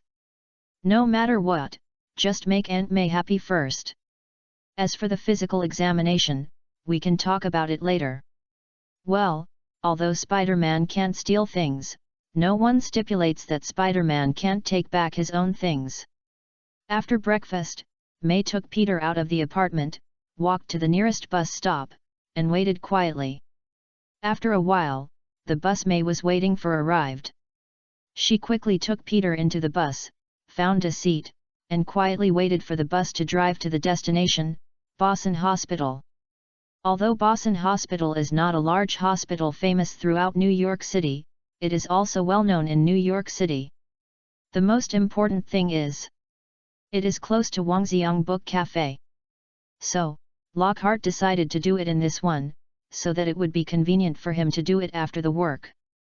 Well, he is quite interested in Spider-Man's physical changes. Of course, the most important thing is recently, he has also been studying methods for physical strengthening. The bodybuilding method of Kamar-Taj is good, and he is practicing it. But if there are other better ways, he will not refuse. Although he is a novice in the field of potions, there is a top potion master in the Harry Potter world who has a cooperative relationship with him. Just take some blood and let him test it. If it helps, we can have a good chat later. If it doesn't help, it doesn't matter. Anyway, it doesn't take much effort, so why not do it? Hi, May, you are here. Alice, you are here so early. These 2 people next to you are your parents. This is my nephew Peter Parker, who has been very smart since he was a child. Peter looked at his Aunt May and his clerk helplessly and started to show off himself. Although he was used to this, he still felt a little embarrassed. He could only smile awkwardly. Soon, the other 2 clerks also came with their relatives. When May saw that everyone was gathered, she waved and shouted, "Okay, everyone line up and prepare for the physical examination." With May's order, everyone lined up in a long line and walked towards the hospital. After entering the hospital, May followed the doctor and took several people to do blood pressure, height, weight, electrocardiogram, and other tests. Of course, there is also the most important blood test. After the blood was drawn, Peter remembered the test tube containing his blood and its location. He was going to take time to leave May later and switch the test tube containing his blood. Well, since Peter knew yesterday that he couldn't escape the physical examination tomorrow, he borrowed some blood from his good friend Ned, which has been preserved and is waiting to be used at this moment. It must be said that Ned is in good health and sleeps well. But... hey! May saw Peter suddenly turn his head to look behind him, and asked with concern, "Peter, are you feeling uncomfortable? If you feel uncomfortable, we are in the hospital, so we can have a detailed check." Hearing May's concerned words, Peter shook his head, indicating that everything was normal and he didn't feel uncomfortable. He suddenly turned his head, but his intuition told him that someone was following him. But after turning his head, he found that there was nothing abnormal. Everyone was busy with their own things, and no one was staring at him. This conflict between intuition and vision made him feel very awkward. At this moment, Lockhart was not far away, looking at Spider-Man Peter Parker with interest. He was a little amazed at Peter's keen intuition. He was now casting a disembodiment spell on himself, plus a slight muggle shielding spell. Therefore, no one would see his figure, and would also actively avoid the area where he was. And the Spider-Man in front of him can be seen from a series of performances just now. Peter felt his existence by pure intuition, and even vaguely broke through the spell he set up. If he knew magic, it would be fine. He could only rely on his intuition to marvel at the wonders of life. Well, he decided that if he didn't study such a typical case, he would be sorry for his efforts. If he could dig into its essence, whether it was through potions, spells, etc., he would have such a sharp intuition. Even if it was short-lived, I believe it would be of great help in combat, potion making, alchemy, and even prophecy. Tisk tisk tisk, it's a necessary ability for a man-made genius to cheat. Chapter 79 The Magical Peter startled, seeking follow-up reading, investment, and recommendation. May, the examination is done. I'm going to the bathroom and will come to you later. Peter whispered to May in front of him. After hearing this, May thought about it and found that there was nothing else to do, so she nodded and said, "Okay, Peter, just find me at the hospital entrance later. I'll take Alice out first." After hearing this, Peter nodded quickly, then turned around and walked to the back. According to his experience, his blood should be kept in the automatic testing room. Waiting for a doctor to check at noon or in the evening, there is still time to switch the blood, but it has to be done quickly. Thinking, Peter quickened his pace and walked towards the location of the automatic blood testing room in the memory map. At this moment, Lockhart was in the automatic testing room. Of course. He was too lazy to follow Spider-Man all the time. The other party was not a woman, and he was not a pervert. Since he knew that Peter would eventually reach the automatic blood testing room, he just had to wait here in advance. This time, through some small tricks, May brought her nephew to come for a physical examination. In addition to wanting to get Spider-Man's blood, the most important thing was that he was curious about Spider-Man's intuition. He wanted to test to what extent the other party's intuition reached. In his previous life, he only saw the movie Far From Home about the plot of Marvel's Spider-Man. It is said that there will be another Spider-Man movie later. Unfortunately, he traveled through time before it was released. However, the Peter mentioned in Far From Home did make him feel quite strange. It just so happened that he did both things today. Peter Parker, and following the map of Boson Hospital in his memory, he found the automatic blood testing room smoothly. At the same time, he put on a baseball cap early and changed his clothes. While walking, he stuck the surveillance camera near the testing room with gum. He was very good at this. The spider silk feature was too obvious to use, but it was still very easy to throw a chewing gum. Soon, Peter saw the testing room.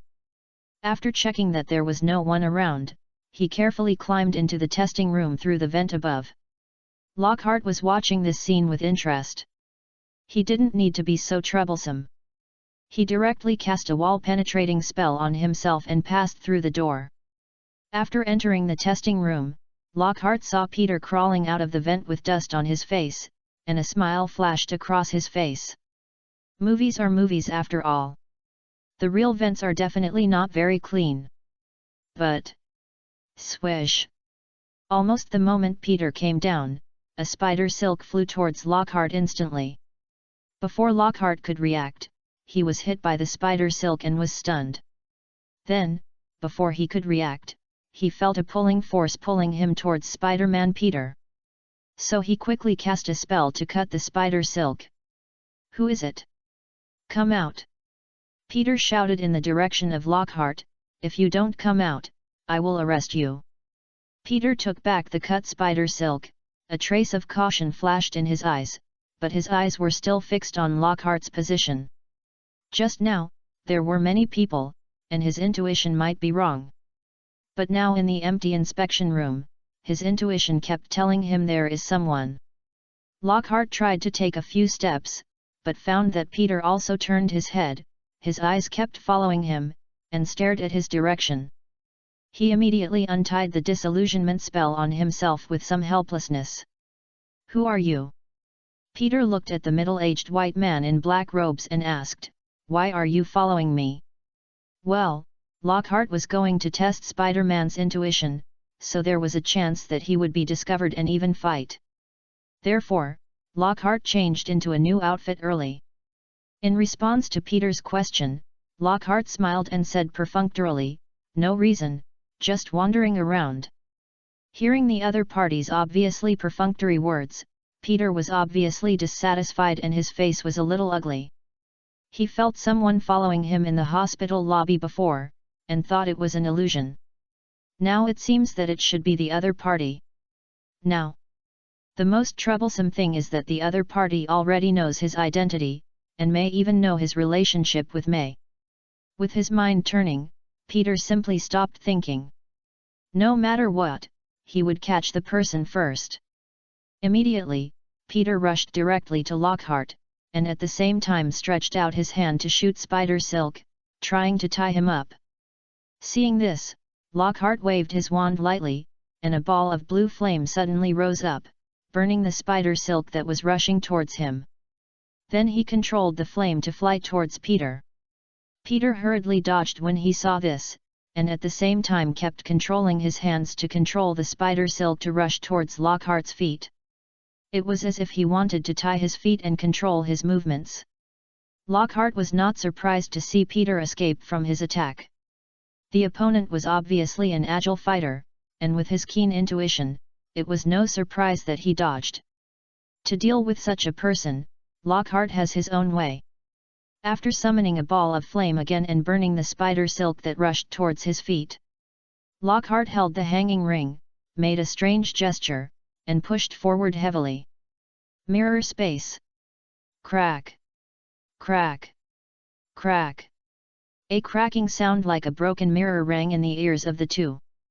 Peter instantly felt that he had come to a silent world and looked around very vigilantly. Although the scene was exactly the same as before, his intuition told him that he had come to a new place. Danger! Danger! Danger everywhere! Peter's hair stood up all over his body, and without even thinking, he followed his instinct and rushed out. Bang! Peter broke through the glass of the inspection room and ran out of Boson Hospital at a high speed. While running, he shot out Spider Silk and shot it into the distance. Pull hard again to increase his speed. In just a few seconds, Peter rushed out of Boson Hospital. His intuition told him that the farther away from the mysterious man, the safer it would be. Lockhart looked at Peter running outside, and a hint of surprise flashed in his eyes. Whether it was the so-called Peter's start to remind him, the other party's approach was undoubtedly very correct. He had mastered the mirror space for a short time, and the range of control was limited. If Peter really left his control range, he would naturally be able to avoid his attack. With thoughts rolling in his mind, Lockhart stretched out his hand and grabbed, and the whole hospital began to roll along with the wall. The floor under his feet carried him, and as he controlled it with his mind, he continued to rush in the direction of Peter. Almost immediately, he rushed out of the Boson Hospital and saw Peter's figure. He gently controlled the hanging ring to draw an elegant arc, and a portal with sparks appeared in front of Lockhart. With one step, Lockhart walked to the rooftop of the building closest to Spider-Man. Looking at Peter escaping not far away, Lockhart stepped out of the rooftop and walked into the air. At the same time, the surrounding walls and buildings kept rolling, forming bridges under Lockhart's feet, carrying Lockhart's body and flying towards Peter. Chapter 80 Peter and Hermione. When Peter rushed out of Boson Hospital, looking at the deserted environment around him, he was suddenly very surprised. But before he had time to think, his instinct kept reminding him that the danger was not far away. So he continued to shoot spider silk, using the force to pull himself away and escape. When jumping between buildings, Peter could clearly see the entire empty New York. He looked a little panicked, and after running forward for a distance, his instinct told him that he was safe. He stood on the roof of an apartment building and looked around. There was no one, not even a trace of sound, as if he was the only one in the world. A sense of fear rose in his heart. He now missed his Aunt May, Ned, and wanted to hear any human voice. Suddenly, Peter found that a circle with sparks rose on the opposite rooftop where he had stayed before. From the circle, the mysterious man who had just met in the hospital walked out. Then, the entire rooftop was constantly rolling and changing, and the mysterious man just stood on the rooftop and took a light step. The surrounding buildings moved spontaneously to his feet, carrying the other party from midair and flying towards him. Suddenly, Peter's hair stood up, and his instinct told him that danger was coming. Peter hurriedly continued to shoot spider silk into the distance and escaped with the force. At this moment, Lockhart controlled the surrounding buildings to carry himself towards Peter. He felt that Spider-Man Peter's reaction was really amazing, running too fast. In such an empty city, he just cast a portal to capture the other party's stop, and the other party ran away. Tisk tisk tisk, it's really slippery. Looking at Peter, who kept fleeing to the distance. Control the hanging ring and open another portal, but as soon as he stepped in, Peter ran away again. Repeated several times, basically not approaching within 100 meters. Lockhart also tried to use spells to slow down the opponent. But I don't know if Peter's shock was too effective, the opponent quickly dodged. It has to be said that the superheroes in the Marvel world are all quite capable. Not to mention the very famous Spider-Man in the entire Marvel world. Opening the portal again, this time Lockhart did not step directly into it, but pointed his wand at his throat. Casting the spell, loud voice. Cough. Lockhart coughed lightly, and after feeling that the volume of the sound was good, he shouted loudly, "Peter, don't run. Don't worry, I won't catch you this time. If you run again, I will leave the mirror space directly, and you won't be able to get out then." Hearing Lockhart's threatening words, Peter stopped jumping and hesitated. His intuition told him that the other party didn't seem to be lying and didn't have too much malice. Moreover, he was a little scared of the current environment. If the other party really left, how would he go home? The most important thing was that it seemed that the two didn't have a particularly big conflict, and they wouldn't fight desperately. After thinking for a while, Peter's hesitation prevailed and he ran towards Lockhart. Lockhart saw this and continued to maintain the portal while taking a few steps back. Soon, he saw Peter passing through the portal and walking in front of him. "Were you? Where is this place? Why are you arresting me?" Perhaps because he felt that Lockhart did not have much malice, Peter hesitated at the beginning, but then spoke very smoothly. Well, but once he got bold, he talked a lot. Peter's performance immediately reminded Lockhart of Hermione, the chattering little witch. It instantly gave him a sense of déjà vu. But at the same time, a strange idea appeared in Lockhart's mind. When Spider-Man meets Hermione, the two will. Lockhart shook his head slightly, threw away his inner thoughts, calmed down, and said to Peter in front of him unhappily. Okay, don't ask any more. If you ask again, you will stay in the mirror space alone." Hearing the other party's obviously threatening tone, Peter immediately covered his mouth, indicating that he would not speak any more. However, he still asked in a low voice, "What should I call you?" After hearing this, Lockhart pondered for a moment and said lightly, "Call me a wizard." "Okay, Mr. Wizard." Peter nodded quickly and said, "When can we leave here?" Feeling the urgency in Peter's tone, Lockhart raised his eyebrows, and a trace of smile. But he swiped the ring in his hand, opened a portal, and whispered to Peter, "Okay, Cross this portal and you can go back to Bosun Hospital. Peter looked at the familiar scene opposite and ran over excitedly. Then, Lockhart stepped in and returned to Bosun Hospital. After waving his hand to close the portal, Lockhart looked at Peter, who was staring at him, and said lightly, "Why are you still here? Are you going to play in the mirror space again?" Hearing Lockhart's cold attitude, Peter quickly shook his head, hesitated for a moment, and still thanked him. "Thank you, Mr. Wizard. Then I'll go first." As he said, Peter ran to the place where his blood test tube was placed, tore off the label of the test tube, and reattached it to the blood test tube he prepared in advance. He took his blood and ran outside. This scene, Lockhart did not stop anything. After Peter left, he walked to the place where Peter's blood test tube was originally placed, and pointed his wand at a blood test tube on the left. "Hurry up and show yourself." Soon, a revealing spell was cast, revealing the true face of the blood test tube, Peter Parker's blood. Well, after Peter drew blood and left, Lockhart used the confusion charm to affect the position of the blood vessel placed by the blood drawer. A transfiguration charm was cast casually, and the fake blood test tube naturally became lifelike. As for the effect, after Lockhart's rough estimate, if it was in the Harry Potter world, it might only last for 1 day, but in the Marvel world, it could probably last for about a week. In a week, unless Peter Parker still uses ice to keep it fresh, otherwise the blood will definitely stink. Then, Lockhart put away Peter's blood test tube and prepared to let Snape study it when the time comes. Perhaps with the other party's level of magic potions, he can research some good things, and it would be great if he could copy 1 or 2 of Peter's magical intuition. After everything was done, Lockhart looked at the damaged parts of the inspection room due to the previous battle between the two, and waved his wand lightly. Back to normal.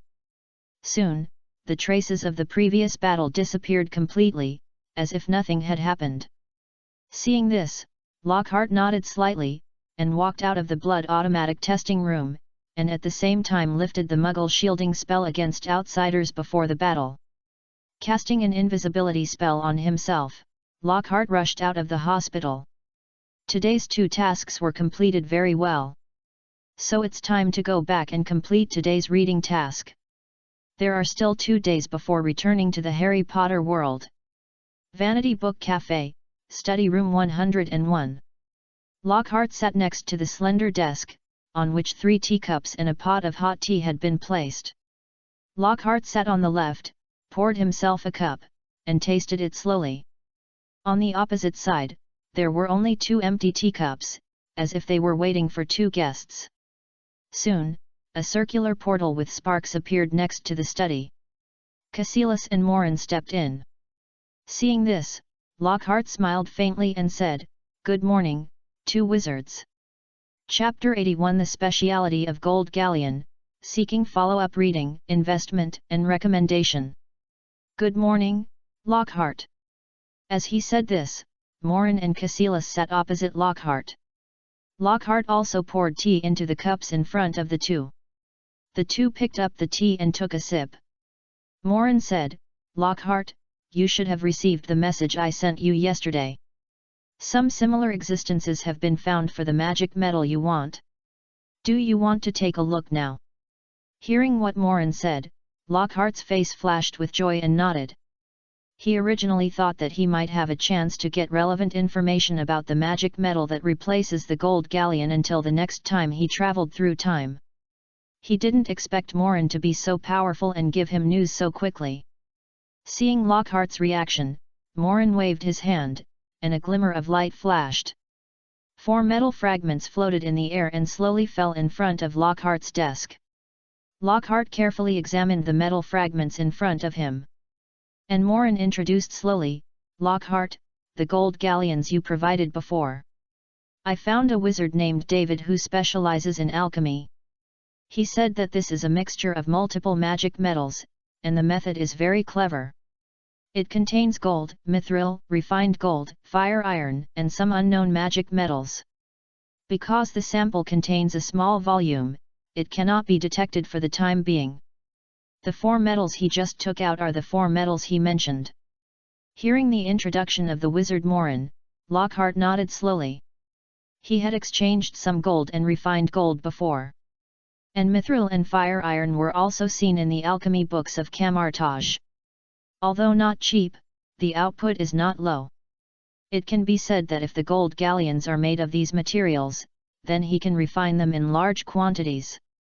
Suddenly, Lockhart heard Morin's tone change, and his tone was a little strange.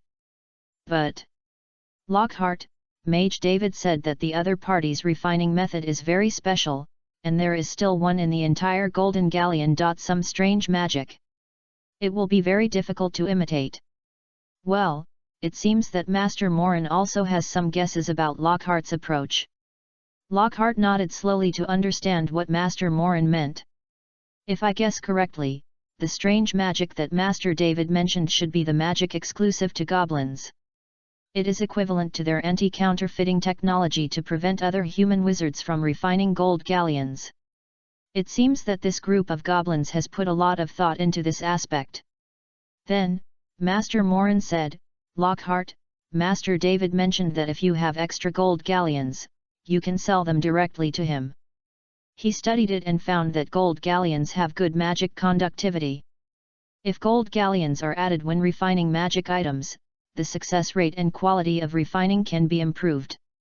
It's a bit like a catalyst, and the effect is still very practical.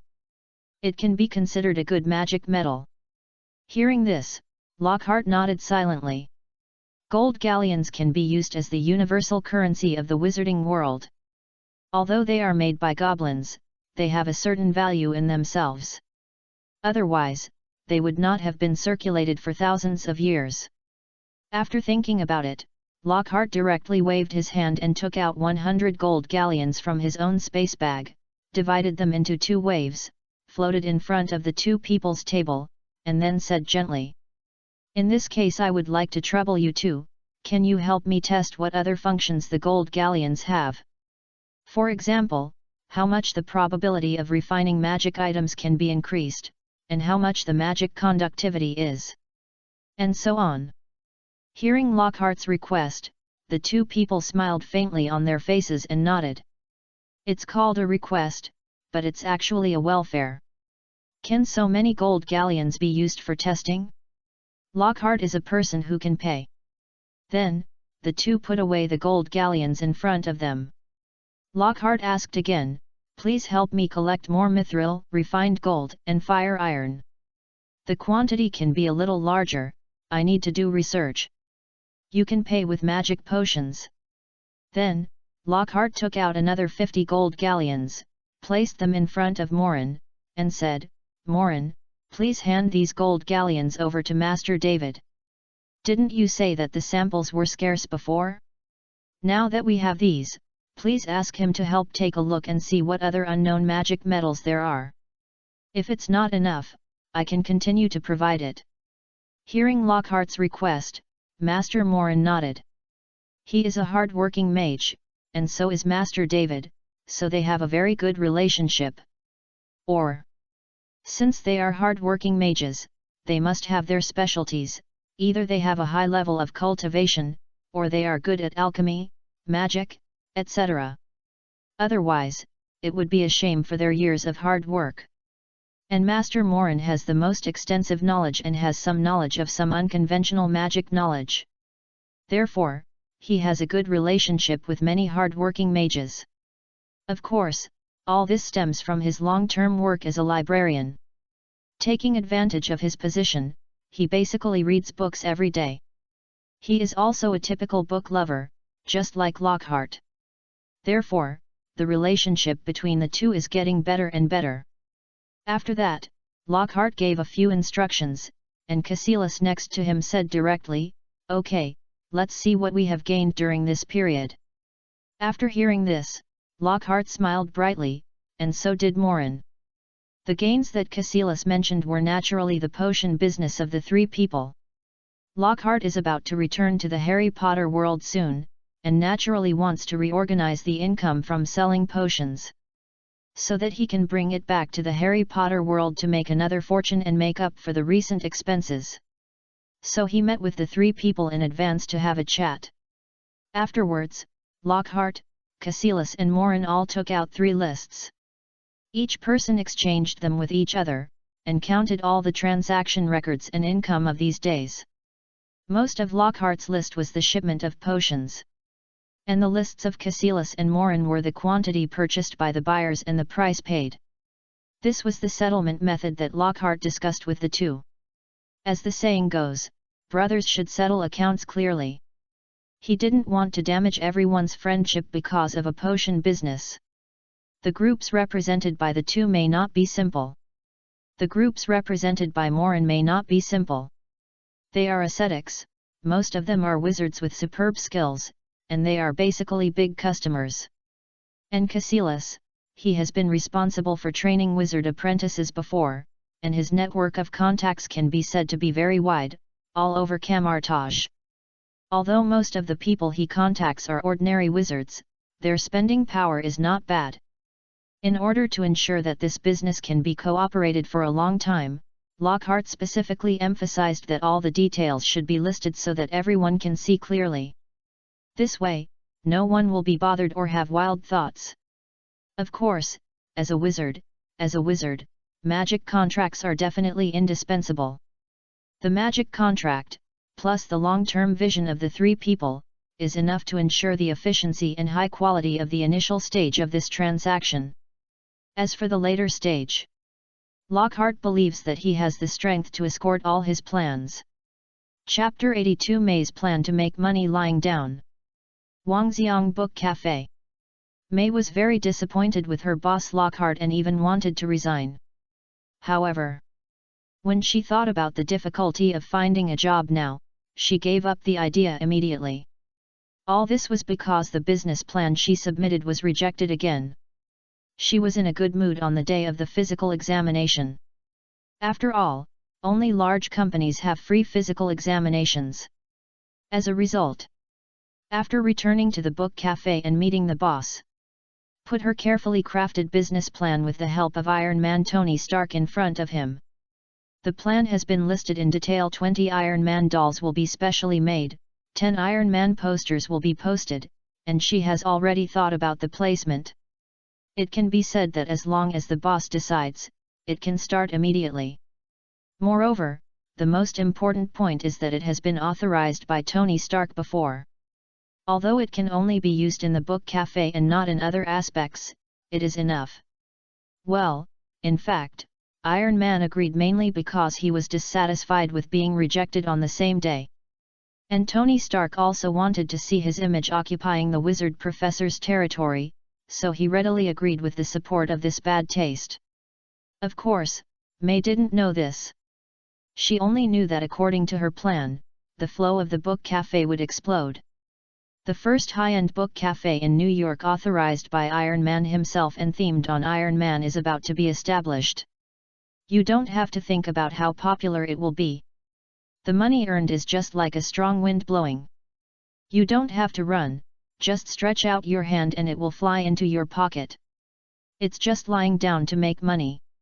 She had already planned that Book Cafe would first use the fame of Iron Man to cultivate user habits, and then decisively use the membership card model to harvest cash in advance. With this trick, no matter what, she could quickly get millions of cash. She remembered that her boss seemed to have spent more than 3 million to buy it, and she was confident that the money earned could buy 2 sets of the same book cafe. That is, she could make at least 6 or 7 million. The result? This damn boss actually blocked her plan to make money without doing anything.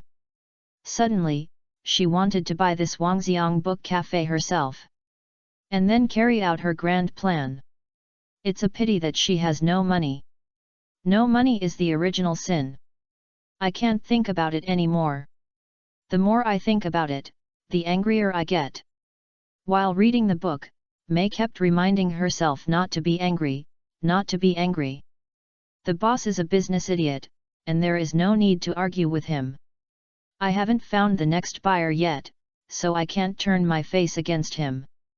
The result? May felt that she couldn't control herself at all, and the more she thought about it, the angrier she got. Suddenly, an idea came to her mind, and she decided to make one last try. Once the idea came into being, it seemed to be deeply rooted, and it kept growing and expanding in May's mind. While thinking, she looked at the study room 101. This morning, she saw her boss sitting in the study room, and he never came out.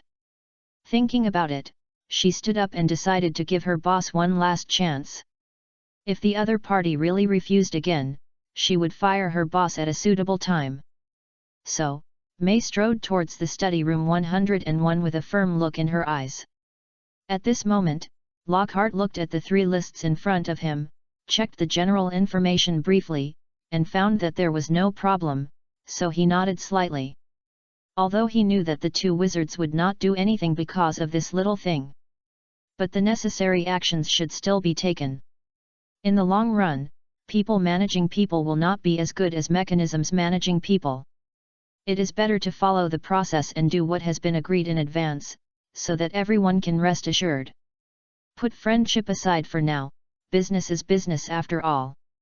If you mix friendship with business, basically either the business will be ruined or the friendship will die. Lockhart understood this truth in his previous life. This is a valuable experience he gained by sacrificing several friendships. Almost at the same time, the 2 wizards also raised their heads, indicating that everything was fine. Then, Lockhart stood up and waved his wand gently towards the entire study. Space extension. Space extension. After several space extension spells, the space of the entire study instantly expanded by more than 3 times. Then, Lockhart controlled the desk to move to a corner. Then he waved his wand lightly, controlling the resources earned from this potion business in his space bag and placed them in front of him. Cassilis and Morin did the same. The 3 of them looked at a pile of various magic metals, magic items, and other magic resources in front of everyone. A hint of excitement flashed in his eyes. This segment is Luha special emphasis.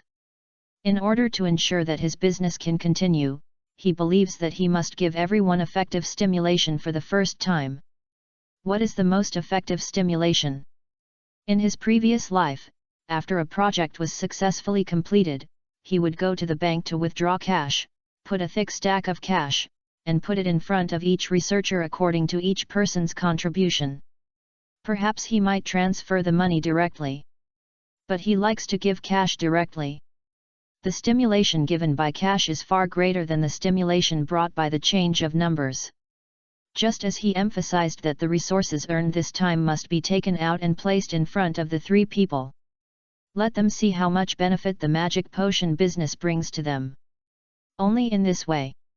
Lockhart believes that they will do it with their heart without saying much. Although the means are a bit rough, they are quite practical. Of course, it is definitely not appropriate to do this every time, but enough stimulation must be given for the first time. To be honest, after seeing the vast amount of magic resources, he felt a warm current rising in his chest, which can be said to be full of motivation. This business of being a dealer is really profitable. I believe that I will make more money when I open my own printing factory later. At the same time, Cassilis and Morin were very excited when they saw such a large amount of magic resources in front of them. At the same time, they believed that it was necessary to continue this business. Then, Lockhart waved his wand lightly, controlling each magic resource to be placed together in different categories. It must be said that in terms of practical life, the magic in Harry Potter's world is far superior to the magic in Kamar-Taj. With a light wave of the wand and a turn of mind, a large amount of magic resources floated in the air, and then landed slowly and orderly at various locations on the ground. A huge rectangular shape was slowly outlined. At this time, Cassilis and Morin looked at the various magic resources placed in front of them in different categories, and a trace of satisfaction flashed in their eyes. According to the contract signed before, Lockhart would get 50% for providing core resources, and he and Morin would each get 25%. At this moment, Lockhart was concentrating on identifying each type of magic resource. This time when he returns to the Harry Potter world, he will definitely show his skills, and he must consume these magic resources anyway. Otherwise, how can he sell so many potions without making a profit? You know, up to now, he still owes Snape a large sum of gold galleons. Lockhart, Cassilis, and Morin are concentrating on identifying and counting all the magic materials, magic items, magic metals and other resources. Suddenly, Lockhart frowned slightly. He sensed that someone was approaching the study outside. Sure enough. Dong! Dong! Dong! A knock on the door sounded. Chapter 83 on the importance of decision-making direction. Boss, it's me. Hearing a familiar voice coming from the door, Lockhart glanced at the magic resources on the ground. Somewhat helplessly shook his head. At this moment, Cassilis and Morin showed their eyes of watching the show again. Obviously, they knew that it would not be possible to collect these magic resources now. After all, the other party was just outside the door. Now they were looking forward to Lockhart's solution. Such an interesting scene is rarely encountered. At this moment, Lockhart, of course, also saw the expressions of his two friends watching the show, and naturally knew what they were thinking. But for him, this was not a difficult thing to deal with. It was just a matter of a few spells. He didn't like to complicate simple things. Even if May saw it, the memory was cleared, and nothing would happen. Then, Lockhart waved his wand lightly at the surrounding space. Confuse the eyes and ears. After a confusing spell, in the eyes of ordinary people, the surrounding scene changed instantly and returned to the original appearance of the study. And Cassilis and Morin, with their strong mental power, could easily see these illusions. But they didn't say much. After all, watching the show is the first priority. May, what's the matter? After tidying up the study, Lockhart walked to the door, opened it, and asked May in front of him. Boss, can we go in and talk? May looked around and felt that there might be a heated discussion later, so she asked. In response, Lockhart slightly turned sideways and said, "Come in." As he said that, Lockhart walked to the desk, poured a cup of tea, and handed it to May, who was following closely behind. After May took it, she put it on the table and asked in a deep voice, "Boss, there is something I think it is necessary to talk about again." "Sit down and talk." Lockhart sat on the chair, pointed to the chair opposite, and said calmly, "Okay, boss." After sitting down, May spoke first, "Boss, I have carefully planned the previous plan. As long as it is implemented, both the reputation of Shaka and the traffic will definitely usher in an explosive growth. And with the image authorization of Tony Stark, this is a unique advantage of Shaka. We can completely focus on this theme. And, we can find new profit points, such as the classic membership card model, or provide more What a Wonderful drink. In the later stage, we can completely use the franchise model." Lockhart listened to May's continuous description of her plan without interrupting her. He just listened silently, with a calm expression, looking into May's eyes. In the entire book cafe, only May was constantly talking, and Cassilis and Morin, who had already hidden their figures, also found a chair and sat on it. At this moment, May felt that the atmosphere was getting more and more serious. She kept talking, but the boss didn't respond at all, and her expression didn't change at all. Knowing that this time she might return empty-handed again. However, she really couldn't bear to see her carefully made plan go down the drain. At the end of the talk, she still asked silently, "Boss, what do you think is wrong with the plan?" After hearing May finish the whole plan, Lockhart asked silently, "May, do you think I'm short of money?" Without waiting for May to reply, he continued to ask. "The plan you just talked about is very good. But don't forget that the core of your plan lies in Tony Stark's image authorization, which is your core competitiveness." Speaking of this, Lockhart glanced at Cassilis and Morin sitting next to him, as if hinting. "Think about it, if you lack this core competitiveness, all your plans, and all your efforts will eventually disappear. And the image authorization you mentioned, let alone whether you have signed a professional contract. Just ask one thing, why does Tony Stark want to authorize you? Have you thought about this question? Hearing this, May was stunned on the spot, not knowing how to respond. Then, Lockhart said to May with some special meaning. There is no free lunch in the sky. We have our own purpose in doing anything, even if the purpose is just to make ourselves happy. Have you ever thought that with Tony Stark's character, what he promised you was purely a prank, or to vent his dissatisfaction?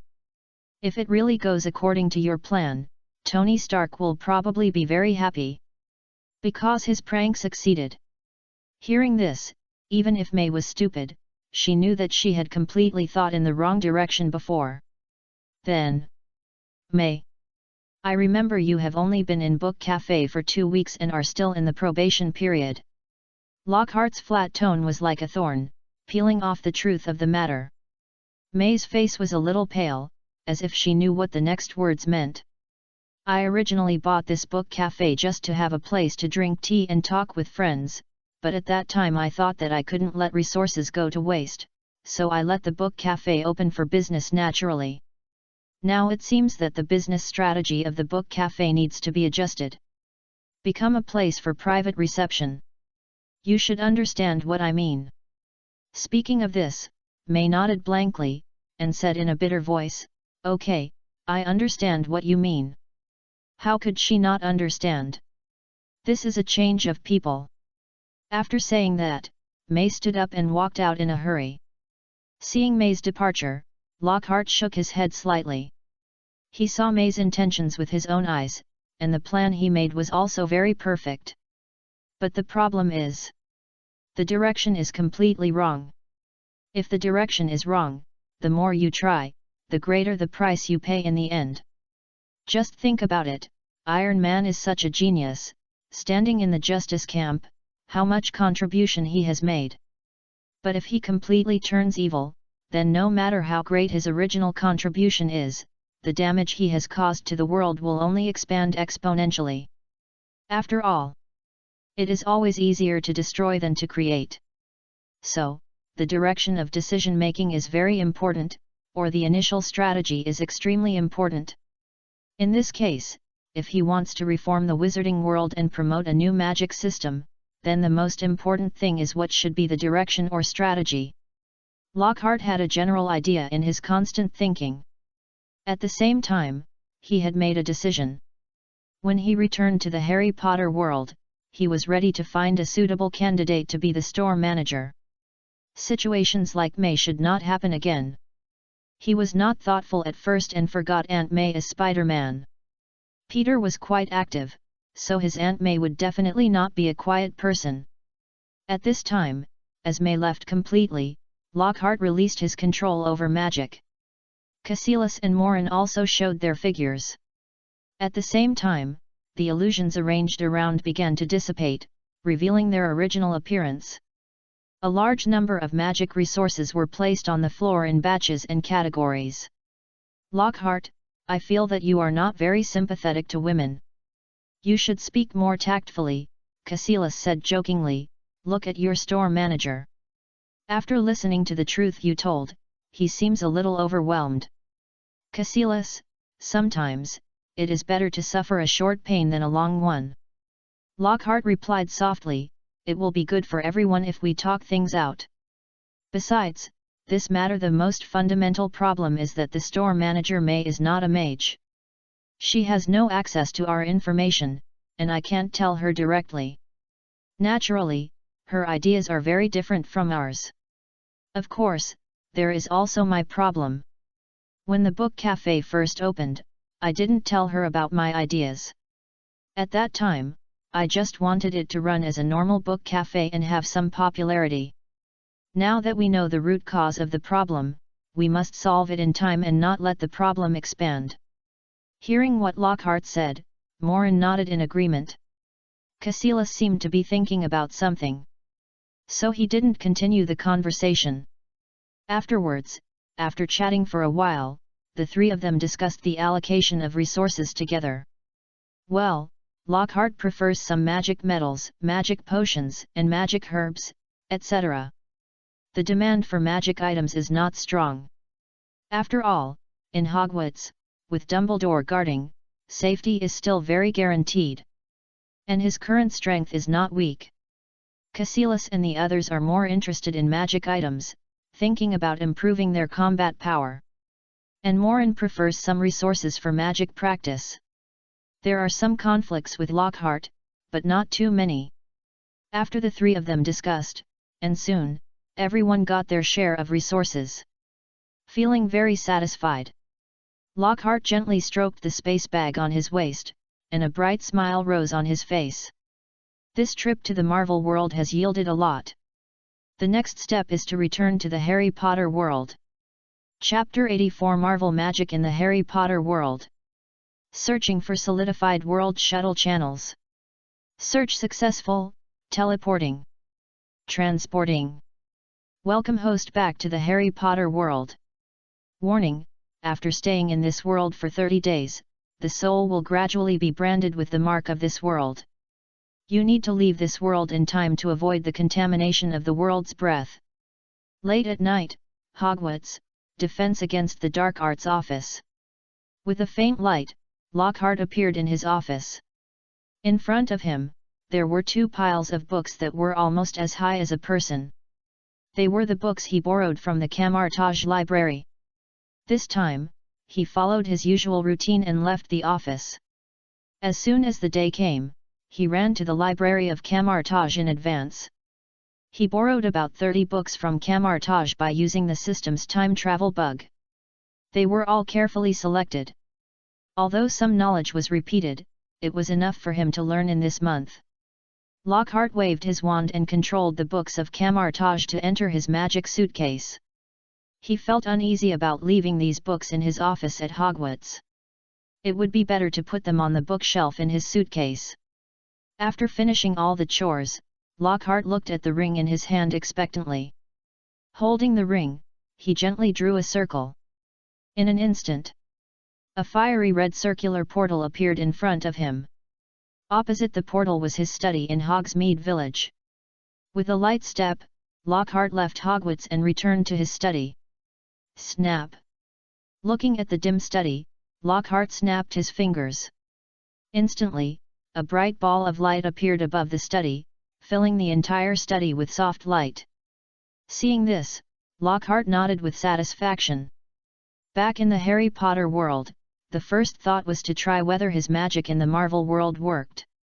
If it didn't work, then he should analyze whether there was any problem. From now on, the effect is still good, and the Harry Potter world allows Kamar-Taj's magic to be cast. Then, Lockhart held the hanging ring, summoned the magic rope, and swung it hard. Snap! A loud whip sound rang throughout the study. Feeling the magic and power contained in the long rope, Lockhart's eyes showed a hint of as expected.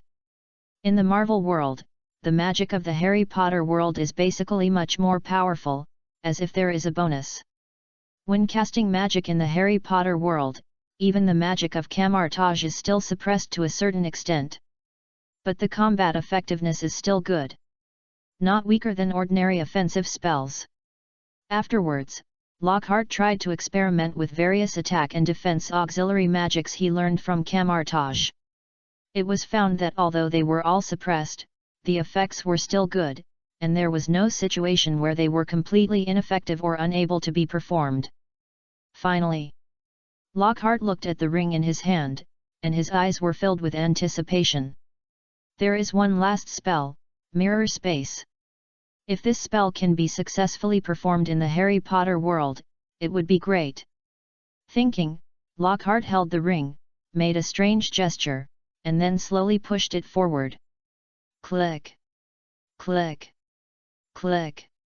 Accompanied by the familiar sound of the mirror breaking, Lockhart's face changed, and he felt his own magic power was crazy. Crazy consumption. Almost 60% of it was consumed. Only then did he sense that he had entered a silent space, the mirror space. Looking at the familiar scene in front of him, Lockhart sighed slightly after sensing the range. Then, he tried to distort the entire mirror space again. Result: the large amount of magic power consumption instantly made Lockhart pale, and then he quickly chose to give up. After sensing this scene, Lockhart smiled bitterly. Sure enough, it was consistent with his imagination. According to the relevant books he read, the most important reason why the Marvel world is so easy to cast the mirror space is the existence of the mirror dimension. The magic cast by Kamar-Taj is equivalent to using the power of the dimension to build its own exclusive mirror space. It is very convenient to operate, and the momentum seems to be very huge. But the Harry Potter world is different, there is no mirror dimension at all. Although the consumption can still be constructed with the help of a certain amount of space power, the consumption of magic power is not small. The final result is that the constructed mirror space is small in area, and it is difficult to control it as arbitrarily as the Marvel world. However, this small is relative to a city in the Marvel world. According to his perception, it is about the size of a small street. If the magic power is replenished again, the range can be further expanded. But it is limited to this.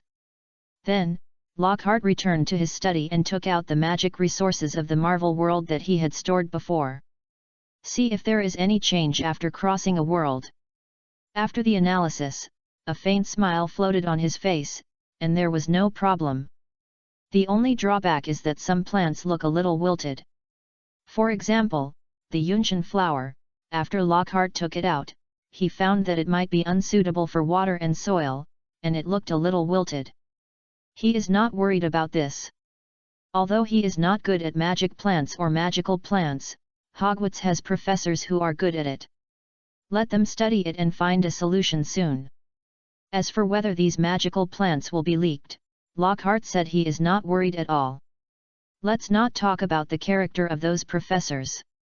Even if Dumbledore knew, he would not say much. The world is so big, there are some unknown magical plants, what's wrong? Dumbledore didn't dare to say that he knew everything about the wizarding world. Well, the premise is that it doesn't affect some of his plans. Of course, doing so can also show his financial strength and improve the favorability of Professor Sprout of the herbology class.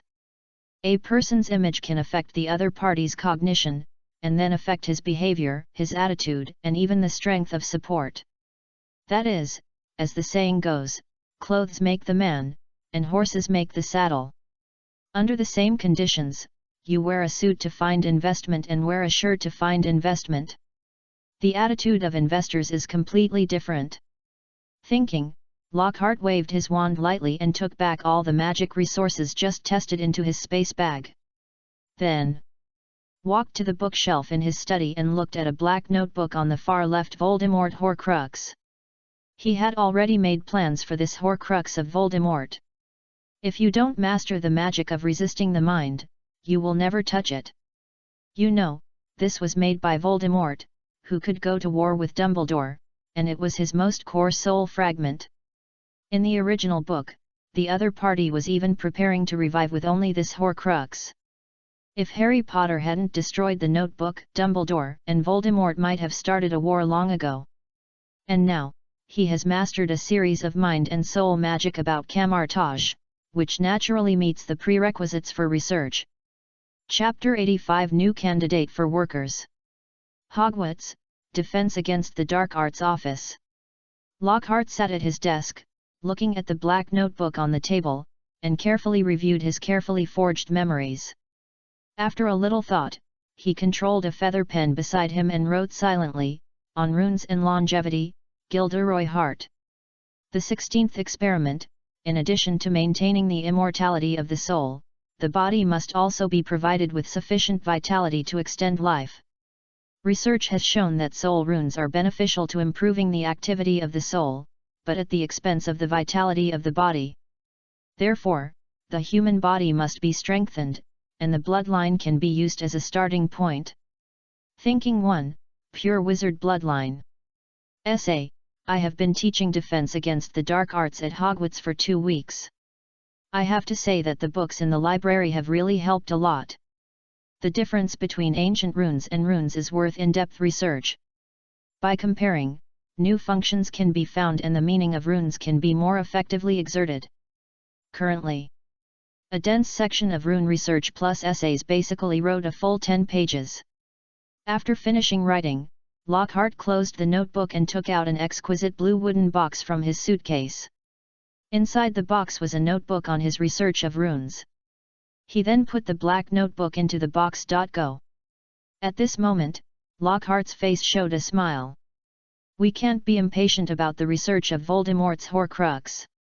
First of all, the first thing to do is to communicate with the Horcrux, and how to make the other party communicate with oneself efficiently. There is no doubt that you can give the other party what they want, otherwise no one will care about you for no reason. And what can Lockhart give to Voldemort's Horcrux? Could it be that he gave the notebook vitality like in the original book to help him revive? He would be stupid to do this. Or pretend to be a child and get this notebook by chance. What's the point of this? You know, what is the most valuable thing about Voldemort's Horcrux? It is his soul fragment, specifically, Voldemort's own talent. This is a Dark Lord who can fight Dumbledore, and his magical talent is beyond doubt.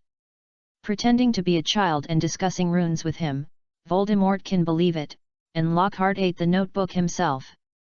How deep can a child's words and thoughts be? Just look at Hermione. It's better to use the immortality that Voldemort has been pursuing as bait to lure him. As long as he still has desires, he has weaknesses. With weaknesses, Lockhart has the possibility of taking advantage of them.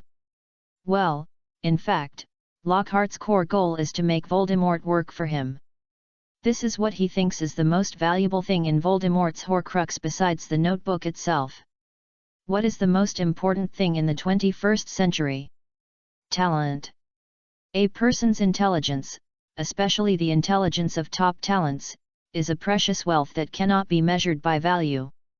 This sentence was often mentioned by Lockhart in his previous life, and it is also feasible in the wizarding world. Now Lockhart has given Voldemort a general idea of pursuing immortality through runes, as well as a detailed introduction to runes. The rest depends on the other party's desire for immortality. As for the effect, Lockhart said that he had sensed several extremely obscure divine thoughts sweeping by just now. However, the other party did not forcefully break through his memory, but only wandered around the periphery to capture his emotions. This was not unexpected by Lockhart. He had previously studied the methods of many divine thought masters, which were almost the same as Voldemort's just now. They all sensed the other party's emotions and thought fragments, and then combined with their own experience, so as to obtain their own information without anyone noticing. This is the method that a divine thought master should have. For example, Dumbledore did this before, and Voldemort did the same. Directly entering other people's minds to obtain memories, such a method is too crude. Well, of course, what Voldemort obtained was all the information he had forged before. And what he forged was a professor of defense against the dark arts at Hogwarts who was obsessed with using runes to pursue immortality and power. I believe this will make Voldemort feel very surprised.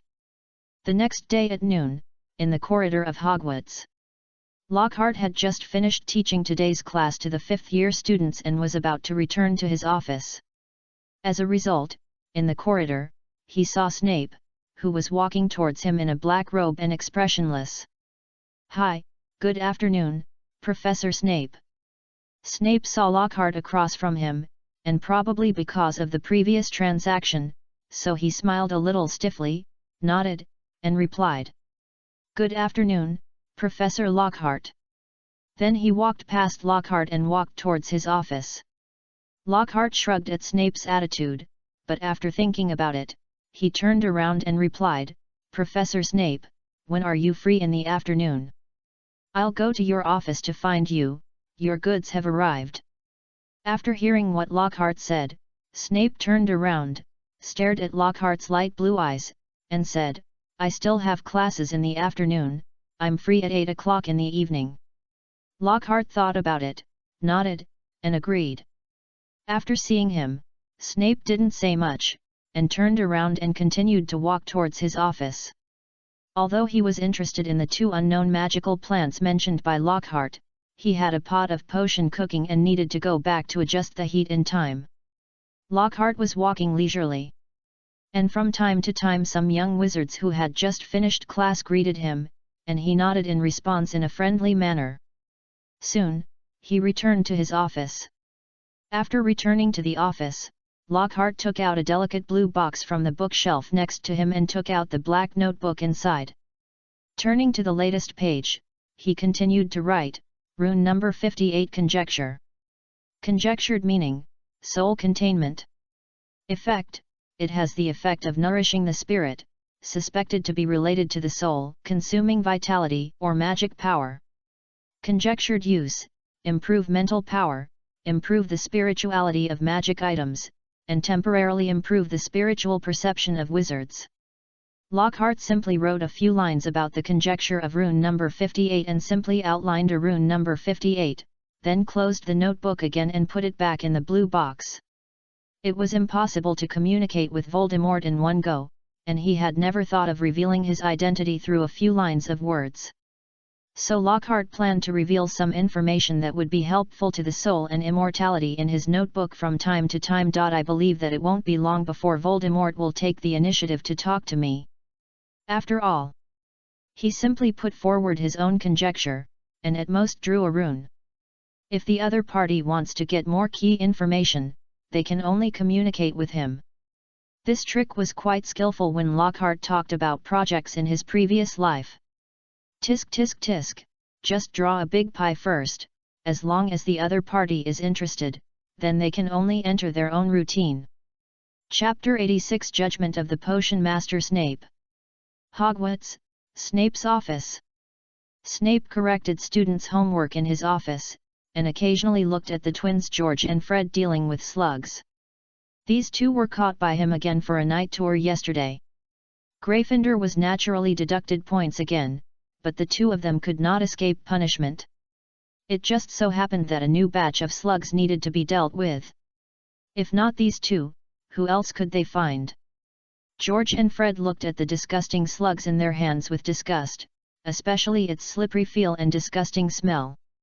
They wanted to vomit from time to time. But there was no way.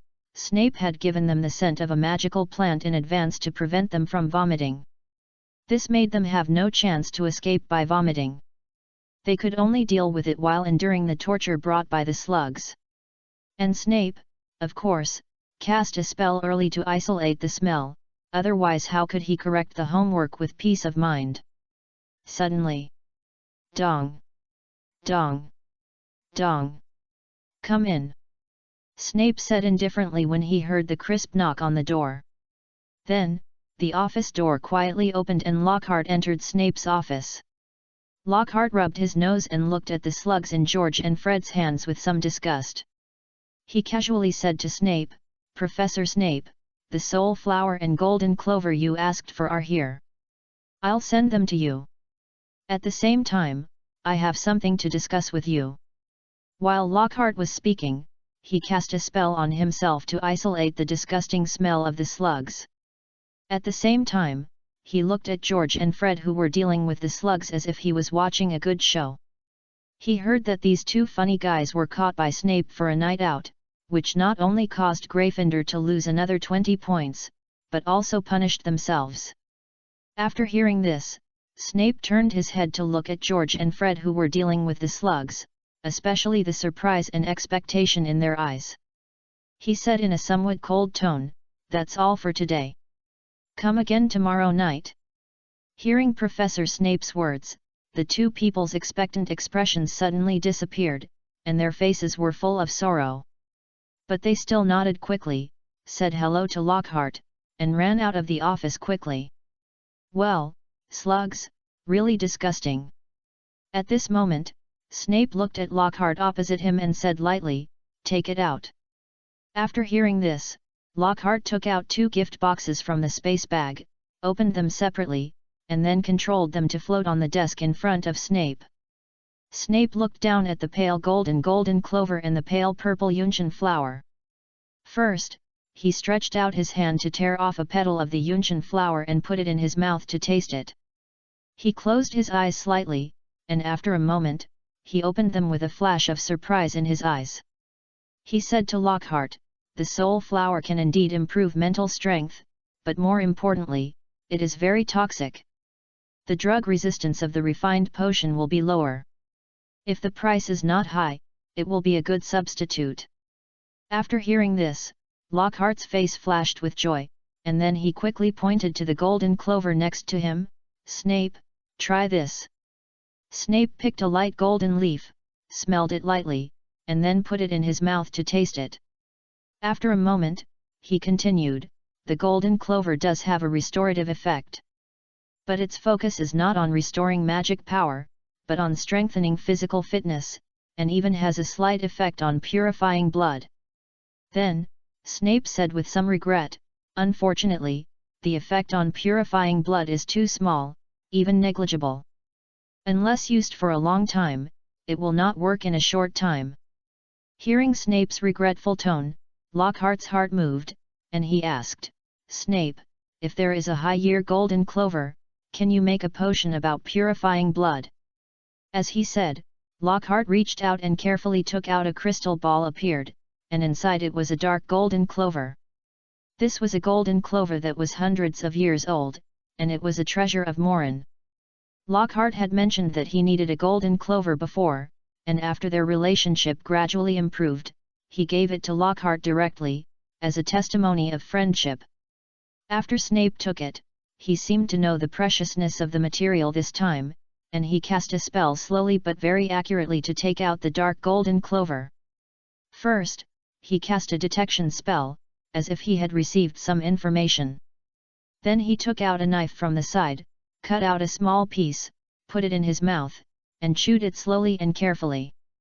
This time, Snape thought for a longer time, and Lockhart next to him waited more patiently, but he could still see a hint of expectation in his expression. He did not forget that Master Ancient One emphasized the need for the purest bloodline possible. After a while, Lockhart saw Snape open his eyes, with a hint of joy on his face, and nodded and said, "Yes, this golden clover can be used to make a pure blood potion. If you just take the medicinal materials out to sell, for a pure blood family, at least 300 gold galleons can be sold, and if you are lucky, 500 or 600 is not impossible. And if it is refined into a potion, it can be sold at least thousands of gold galleons." Hearing Snape's judgment, Lockhart was slightly shocked. He didn't expect that a gift from Morin could make him recover a lot of blood. But after thinking about it, Lockhart still said to Snape, "Snape, if I ask you to refine a pure blood potion, what else do you need to pay?" Snape showed such an expression in response to Lockhart's question. No wizard would miss the opportunity of pure blood, especially half-blood wizards like them. Magic power comes from blood. The higher the blood level, the better the magic talent and spell-casting ability. After a moment of silence, Snape said in a deep voice, "Other precious materials are needed to match, but I have them here, with a total value of about 100 gold galleons." Then, Snape added, "In addition, if I were to refine it, it would cost at least 50 gold galleons, and there is no guarantee of success." Hearing what Snape said, Lockhart's face froze, thinking that it really cost a lot. Now he simply calculated the balance of gold galleons, which was only about 800. If he had to pay these 150 gold galleons, his wealth would drop a lot. But fortunately, he should be able to make a lot of money this time. Lockhart touched the space bag in his hand and thought to himself. However, after thinking about it, Lockhart still smiled and took out more than 10 different magic materials from the space bag, saying in a flattering way, "Snape, please identify these materials and give an estimate." Chapter 87 Did You Smuggle? Seeking follow-up reading, investment, and monthly votes. Did you smuggle? Snape looked at the various unknown magic materials floating in front of him, with a hint of certainty in his tone. Originally, there were some speculations about Lockhart buying a large number of banned potions. Seeing this scene now, what else can I say? Of course not. Lockhart said firmly, these are all sent by some friends. Well, it was indeed sent by Morin and Cassilis. Snape listened to Lockhart's explanation and stared at his light blue eyes without moving, while Lockhart looked back directly, his eyes full of self-confidence. You can check, you can find my traces, these potion materials, I swallowed them one by one.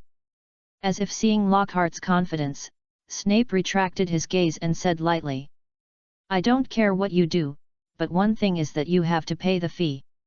The appraisal fee for these is 20 gold galleons. Hearing this, Lockhart asked thoughtfully, is this the fee for your appraisal today, or do you have to pay the appraisal fee every time? In response to Lockhart's question, Snape said without hesitation, today's appraisal is a bit too much, 20 gold galleons are enough. The main thing is that these are unknown magical plants, and you have spent a lot of effort. Then he explained, and my appraisal level is much higher than that of the wizards in Diagon Alley, and the appraisal effect is more accurate. And I made an appraisal certificate with my signature on it, which will be recognized by the market, so the price is a bit expensive. Lockhart laughed at Snape's somewhat arrogant tone, and with a pull of his hand, more than 20 kinds of unknown plants and animal remains appeared around him, and he said with a smile, I encountered a magical relic during my previous expedition and obtained a lot of materials of unknown nature. How about you help me identify them today? Snape looked at the remains of nearly 30 or 40 kinds of unknown magical plants and animals in front of him, and looked at Lockhart deeply. Suddenly, he believed that the magical relic mentioned by Lockhart could be explained by one or two unknown materials. He could only say that he was ignorant. But it is impossible that he has never seen any of these unknown materials. Unless they have been lost for a long time, or they are artificially cultivated. It seems that Lockhart has obtained a lot of good things in these years. Snape retracted his gaze, looked at the large amount of materials in front of him, and said, it will cost 50 gold galleons to identify these. Then he asked tentatively, if this give me all the magic materials, and the appraisal fee can be waived. At the same time, I will give you the appraisal results in 2 days. Hearing Snape's tentative intention, Lockhart didn't care and nodded directly, saying, okay, all these materials are given to you. At the same time, the 20 gold galleons mentioned before are still given to you. But you have to help me test a blood sample. As he said that, Lockhart took out a tube of Spider-Man Peter Parker's blood and 20 gold galleons. He handed it to Snape and continued to add, I want you to help me test its value and whether it is possible to refine a potion that improves physical fitness or intuition. After thinking for a moment, Lockhart still explained, this is derived from an unexpected and unrepeatable experiment. The target object has a strong body and amazing reaction ability, especially the opponent's intuition is comparable to that of a ball escape bird. Even stronger, ordinary spells can't hit the opponent at all, and even can't catch up. I think his intuition is an extremely valuable ability. If it can be copied, even a part of it would be great. After hearing the explanation, Snape looked at Lockhart meaningfully. This guy has a lot of good things in his hands. The ball escape bird, don't look at it as cute, but you know how sensitive the intuition of that thing is. Although it is a 3x level magical animal, any magical material on the other party is hard to come by, not to mention its own amplification effect on wizards when casting space spells. However, because the other party's intuition is too sensitive, once a problem is found, it will teleport away immediately, making it difficult to capture. Even if its spatial movement ability is restricted, the other party will fly, and it is impossible to hit it if you want to capture it through a spell. If Lockhart's bottle of blood is really sold as he said, at least 20 gold galleons can be sold on the market. Not to mention whether it has any effect, the research value alone is enough. After thinking about it, Snape nodded and said, okay. With a wave of his hand, he controlled the magic plant and the blood and placed them in the collection cabinet next to him. He raised 3 fingers and continued, I will give you the relevant identification report in 3 days. Then, he looked at Lockhart with some expectation. Are there any other things that need me to identify? Hearing this, Lockhart hesitated, but after thinking about it, he shook his head firmly. Well, there are good things, of course, and if he takes them all out again, how can he hook up with this top potion master later? He still has a lot of Kamar-Taj magic potions in his hands. And Lockhart is sure to attract Snape's interest. This time the materials are enough for the other party to identify, and there will be a chance to talk slowly later. Snape saw Lockhart shaking his head, and maybe the transaction between the two brought him a lot of benefits. So he tried to pull a smile from his face and said, "If there is nothing else, Professor Lockhart, you can leave. I still need time to study here." Lockhart looked at the somewhat cold smile on the other's face, nodded and said, "Okay, Professor Snape, I won't bother you anymore," he said, and walked out of Snape's office. And Snape increased the speed of correcting the homework. After correcting the homework, he could study Lockhart's magic plant. To be honest, so many magic materials with unknown effects in front of him did make him a little excited. Maybe these magic materials can give him a lot of inspiration for making potions. The next morning, Lockhart stood outside the window in the corridor, watching the little wizards riding magic brooms who were training outside. There was a hint of curiosity in his eyes, although in the memory of the original body, he had tried to fly on a magic broom. But since he came here, to be honest, he has never tried it. Now, he basically opens the portal, and riding a broom is not as fast as opening the portal. But now seeing this scene in front of him, it evokes some memories of his previous life. When he was young, he saw the Harry Potter movie and was quite curious about this magical world. Especially when he saw the scene of a large number of little wizards flying in the sky on brooms, he felt a little envious at that time. Maybe I am old, and the ideas I had when I was young have gradually faded. But now I have nothing to do, and suddenly saw this scene, and I suddenly felt a little interested. Suddenly. Snap! Lockhart felt his shoulder being tapped lightly, and turned his head suddenly, and found that behind him was the White Devil, Principal Dumbledore. Chapter 88 Dumbledore's Autobiography. "Lockhart, what are you reading?" Dumbledore asked with a smile. His tone was kind, and Lockhart quickly came back to his senses.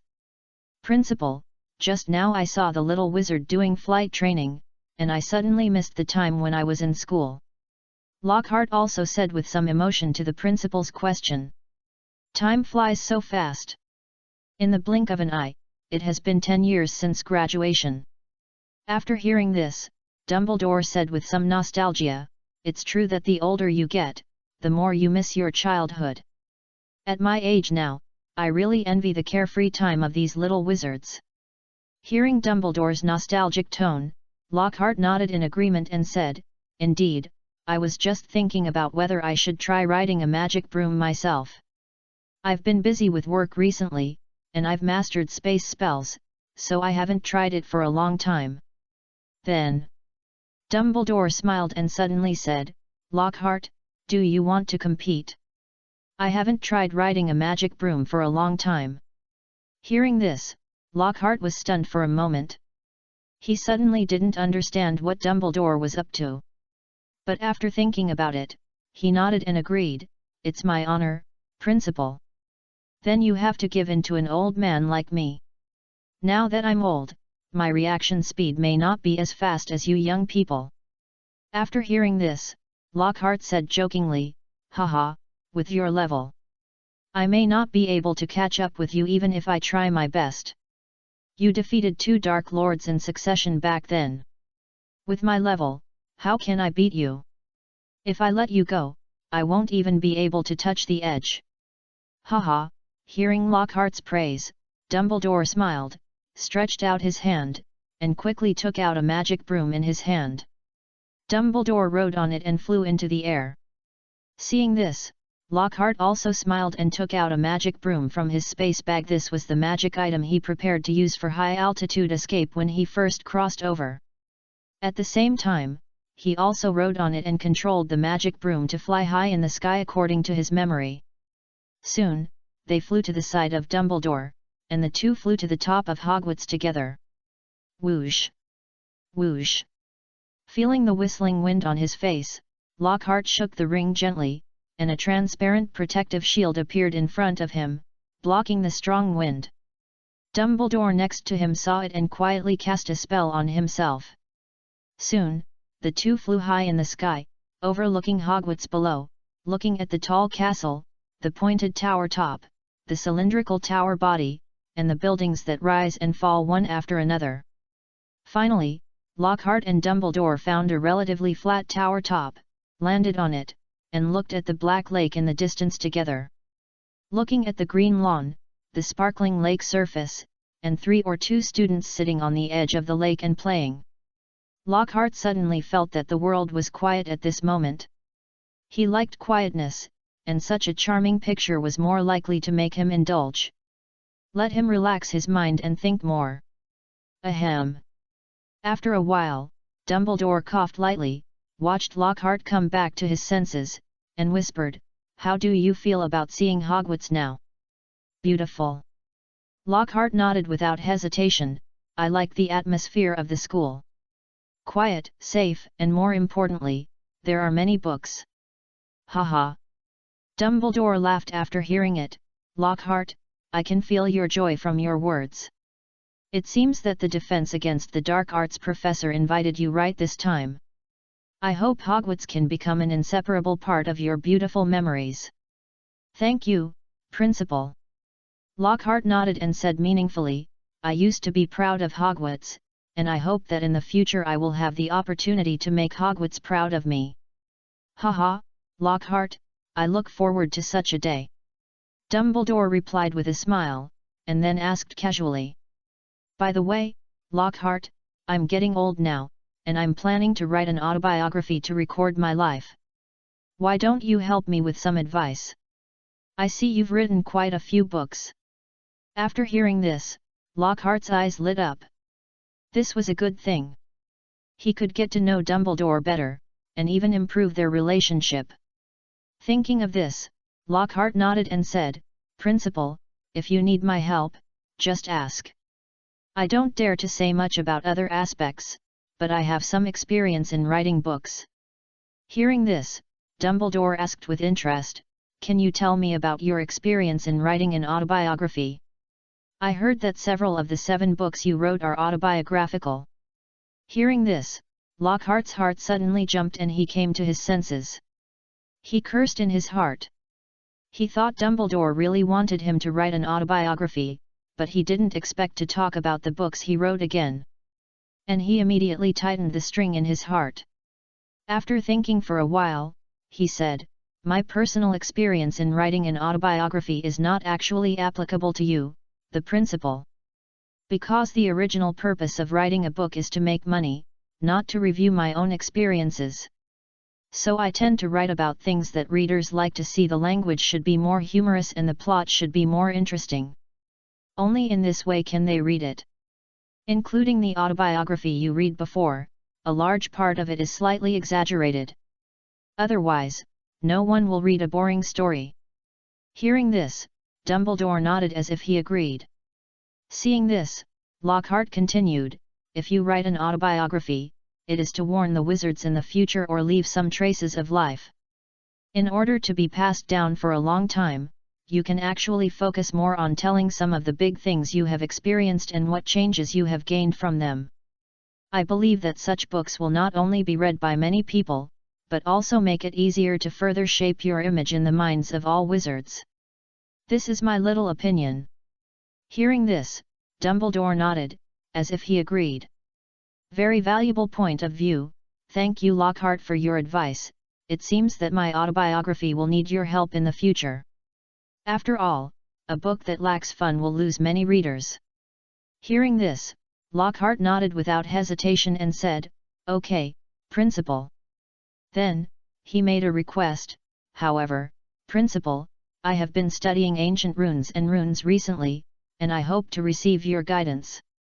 After all, your achievements in ancient runes are well known. Dumbledore thought about Lockhart's request, thought about it, and slowly said, "Okay, if you need anything, you can make an owl appointment in advance, I will wait for you in the principal's office.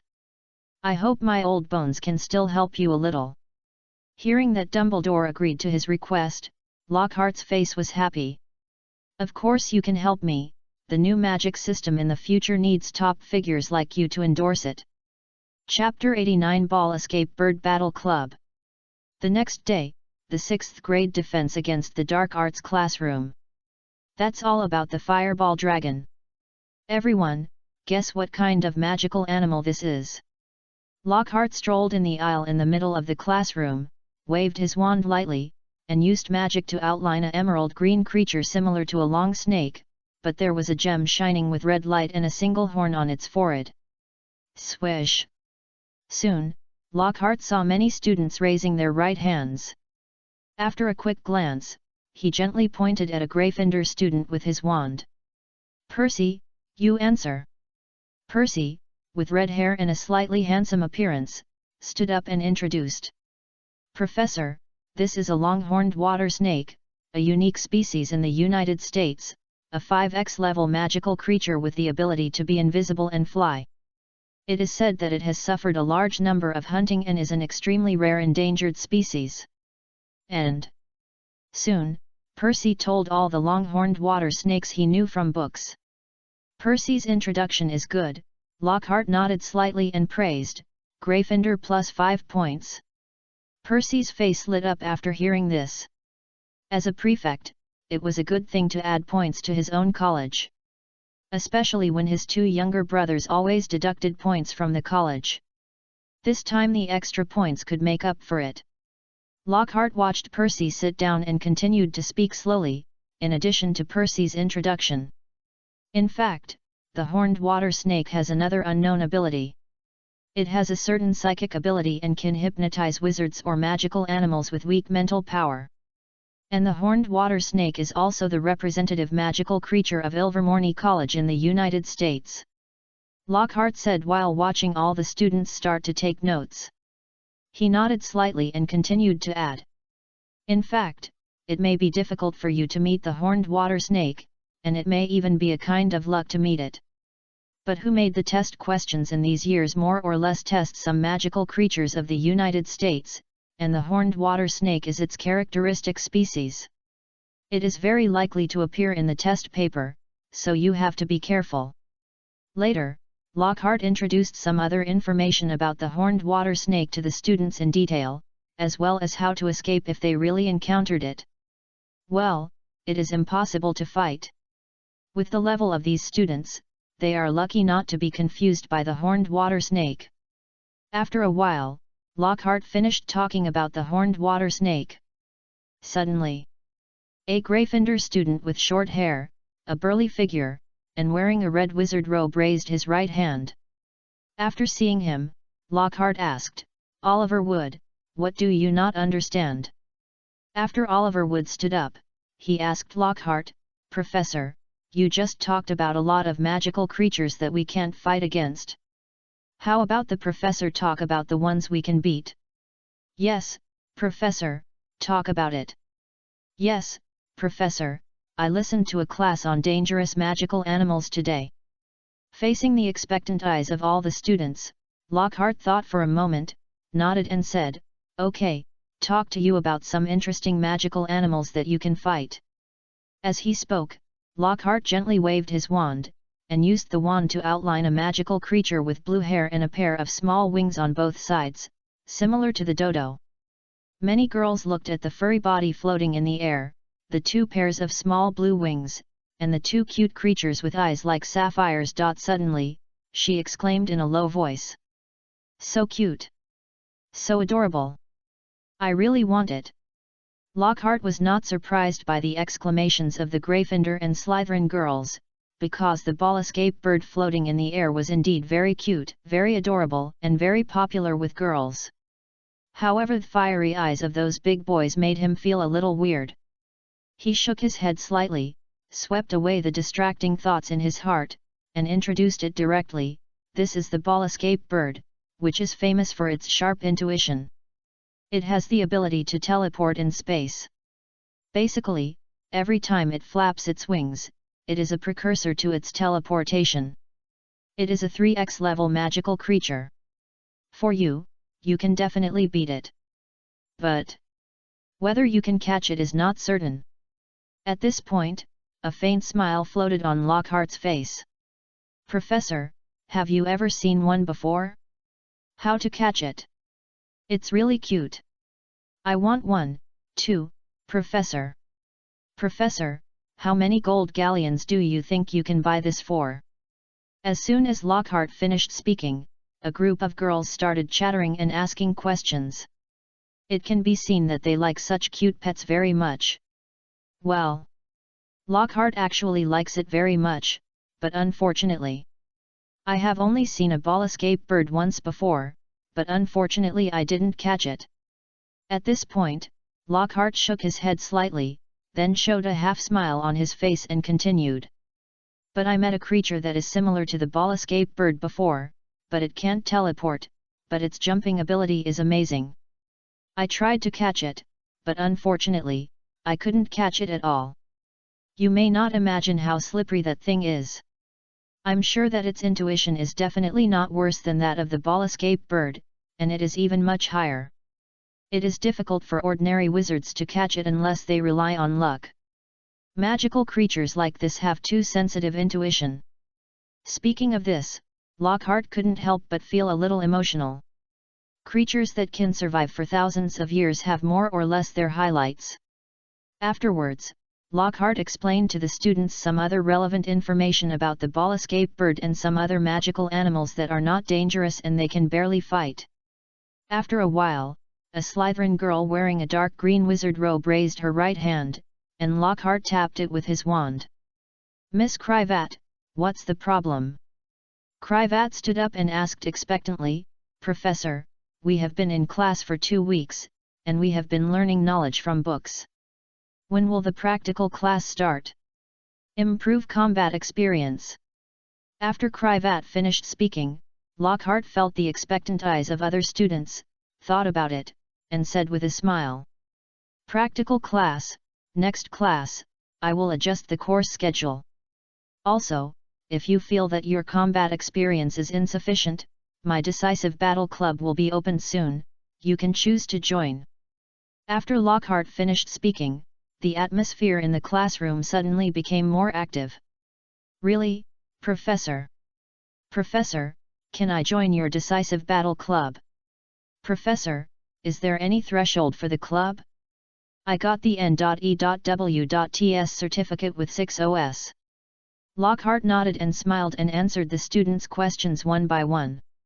Of course, everyone is welcome to join. There will be a threshold, but it won't be high. As long as you have a heart that wants to fight and want to learn magic, you can definitely join. Come on. After the atmosphere calmed down a little, Lockhart changed the topic and continued today's teaching. At noon, after class, Lockhart just answered some questions for the 6th graders. After waiting for all the students to leave, he took his notebook and walked towards the corridor. There is one thing that can be done today. That is, ask Professor McGonagall for the resources of the Duel Club. Chapter 90 Lockhart's Journey as a Trader. Please read, invest, and vote. Professor McGonagall's office. Professor McGonagall was looking at the scores of her own college at her desk. This morning, Gryffindor College scored a total of 30 points, which made her mood a little better. At least, the points that the little troublemakers in front had just deducted were made up. Just then, suddenly, bang! Bang! Bang! Professor McGonagall, it's me. McGonagall was slightly stunned. When she heard the familiar voice, she said directly, "Come in, Professor Lockhart." She was a little confused. What did Lockhart want him to do? There has been no major events recently. And didn't he directly reject the application for raw materials for magic amulets last time? While McGonagall was thinking, Lockhart pushed the door and entered the office. Looking at Professor McGonagall in a black wizard robe, Lockhart politely greeted him and said, "Good afternoon, Professor McGonagall. A few days ago, some of my friends sent me some gifts, including a few magic skincare products. I thought I couldn't use them for the time being, so I prepared to give them to a few colleagues. This one is for you. I will give another one to Professor Sprout later." As he said, Lockhart placed the gift box he prepared on Professor McGonagall's desk. McGonagall gently looked at the gift box in front of her, looked at the gorgeous decorations on the outside, then reached out to open it, and looked at the familiar skincare products inside, and was a little surprised. The Travers family's Youth 3 skincare products are not cheap. Looking at the valuable gifts on the table, Professor McGonagall, who is known as the Vice President of Hogwarts, was a little alert, but couldn't help asking, "Is this also what you sent to Professor Sprout?" Hearing Professor McGonagall's question, Lockhart nodded without hesitation and said, "Of course, Professor McGonagall." Then he explained, that Professor gave me these because I have some cooperation with the Travers family. So the price is not very precious. I still have several sets of rich ones. If you need them later, you can buy them at 50% of the price through my relationship. After hearing this, Professor McGonagall was thoughtful. Such a set costs 9 gold galleons, which can be used for at least 3 or 4 months. If it is 50%, it is about 4 or 5. With this calculation, the price is not too expensive. She has a monthly salary of 50 gold galleons, not to mention other bonuses and benefits. Looking at Professor McGonagall, who was thinking, Lockhart smiled. Indeed, he had a connection with the Sweet family who made magic skincare products before, but the relationship was not deep. It was just that he used his connections to provide the Travers family with a marvel potion, the Potion of Youth. Soon, he became the object of the other party's warm welcome, and these small gifts in the middle were just a sprinkle of water. Well, the career of a trader began from then on. No matter which world, women's money is the easiest to make, especially Lockhart had studied the profit model and profit margin of those cosmetics in his previous life, and he couldn't help but secretly smack his lips. If you are a woman, you can't escape the beauty set, especially many of his book fans are women. This is equivalent to self-production and self-sales, which makes much more money than selling combat and healing potions. Well, men actually have some pain points, but Lockhart was a little afraid of a bad reputation, so he didn't dare to stick to it. After all, the potions that help with pleasure make money quickly, but also ruin your reputation quickly. He is determined to be the father of reform in the wizarding world, but he is not interested in being. Professor McGonagall quickly came back to her senses from her thoughts, looked at Lockhart, and asked in a slightly gentle tone, "Professor Lockhart, thank you for your gift. May I ask what you want to see me about today?" Although the other party brought some gifts, she still couldn't let down her vigilance. She has always been known for her strictness and seriousness. After hearing this, Lockhart smiled and said, "Professor McGonagall, some time ago, Headmaster Dumbledore asked me to hold a duel club. Recently, I have become familiar with the current level of students. So I am preparing to start it. It may require some resources. The headmaster asked me to ask you to apply." Lockhart took out a list of resources and handed it to Professor McGonagall, adding, "These are some resources I think I may need. If there is no problem, I will go to collect the relevant resources." The professor took the list handed over by Lockhart and did not reply to what Lockhart said, but carefully observed each resource. After a while, Professor McGonagall frowned and pointed to the list and asked, "Professor Lockhart, do you need so many vitality tonic potions? Isn't it just a group of little wizards practicing fighting, and resting on the side if they are tired? Why do we need potions? Also, there are quite a few magic practice targets." Soon, Professor Mike took the resource list given by Lockhart and asked some questions. Seeing this, Lockhart sighed inwardly.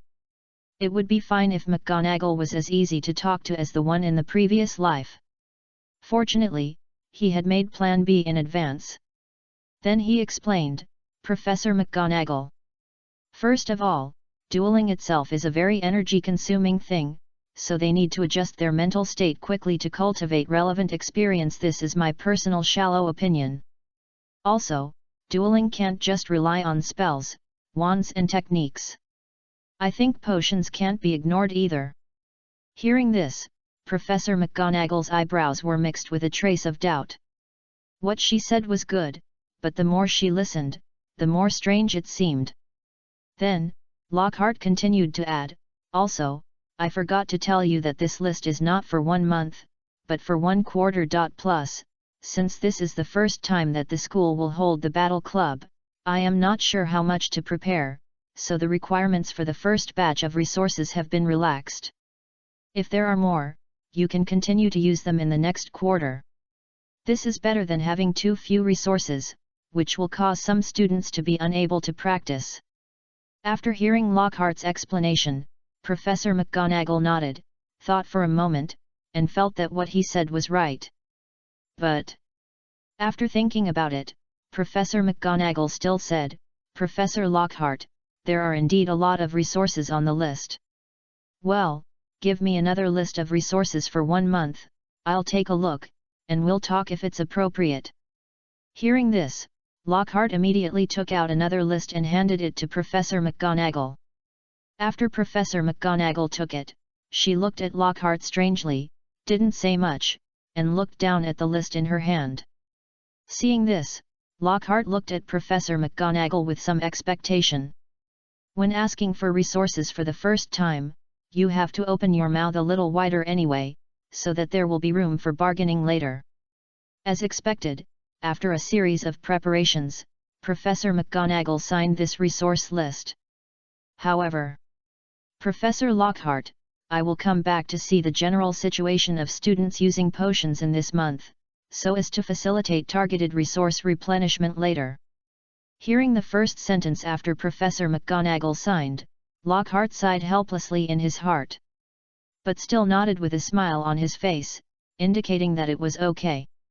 Well, why is Professor McGonagall so difficult? Would a professor as rich as me possibly embezzle? Chapter 91, Remarks on the Bookshelf, Tomorrow's Update. Just received accurate information, the book will be on the shelves at 12 noon tomorrow. This book has been updated for more than a month. Thanks to the great support of all the readers, the data of the book is pretty good in all aspects, and Sanjiang is also on the shelves. Xing Chen would like to thank all the readers here. Sanjiang, I didn't expect that a loser like me could be on the shelves. Without the support of all the readers, I'm afraid I can only dream about it. To be honest, I have dreamed about it. Haha, I didn't expect that my dream would come true now. Secondly, I would also like to thank Zhu Yueming, who guided me in writing before, and editor Jiang Cha. Zhu Yueming helped me avoid many detours, and Jiang Cha's recommendation was even more powerful. Well, let's not talk about anything else, let's talk about the update rules that everyone is most looking forward to. This book will be officially on the shelves at 12 noon tomorrow. It will be on the shelves at 12 noon, and 20 chapters will be updated on time first, so that everyone can enjoy it at once. As for the daily updates in the future, in order to ensure the quality, I will first update 4 chapters a day, about 8,000 to 9,000 words, so that the quality can be maintained at a high level. There are also cases of adding more chapters in the middle. I want to add 1 chapter for every 200 monthly votes, and 1 chapter for every 10,000 rewards. If there is really a leader, I will stay up late to write, at least 5 chapters, even if the manuscripts are used up, I will continue to make up on the basis of 4 chapters later. Also, starting from 1,000 average subscriptions, 1 chapter will be added for every additional 100 average subscriptions. Speaking of this, Xing Chen here asks all readers to make the first order tomorrow. The first order is extremely important for the future performance and recommendation of this book. Therefore, although I know that the listing tomorrow may lose a large number of readers who like this book, I ask you to give a first order before you leave, considering that Xing Chen has been updating. Please everyone. Finally, it is about the list of readers who have been supporting this book, voting for monthly tickets, recommendation tickets, and rewards during this period. I carefully sorted out the nicknames of each reader, but due to the large number of nicknames, there may be errors and omissions. If you find that I have written them wrong or missed them, please point them out in time, and I will correct them immediately. Chapter 92 Lockhart's New Magic Research, First Order 1/20. Lockhart walked out of Professor McGonagall's office. He walked along the corridor towards the headmaster's office. He didn't have much hope of getting a lot of free resources from Professor McGonagall. Hey! As expected of Vice Headmaster McGonagall, who was always known for her seriousness and strictness. Not only was she strict in managing students, but she was also strict in applying for professors' resources. But it didn't matter. Now he had found a new way to make money. He had money on hand, and he might not be able to get a lot of free resources. But could he not pay for them? It was just a matter of cost. Lockhart walked up the stairs while thinking. He had to go to the headmaster's office today. Yesterday, he couldn't figure out whether Dumbledore was testing him. Because Dumbledore seemed to really want to write an autobiography, he asked a few questions about the autobiography and started talking about other irrelevant things. This made Lockhart a little confused. However, he was not too worried. Although his original body had committed enough crimes to be sent to Azkaban 7 times, he handled it cleanly. He recalled it repeatedly and basically could not find any mistakes. Well, it can be said that it is difficult to determine his crimes unless he reveals them himself. Therefore, except for the slight fear in his heart when he first met Dumbledore, Lockhart now feels very natural. Facing a lot of thoughts in his mind, Lockhart shook his head slightly and quickly gathered his mind. Today, he took the initiative to meet the principal, not to talk to him about his previous affairs, but to talk about runes and ancient runes. He believed that as long as he showed the mystery of runes to Dumbledore, he should be able to attract the interest of this top white devil. Let him join the ranks of workers in the new magic system, no in the big family. Hogwarts, the principal's office. Dumbledore read a book, and from time to time took out a sizzling bee candy from the side, put it in his mouth, and tasted it carefully. At an older age, the sweetness brought by candy can make him recall the joy and happiness of his youth. Suddenly, boom! Dumbledore heard the sound of the stone door opening from outside, and was not surprised. He took out a cup and put it on the table. At the same time, a chair quietly appeared opposite. Then he pointed the wand lightly, and a large amount of honey was slowly poured into the cup. After a while, a figure came in quietly, and Dumbledore waved his hand and said, "Lockhart, you are here. I prepared a cup of honey for you, come and try it.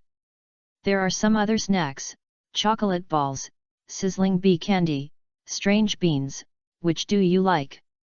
Lockhart looked at the chairs, drinks, and candies that Dumbledore carefully prepared. I felt tears welling up in my eyes. This was much better than Professor McGonagall's. Although Professor McGonagall didn't say that I was turned away, it was not much different. And the headmaster invited me to eat some delicious food as soon as I came in. Comparing the two. They can't be compared. Immediately said with great gratitude, "Thank you, headmaster." As he said that, Lockhart sat on the chair and first looked at the phoenix standing in front of the window. Then he gently took a sip of the honey on the table, looked at the book Dumbledore was reading, and asked curiously, "Headmaster, are you also studying alchemy recently?" "Yes, Lockhart, I discussed some alchemy topics with a good friend before, and I wanted to take a look when I had nothing to do."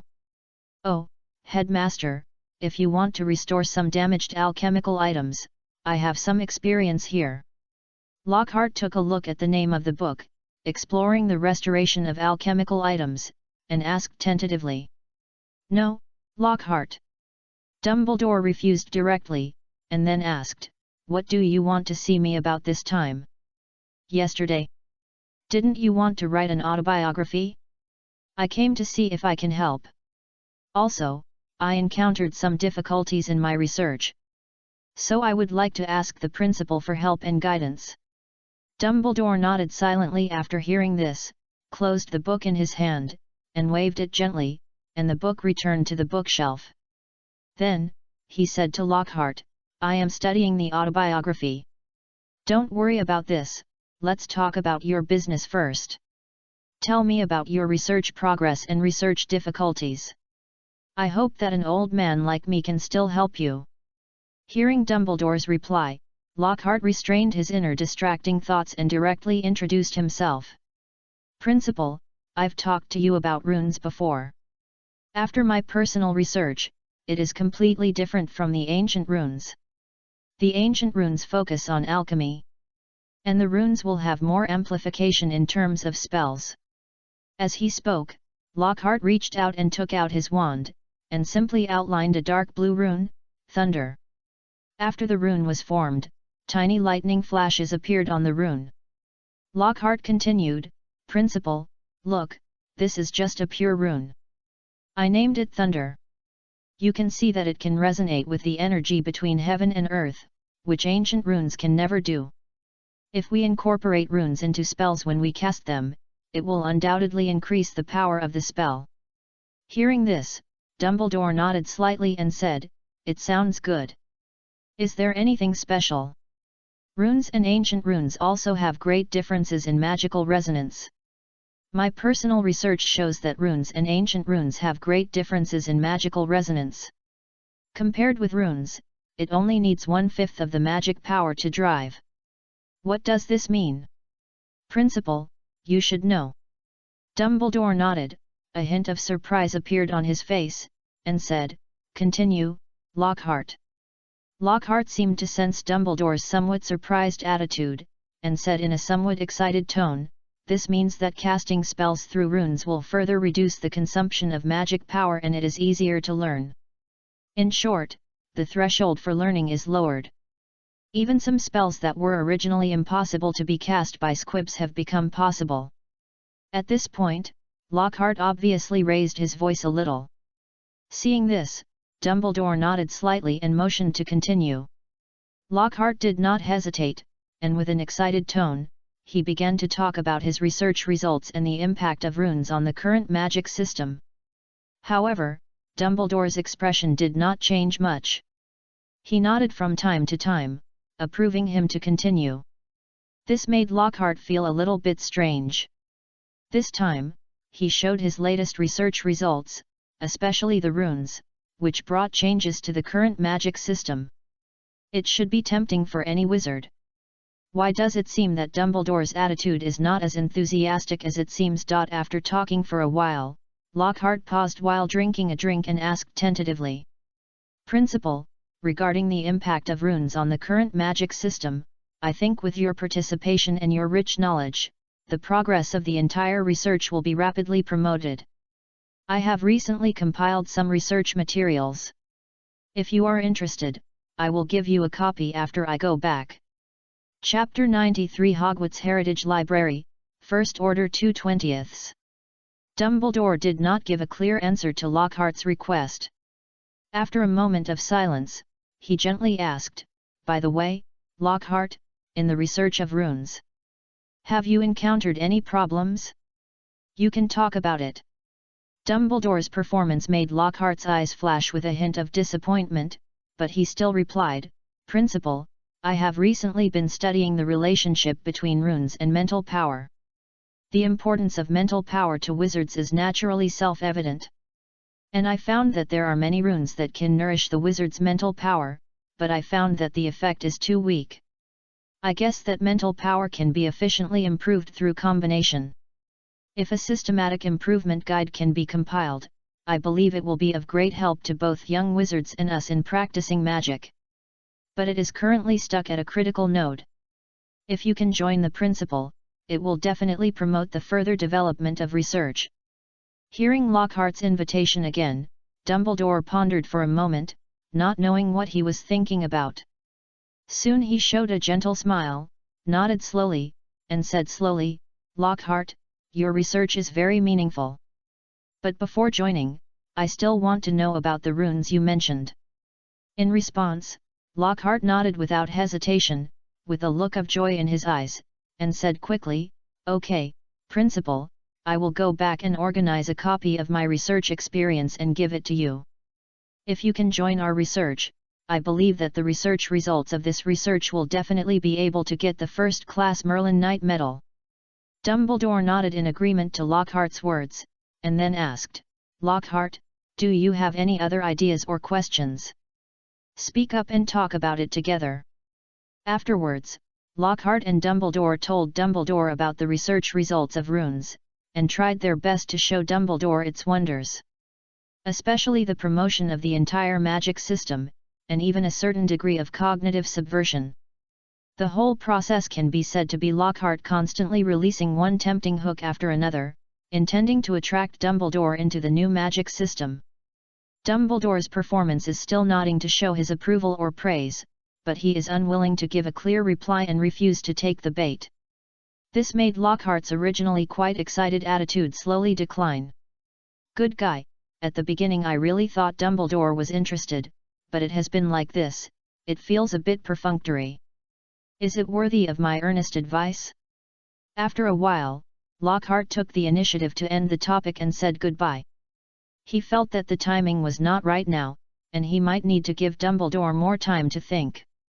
Wait a few days and see Dumbledore's attitude again, maybe there will be a different performance. Then, Dumbledore looked at Lockhart's departing figure and fell into deep thought. Suddenly, a voice came from his ear. "Genius, Lockhart is worthy of being a wizard from Ravenclaw." The portrait of Principal Dudley Devant said, "Dumbledore, how do you feel? Although I can't learn new knowledge now, through previous exchanges, I can feel Lockhart's passion for research." The portrait of Principal Brown Kelly also praised. "Lockhart will either become a top white wizard like Nick Mellor or a top black wizard like Russ Borg in the future." The portrait of Principal Black said coldly, "It's a bit too much, Black. Lockhart is now a professor at Hogwarts and a famous writer. How could he become a dark wizard like Ruth Borg?" "Delis, what Black said is not impossible. I once taught Ruth Borg. He was a typical example of someone who went the wrong way because he was too obsessed with research." "That's possible. You know, there are quite a few dark wizards from the Borg family. Maybe they were influenced by the family." Soon, the portraits of the headmasters hanging on the wall started a heated discussion about the views of dark wizards and white wizards. Even the topic began to become more and more distorted, reaching the point of attacking the other college. One said that Gryffindor was a reckless man, and the other said that Slytherin was full of villains, while Ravenclaw and Hufflepuff were said to be lunatics and mediocre people respectively. And Dumbledore listened to everyone's discussion quietly without any action. "Everyone, be quiet, don't say anything more." The portrait of Headmaster Armando Dippet made a voice. "We are all dead, and now we are just residual memories. Don't argue about the past. How Lockhart develops in the future has little to do with us. Listen to Dumbledore's opinion. He is the headmaster of Hogwarts now." After Principal Armando Dippet finished speaking, the voices of the surrounding portraits began to slowly quiet down. "Albus, tell me what you think of Lockhart." Principal Armando Dippet asked Dumbledore. For Dumbledore pondered for a moment about his previous headmaster's question, rubbed his temples with some distress, and slowly said, "I can't judge, and I dare not make a judgment. I am worried that once I make a judgment, it will push him to a path I don't want to see. After all, there is already a case. It was my stubbornness and prejudice that made him choose a sad path." Here, Dumbledore paused, and Headmaster Armando Dippet also knew who the case Dumbledore was talking about was. Dumbledore also confided in himself about the cause of Voldemort. Then, Headmaster Dippet heard Dumbledore's somewhat curious tone. "However, I am a little curious about which magical ruins Lockhart discovered the rune. There shouldn't be any in modern times. It may be a long time ago. I need to check some information to determine which era it is from." I think that if we open the Heritage Library of Hogwarts, we may be able to obtain some valuable information. Hearing this, the images of the successive Hogwarts headmasters hanging on the wall seemed to be stimulated by something and said in unison, "Albus Dumbledore, are you sure you will use the only chance this year at this moment?" Seeing this, Dumbledore was not surprised at all, nodded gently, and said, "Anyway, there is nothing to do recently. Besides, I don't need to worry about the price of this entry." Speaking of this, Dumbledore squinted his eyes and said with some distress, "I only hope that Lockhart will never get involved with Tom in the future. This will make me very embarrassed." Chapter 94 House Elves and Fairies, First Order 3/20. At this moment, Lockhart is on his way back to his office. Although he was somewhat disappointed with Dumbledore's performance just now, he could still understand it. After all, he was the headmaster of Hogwarts and the White Lord who defeated the Dark Lord twice. It was indeed a bit unrealistic for him to convince the other party with just a few words. Now even Voldemort's Horcruxes need to be preserved. Not to mention a living person. Alas, it is not easy to find a high-quality worker no matter in which world. Lockhart was going downstairs. Suddenly, he saw two familiar figures coming over. It seemed to be the Weasley twins. "Professor, good afternoon." George and Fred greeted Lockhart in unison. "George, Fred, don't you have lunch at noon? Why are you coming from the Hufflepuff common room?" Looking at the direction they were coming from, Lockhart asked curiously. The twins looked at each other, a smile rose on their faces, and said, "Professor, we just went to the kitchen and have had lunch." Hearing the two's reply, Lockhart was thoughtful. He seemed to have some impression that there seemed to be a group of house elves in the kitchen of Hogwarts. After thinking for a while, Lockhart asked, "George, Fred, where is the kitchen?" The twins looked at each other, and George next to them said flatteringly, "Professor, can I tell you if there is a reward?" Fred next to him also flattered, "Professor, you are so handsome and rich, you will definitely not be stingy." "Yes, I heard that Professor Lockhart is the most generous professor in the whole Hogwarts. He also wrote 7 best-selling books." Lockhart looked at the two of them, listening to them praising him one after another, as if they couldn't stop talking without rewards, and his eyes twitched slightly. After a pause, he said lightly, "I seem to remember that you two last night." Before Lockhart finished speaking, the funny guy immediately changed his words. "Professor, the kitchen is in the corridor of the Hufflepuff common room. Yes, there is a pyramid over there, you can go in by digging." "Professor, I have something else to do here, I'll leave first." With that, the two ran towards the Gryffindor common room without waiting for Lockhart's reply. Looking at the two people leaving, Lockhart walked towards the Hufflepuff common room with a smile on his face. "Humph, little guys, I can't deal with you two." Soon, before walking far, Lockhart saw the pair image mentioned by the two funny guys, walked up, and tried to knock twice. He took 2 steps back, and as the pair image shook, a door appeared in front of Lockhart. After pushing the door in, Lockhart saw a large number of house elves wrapped inside, cooking non-stop. "Professor Lockhart, is there anything Harvey can do for you?" Lockhart looked down at the house elf with wide eyes, drooping ears, and wrapped in clean cloth provided by Hogwarts. "Harvey, I want to ask, can you deliver some food to my office on time every day?" Lockhart asked. "Of course, Professor." Harvey nodded quickly after hearing the house elf. "Professor, what time? Harvey will definitely deliver it on time. Just deliver it to the office in the morning and evening, no need for lunch for the time being." Harvey nodded quickly after hearing it. "Okay, Professor, is there anything else Harvey can do?" Seeing this, Lockhart nodded with satisfaction, and asked casually as if he was a little careless, "By the way, Harvey, I'm a little curious, how did you come to Hogwarts?" Harvey knocked his head with his hand after hearing it, and said proudly, "Professor, some of ours were donated to Hogwarts by the previous owner, and some were born in Hogwarts. It is our greatest happiness to be able to serve Hogwarts. If you need anything, just tell me, and Harvey will do it. Looking at Harvey's enthusiastic face, there was no other thought in his heart, as if he was willing to sacrifice his life for Hogwarts. Lockhart suddenly recalled the history of house elves he had read in the book, and felt a little chilled. In the wizarding world, the fate of losers is usually cruel.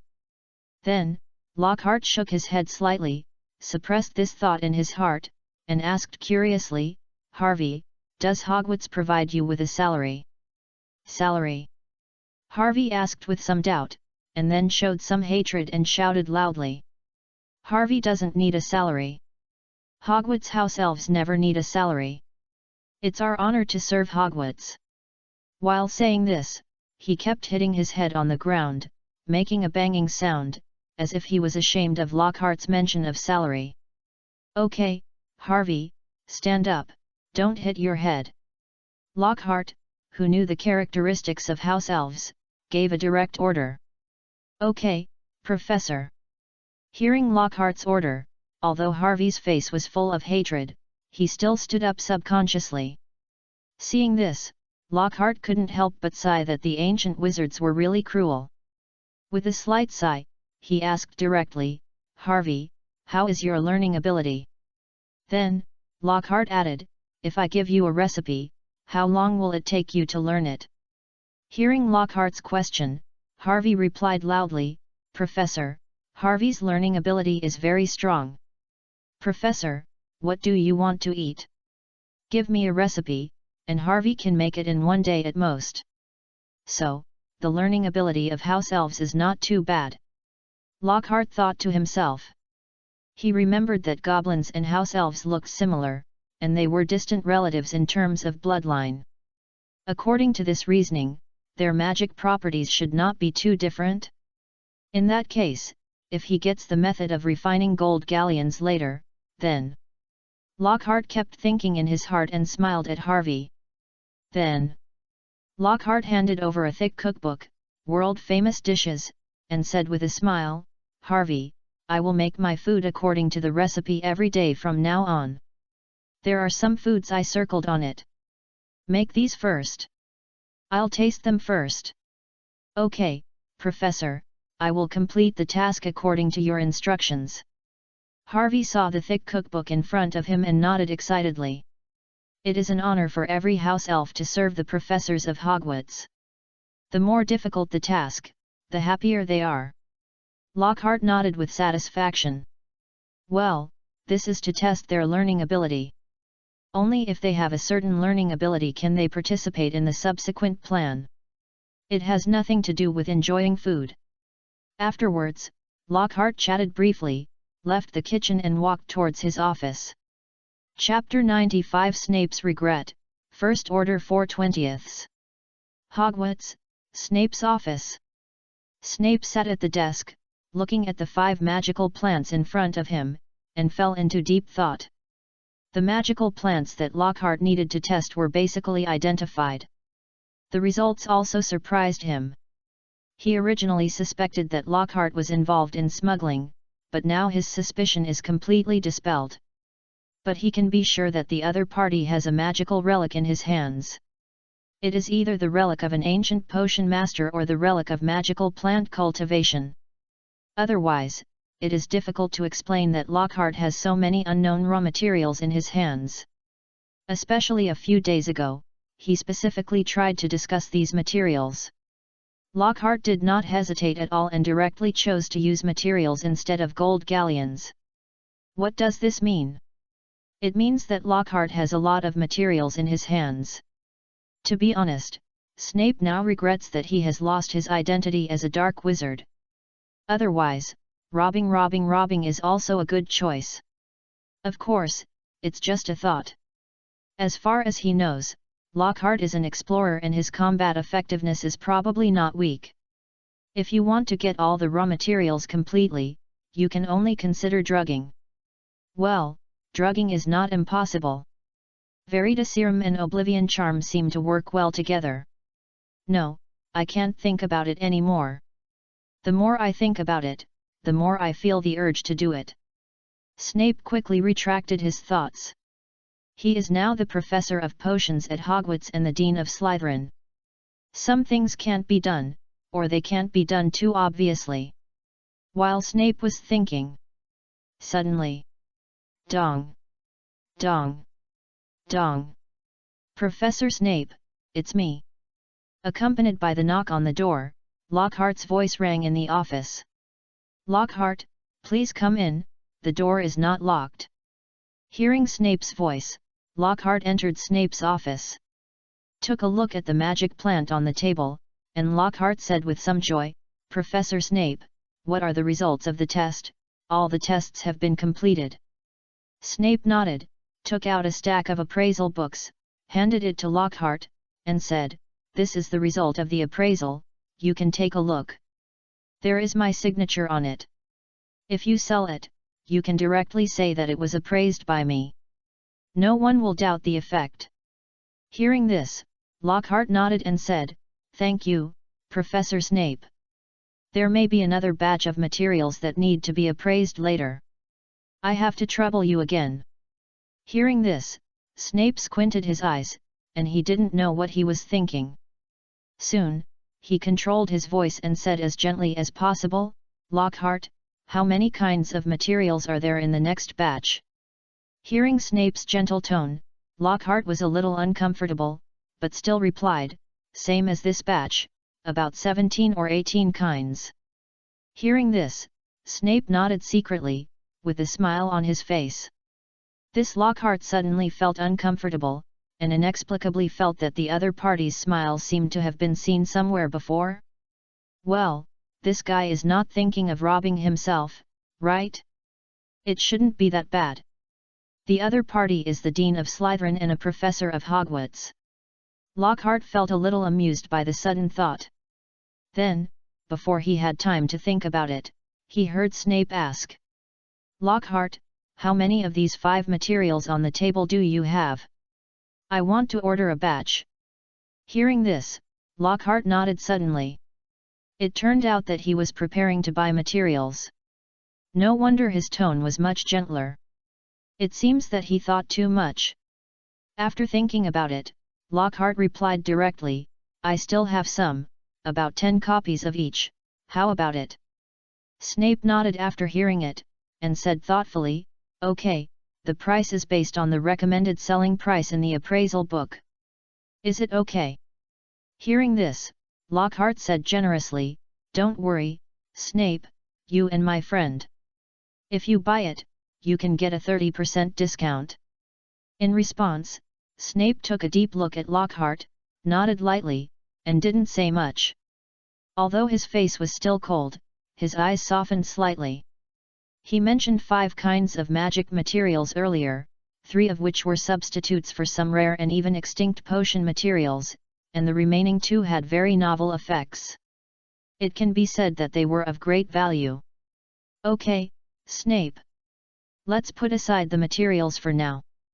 Now let's talk about the blood I gave you."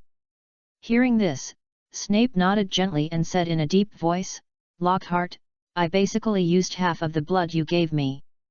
If blood is used as raw material, it is indeed possible to refine some potions that improve physical fitness. However, the prices of other materials are not low." At this point, Snape changed the subject and said in amazement, "Lockhart, I have to say that it is a material with extremely high value. Before, if you still have this blood, I will buy it all." As he said, Snape explained, "After my test, I found that blood itself has a very strong fusion effect. If used in refining potions, it has an effect similar to that of an accelerator. It can shorten the time of refining potions, at least by more than half." At this point, Snape's eyes rose with a touch of heat. The efficiency of making potions has doubled, which is an incomparable temptation for everyone who makes potions. Lockhart was also a little surprised when he heard it, but then he suddenly realized it.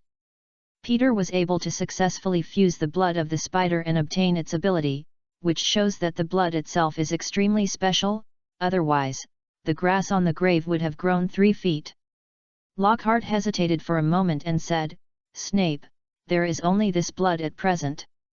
But I'll see if I can get some more next month. We'll talk about it when the time comes."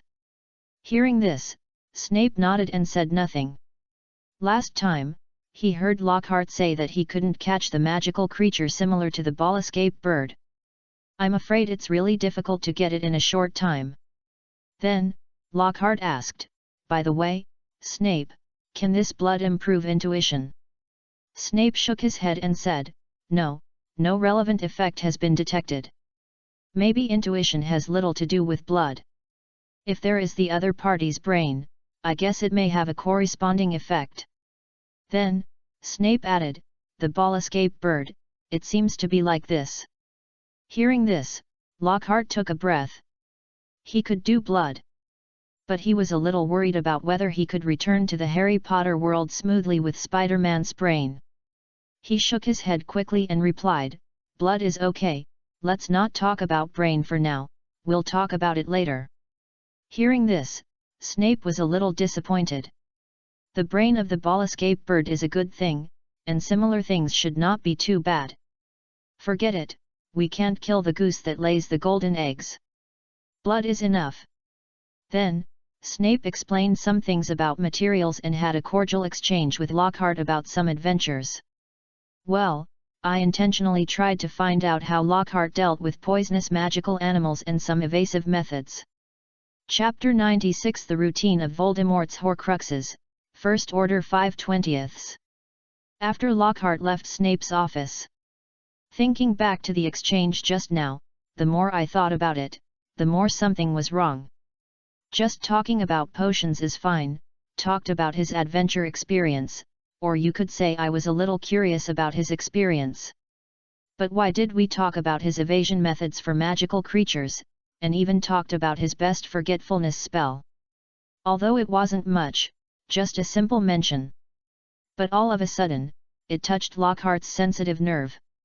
Will this guy find some traces of his original body? Well, maybe I thought too much. Because of Dumbledore these days, I was a little too sensitive. After returning to his office, Lockhart took out the black notebook hidden in the box again. Turning to the latest page, he wrote while thinking. "From today's experiment, I found a rune that can increase vitality to a certain extent. To be precise, it should store and release a small amount of vitality. Although the amount is not large, if it is used in alchemical items, it is speculated that it may further increase the storage limit. Because it mainly obtains a certain vitality through blood. I named it Bloodthirsty. After experiments, the Bloodthirsty rune can be used to convert the vitality in other people's blood into oneself, but the loss is very large." Lockhart cast a disguise magic on himself as usual, and wrote some tempting research experience in his notebook. Suddenly, Lockhart found that the ink in his notebook began to fade, and the speed was getting faster and faster. Soon, the page turned into a blank paper. Then, a line of text gradually appeared on it. "Professor Lockhart, are you the recipient of the notebook? I am an alchemical item made by my former master Tom Riddle. You can call me Tom." Seeing the notebook change, Lockhart's eyes flashed with joy. The fish finally took the bait. Then, bang! Lockhart quickly closed the notebook. After a few seconds of pause, he opened it again and used the magic wand in his hand to cast spells on the notebook. "Show yourself. Show secrets. Attribute detection." After a series of spells, the notebook did not respond at all, as if Lockhart was letting him use all his means. Or he had enough confidence to make all of Lockhart's means ineffective. After a while, after waiting for Lockhart to stop casting spells, feeling another hidden wave of divine thoughts, he deliberately revealed a hint of nervousness, worry, and fear of his research being leaked. Then, a line of text appeared on the notebook. "Professor Lockhart, I'm just an alchemical item, not a dark magic item." Then, another line of text appeared. "You can find Tom Riddle's name in the trophy display room of Hogwarts. I have some of his memories. To some extent, I also went to school at Hogwarts 50 years ago. Seeing this, Lockhart wrote with a pen, "Don't think I'm a foolish little wizard. I'm a genius Ravenclaw. I will verify every word you say. As long as there is any problem, I will destroy you." This time the notebook paused for more than 10 seconds, and another line of text appeared. "Professor Lockhart, rest assured, the rules of the notebook itself do not allow lying, and lies cannot appear in the notebook. This is the rule set by the refiner, you can rest assured." Seeing this, Lockhart's eyes flashed with a sneer. It's not allowed to lie. If he really believed it, he might be killed at any time. Then, he felt another wave of extremely secret absorption of divine thoughts. This time Lockhart revealed a tentative idea. He paused for a few seconds and wrote in the notebook. "Tell me all the information about your original master Tom Riddle, and I will make a judgment." "Okay, Professor Lockhart. In a sense, I am Tom Riddle, and I have a lot of his memories and knowledge. I was originally a student of Slytherin." Next, the diary spent the next 10 minutes tirelessly introducing Tom Riddle's experience in school. Well, in his description, Tom Riddle is a good student with excellent character and academic performance, praised by many teachers. He is also the most popular person in Slytherin College. And Lockhart watched quietly without expressing any thoughts. The notebook seemed to know that these were meaningless to Lockhart. So, a line of text appeared in the notebook again. "Tom became the heir of Slytherin in the 4th grade and obtained a lot of knowledge about Slytherin. I was also born at that time. You can say that I am the product of Slytherin and Tom Riddle. Similar to the Sorting Hat, it has its own ideas, but the rules limit me from deceiving anyone." See, at this point, Lockhart smiled with satisfaction. Finally the other party gave his own personality. The series of essays he wrote on the notebook before were actually to give an impression of the Horcrux. He was a researcher who was full of desire for immortality and power, and believed that runes were the best way to achieve his goals. So, if the other party wanted to be recognized by him, to be precise, he wanted to get his research materials on immortality, or even wanted to control himself. If he didn't show his own value, he couldn't communicate with Lockhart at all. Sure enough, a notebook with Slytherin's knowledge heritage, with its own thoughts, and couldn't lie. Tisk tisk tisk, such a person, no, such an item, if not used as a research assistant, it would be abhorrent to both humans and gods, and it would be intolerable by heaven. Once he became a research assistant, wouldn't everything about Lockhart be revealed in front of the notebook? Then, as if to push Lockhart to make up his mind, the notebook continued to write. "Professor Lockhart, there is a soul illusion space in the notebook, which can simulate some small experiments or practice spells to a certain extent. Tom has been using this function to practice spells and do experiments before. However, to turn on this function, you need to pay a certain amount of magic and mental power. Do you need to turn on this function?" Seeing this, Lockhart felt a wave of divine thoughts again. He quickly released a cautious but greedy and eager thought. As soon as he detected these, he immediately took back the divine thoughts without leaving any trace. Lockhart couldn't help but feel a little emotional, worthy of being the Dark Lord. This wave of operations is really smooth. Completely say the corresponding words according to your emotional fluctuations. If you are not careful, you will easily fall into the routine of the Dark Lord. The mental power or soul enters the space in the notebook. Don't forget that there is a piece of Voldemort's soul fragment in it. If you say there is no trick in this, how did Ginny in the original book become a puppet? However, when he thought of the magic of Camartage and the soul shell provided by the system, a smile rose on Lockhart's lips. Chapter 97. The more it is banned, the more popular it is. First Order 6/20. Bang! Lockhart put the notebook in the original box and closed it tightly. Although he had the means to deal with the so-called soul illusion space proposed by the Horcrux before, but he was not so hungry that he could enter directly. Now the Horcrux is the demander. Why not hang on and take out some high-value things? Is it worth thinking about these days? How to write his research experience into a copy. However, this series of performances of the Horcrux made Lockhart feel that all the efforts were worth it. This is a Dark Lord who can be compared with Dumbledore. Although he may still be in his youth, don't forget that the other party is still the heir of Slytherin. Tisk tisk tisk, if he doesn't make good use of it, it will be a case of not taking what God has given him and suffering the consequences. Thursday morning. The autumn wind drives away the heat and brings coolness. From time to time, you can hear the sound of birds singing in the sky, and occasionally see a few yellow leaves passing through the sky. Today, Lockhart gave himself a special holiday to let himself have a good rest and devote himself to research and teaching in a better state. He walked out of the castle, followed a path, past the greenhouse, past the Whomping Willow, and came to the guard's hut next to the Forbidden Forest. If you say where is the most beautiful scenery in Hogwarts?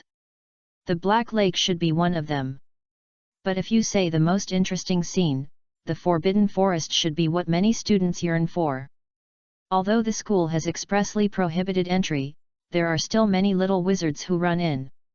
Or this follows a theorem. The more it is forbidden, the more popular it is. Woof woof woof. Just as he approached, a big dog ran up and barked. Maybe he knew Lockhart's identity, so he didn't bite him directly, but just stood in front of him and kept shouting, as if calling for something. Soon, a half-giant with a burly figure and a thick beard walked out of the hut. "Fang, shut up!" Hagrid shouted loudly, and walked forward and rubbed the head of the big dog Fang very skillfully. Then, he looked at Lockhart standing opposite with some doubts. "Professor Lockhart, what's the matter?" Recently, he has listened to Harry, Hermione, and Ron telling stories about Professor Lockhart.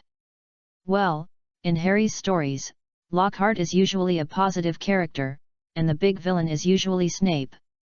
Therefore, he subconsciously felt a ray of goodwill. "Nothing, Hagrid, I don't have class today, so I thought of taking a walk in the Forbidden Forest." Hearing this, Hagrid was stunned for a moment, and couldn't help but sigh that Professor Lockhart is worthy of being a well-known explorer. He entered the Forbidden Forest and said he was just taking a walk. Then, "By the way, I heard from the principal that you have done in-depth research in the field of magical animals. It just so happens that I have just developed an alchemical item, which I will give to you as a token of my appreciation." As he spoke, Lockhart gently rubbed his right hand with the hanging ring, and a dark green magic amulet quietly emerged. Then, while controlling the amulet to float into Hagrid's hand, he introduced, "This is the latest magic amulet I have studied. It has the ability to sense the emotions of animals and communicate with them in a simple way. I feel that it should be of great help to magical animal experts like you." Hearing Lockhart's introduction, Hagrid looked at the small amulet floating in his hand, and his eyes suddenly lit up. Harry, Ron was right, Lockhart is a local tyrant. But Hagrid's face flashed a trace of worry. The size of the amulet is perfect for ordinary people. But for a half-giant like himself, it is like a piece of shredded paper, a little small. Lockhart saw the distressed look on Hagrid's face, thought about it for a while, and understood Hagrid's embarrassment. After thinking for a while, he waved his wand and 3 dark green papers flew out of his space bag. Flying towards the amulet, the magic amulet also flew like paper. When the two met, the 3 dark green papers were folded several times, wrapping the magic amulet in the core. Soon, a large magic amulet was formed. Then, the large magic amulet floated into Hagrid's hands again. This time, Hagrid felt particularly comfortable with the amulet. "Thank you, Professor Lockhart. I like your gift very much." Hagrid turned around and waved his strong arms, saying, "Professor, please come in quickly." Then, Lockhart followed Hagrid into the hut. After entering the hut, Lockhart frowned slightly. The house looked a little messy. Although it looked as if it had been cleaned up, it still gave people a dirty feeling. But Lockhart didn't say anything. Find a cleaner place to sit down and was about to observe the surroundings. Then he saw Hagrid handing him a cup. Well, this cup seems a little dirty. It should have not been washed for a few days. Gently shaking the hanging ring, the cup was clean as new. Soon, Hagrid took a pot of butter-beer and poured Lockhart a full cup, and poured himself a cup. Sitting next to him, he whispered, "Professor Lockhart, I like the gift you gave me very much." Although Lockhart could clearly see that Hagrid was controlling his volume, he still felt that his voice was a little loud. As expected of a half-giant. After a few polite words, Lockhart wanted to get straight to the point. "Hagrid, ask about something." Lockhart took a sip of the butterbeer in his cup and asked Hagrid. "What's the matter?" Hagrid asked. "Do you know where there is green velvet in the Forbidden Forest?" Seeing Hagrid's puzzled look, Lockhart continued to add, "I heard that the main food of the ball escape bird is green velvet. I want to try my luck and see if I can meet it." Hearing this, Hagrid, who always cherished small animals, hesitated. He knew where the green velvet was. But Lockhart's meaning seemed to be to catch the ball escape bird. This made him feel a little hesitant. Lockhart saw Hagrid's hesitation and understood what he was worried about. He said in a deep voice, "Don't worry, Hagrid. I've been practicing some space spells recently. You should know that the ball escape bird can increase the efficiency of practicing space spells. It won't have any impact on him. Besides, I just want to try my luck. It would be best if I can meet it, but it doesn't matter if I can't find it." At this point, Lockhart pretended to smile bitterly, "Even if you are lucky and really meet it, you may not be able to catch it." Hearing this, Hagrid nodded and thought about it again and again. Maybe he had heard Harry and the others talk about Lockhart's character before, or the gift Lockhart gave today. It reduced his worries a lot, and he slowly said, "Professor Lockhart, I know where to find green velvet grass. I have seen a ball escape bird once before, but it is very sensitive and immediately teleported away." At this point, Hagrid showed a trace of regret on his face. He had no resistance to the furry and very cute ball escape bird. However, Lockhart's eyes lit up. He was just trying his luck in his busy schedule. "I didn't expect to get something today. It seems that today is not in vain." So he immediately asked, "Hagrid, where did you meet it?" Chapter 98 Hagrid and the Unicorn, First Order 7/20. Hogwarts, Forbidden Forest. Entering the Forbidden Forest, trees so thick that they require two people to hug stand all around. If you look from the ground, you can't see the blue sky at all, you can only see a layer of branches and leaves covering it. But maybe it was morning, the sun was high in the sky, and the sunlight shone through the gaps between the leaves and branches, bringing light to the Forbidden Forest. At this moment, Lockhart stepped on the grey soil on the ground, but he was a little surprised. The neighbor regarded the soil as not very wet, just slightly soft, and even dry.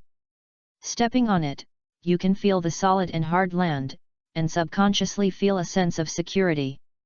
Clatter. Crackle. Lockhart looked at the sound of the branches shaking constantly caused by the huge Hagrid in front of him, and shouted loudly. "Hagrid, how long will it take to reach the destination?" "Lockhart, it's almost there, just a little longer."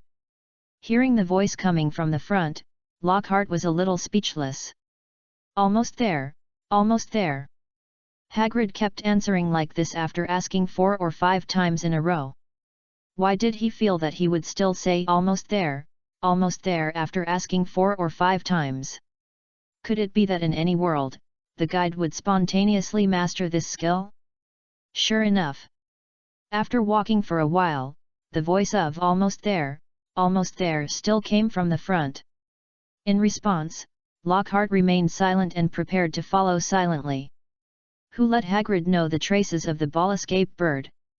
Or rather, who let him want to practice space spells such as apparition through the ball escape bird. After walking for a while, Hagrid suddenly turned his head back and said to him in a very low voice, "Lockhart, be careful, don't make too much noise. There's a unicorn ahead, don't disturb her." Hearing this, Lockhart was a little excited. Although he didn't encounter a ball escape bird, unicorns are also rare. He hurriedly walked to the front carefully and looked ahead. In Lockhart's eyes, a beautiful creature emitting silver light emerged from the bushes in front. Its hair was pure silver, as if it was an elegant and noble colt. The most conspicuous thing was the long spiral horn on its head. "Hagrid, you have been in the Forbidden Forest for so many years, do you know this unicorn?" In response, Hagrid shook his head slightly and said very softly, "I know some unicorns, and the relationship is okay. But this is the first time I have met one.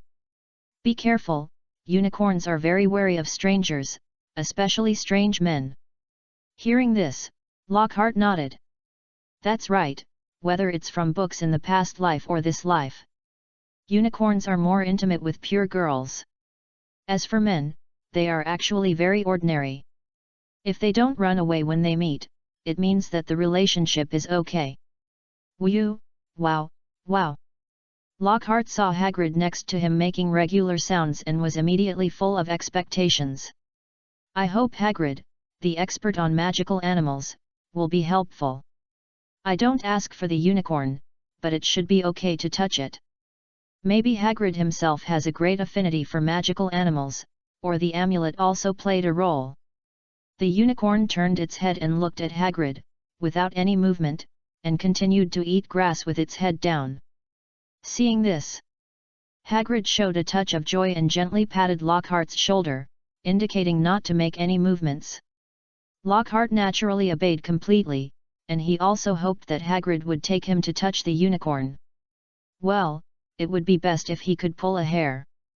Then he watched Hagrid carefully select some fresh green grass from the ground around him. He gently placed it on his palm, and at the same time slowly put his palm to the unicorn's mouth. It made a regular squeak sound, as if conveying some information. Perhaps Hagrid had no ill intentions. The unicorn took a look and swallowed the fresh green grass in Hagrid's hand directly.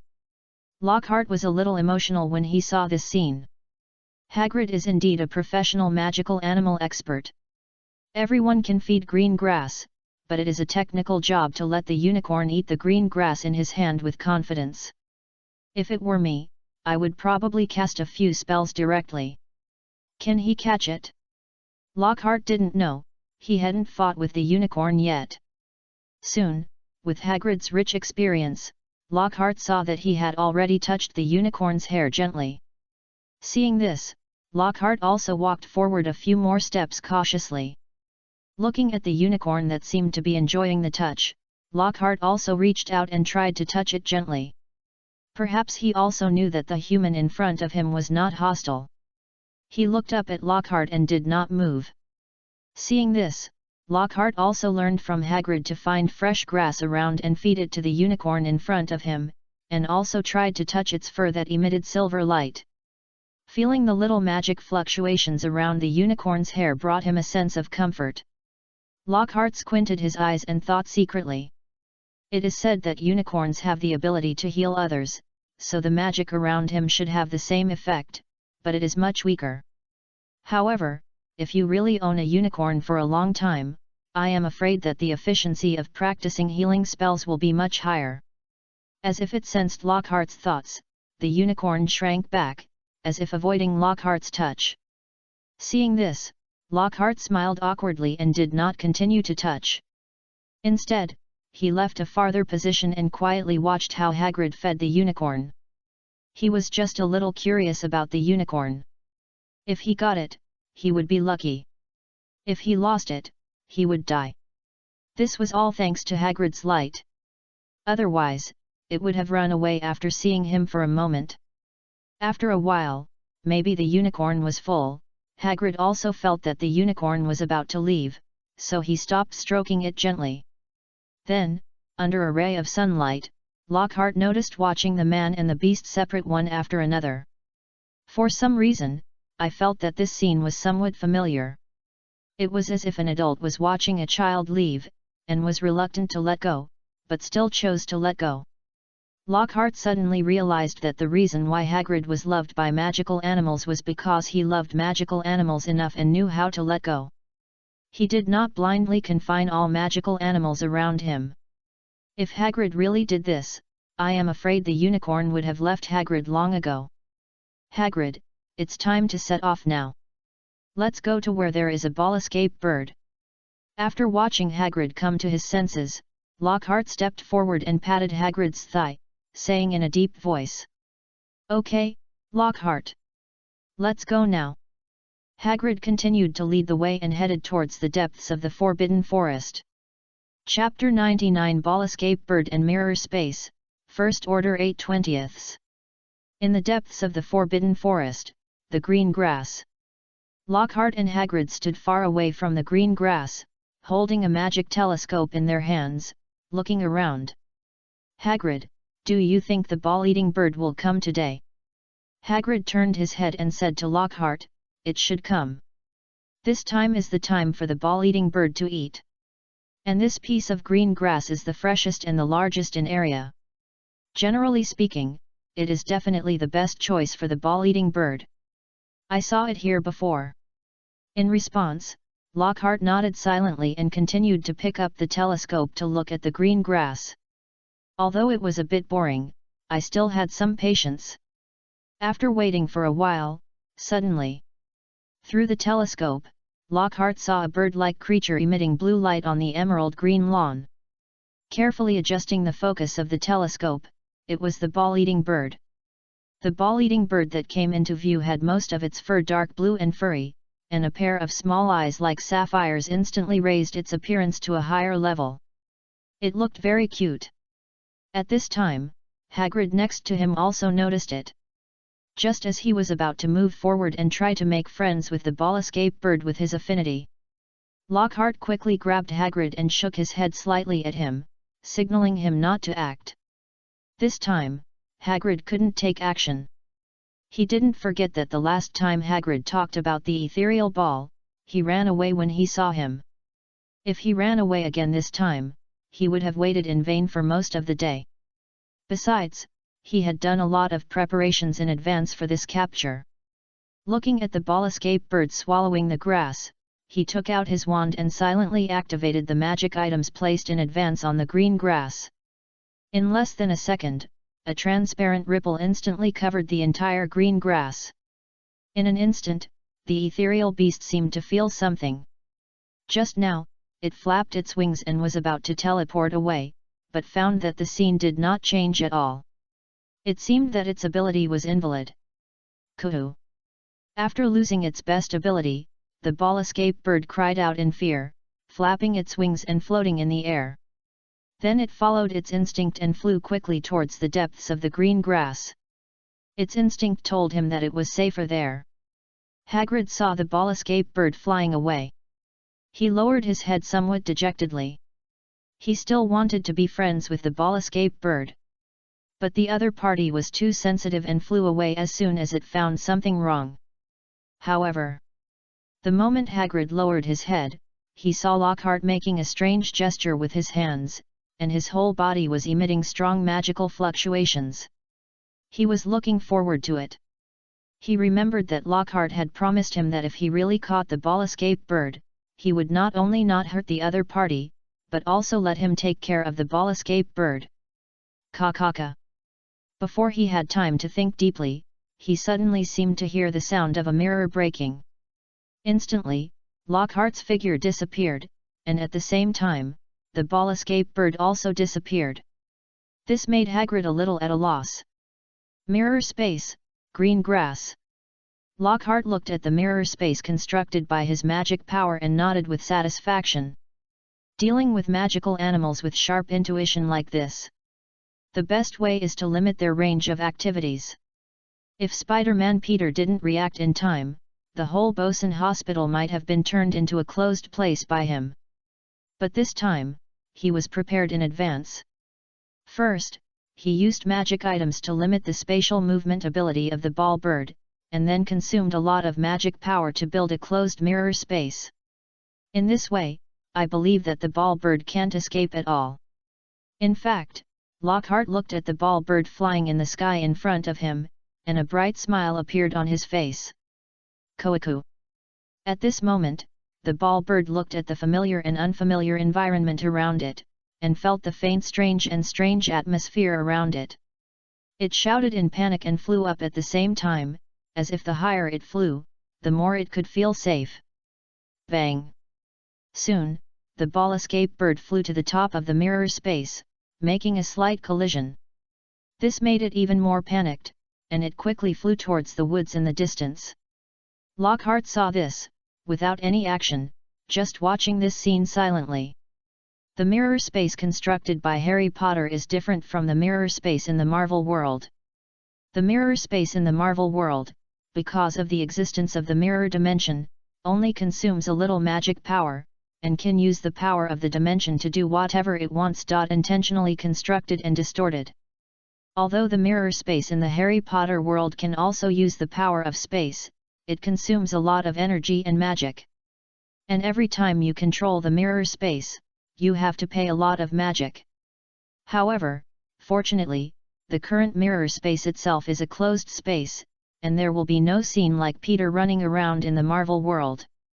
After a while, Lockhart began to slowly walk in the direction of the ball escape bird. Looking at the scene of the ball escape bird flying around and fleeing in panic, Lockhart felt a little sorry. If it were the Marvel world, in such a closed space, it would be easy to capture it if it just kept shrinking. However, it doesn't matter, he has already thought of some means. Thinking, Lockhart began to gather his thoughts, and at the same time aimed at himself and waved his wand lightly. Animal affinity. Communication of all things. Natural breath. Lockhart's shining. Auxiliary spells of light blue light rose from the tip of the wand and enveloped Lockhart himself. At this moment, the ball escape bird also began to turn its head to look at Lockhart at this moment. In its feeling, the creature that exuded a dangerous breath just now suddenly changed its breath. Goo goo. After sniffing gently, it felt that the other party's body exuded a pleasant smell, a bit like the green velvet grass that it liked to eat the most or the smell of the forest. Moreover, its intuition told it that the other party seemed to have no ill intentions. Despite this, watching the other party slowly approaching it, the always cautious ball escape bird still flew back. Keep a certain distance from Lockhart. Seeing this, Lockhart was not surprised. Based on the previous experience of the unicorn, he knew very well that magical animals like this with strong intuition are extremely sensitive. Before, he just had a slight thought, and the unicorn sensed it and even avoided his touch. As for the ball escape bird, although he restrained himself from having any thoughts about catching it, but the survival mode formed over a long period of time still makes him very sensitive to himself. So, goo goo goo goo. Lockhart imitated the sound of the ball escape bird from his mouth, integrated his meaning into the sound, and conveyed it to the other party. This is naturally the latest spell developed by Lockhart based on the rune communication. You can convey your emotions, including some thoughts, to the other party through sound, contact and other means. Sure enough. Goo goo goo. Hart heard the somewhat puzzled sound of the ball escape bird, and after sensing the general meaning, he continued to reply. I leave the price magic green velvet freedom. Afterwards, Lockhart communicated with the ball escape bird intermittently. At the same time, the distance between the man and the beast slowly began to close. Chapter 100 Hagrid's Joy, First Order 9/20. After Hagrid saw Lockhart disappear, although there was a trace of panic and at a loss, he soon showed an expectant look on his face. Although he didn't know what spell Lockhart cast, he was sure that it was related to the ball escape bird. Who knows, Lockhart will appear in front of him with the ball escape bird in a while. After thinking for a while, Hagrid glanced at the green grass not far away, walked forward and began to pick some fresh green grass. He has begun to think about how to feed the ball escape bird. This is something he has been looking forward to. Since he became the guard of the Forbidden Forest, he has made a list of magical animals for himself. He is ready to become good friends with every magical animal on the list. It seems that this time he can cross out another name on the list. Well, Lockhart's previous reputation as an explorer, plus the recent confession of Harry and Ron. Of course, the most important thing is the magical spell that Lockhart just cast. It makes Hagrid full of confidence in this. After a while, Hagrid has picked a full basket of fresh green grass. Well, as a magical animal expert, a ranger of the Forbidden Forest, and a man who is determined to be a friend of all magical animals. Naturally, there will be no shortage of tools for feeding magical animals in his hands. Then, Hagrid held a basket of green grass and found a place to sit quietly, looking forward to seeing the place where Lockhart disappeared. After a while, suddenly, Hagrid was surprised to find that the place where Lockhart disappeared originally. Sparks began to appear, and then a portal with sparks appeared. Lockhart took a step forward, and on his shoulders sat the ball escape bird. Lockhart! The scene in front of him made Hagrid exclaim in a low voice. However, the appearance of the ball escape bird immediately diverted his curiosity about Lockhart's magic. He hurriedly walked to the front and whispered, "Lockhart, can you let me see this little cutie?" "Of course." Lockhart smiled and nodded and said, "Thanks to your help along the way. Here you go." As he said, Lockhart picked up the ball escape bird on his shoulder and handed it to Hagrid in front of him, while introducing, "Hagrid, it will bites called Gugu." Hagrid carefully picked up the ball bird, nodded, and said to Gugu in front of him very gently, "Gugu, I'm Hagrid. I just picked some green grass here. Do you want to try it?" Hagrid quickly picked up the fresh green grass he had just picked and put it in front of Gugu. Gugu. Gugu looked up at Hagrid, patted Hagrid's hands with his wings, and then lowered his head to eat. Hagrid was also a little touched by Gugu's cute expression just now. Immediately started to chat in a low voice. "Gugu, let me tell you, I have." Gugu. Lockhart looked at Hagrid, who had completely forgotten his existence, and a funny expression appeared on his face. But he didn't say much, just watched this scene quietly. Compared with himself, Hagrid is the one who loves magical animals from the bottom of his heart. And he, although he also likes cute ball escape bird Gugu. But before, the main purpose was to use its power to practice space-related spells such as apparition. At the same time, I also wanted to further reduce the magic consumption of Camartage, portal, mirror space, etc. You know, the ball escape bird itself has the ability to amplify space. In other words, each magical creature has its own special ability, and some can amplify the owner's certain magical ability. Like unicorns, if the healer has it, then there is no doubt that it will be more convenient to practice healing spells. The same is true for the ball escape bird in terms of space. In the previous mirror space, I signed a very fair magic contract with the ball escape bird Gugu. It has to be said that the intuition of the ball escape bird is very sensitive. He can clearly distinguish between good intentions and bad intentions. So Lockhart didn't think of signing a unilateral compulsory contract like a slave or pet contract at the beginning. He didn't forget the performance of the unicorn not long ago. If he really did that, he would probably end up losing more than he gained, and would be completely disgusted by Gugu. At that time, even if he really caught the enemy by force, it would be another matter whether the enemy would admit to himself. Don't let the enemy die rather than obey, and he can only sell his body for money. This disrupted all Lockhart's plans. He doesn't lack money now. What he lacks most, and what is most important, is magic practice. Otherwise, he wouldn't go to the Forbidden Forest when he had nothing to do, and he wouldn't have gone to the Forbidden Forest with Gugu. Hagrid talked about the green velvet and the ball escape bird. Therefore, the contract signed by Lockhart and Cuckoo was very sincere. According to the contract, Cuckoo only needs to spend a certain amount of time with Lockhart every day to help him practice spells. Then he can move freely at other times, and even help him return to the Forbidden Forest.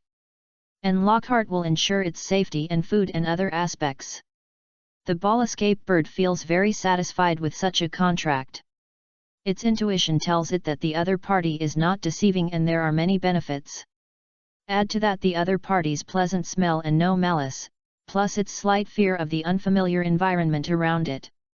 Naturally, it chooses to sign it.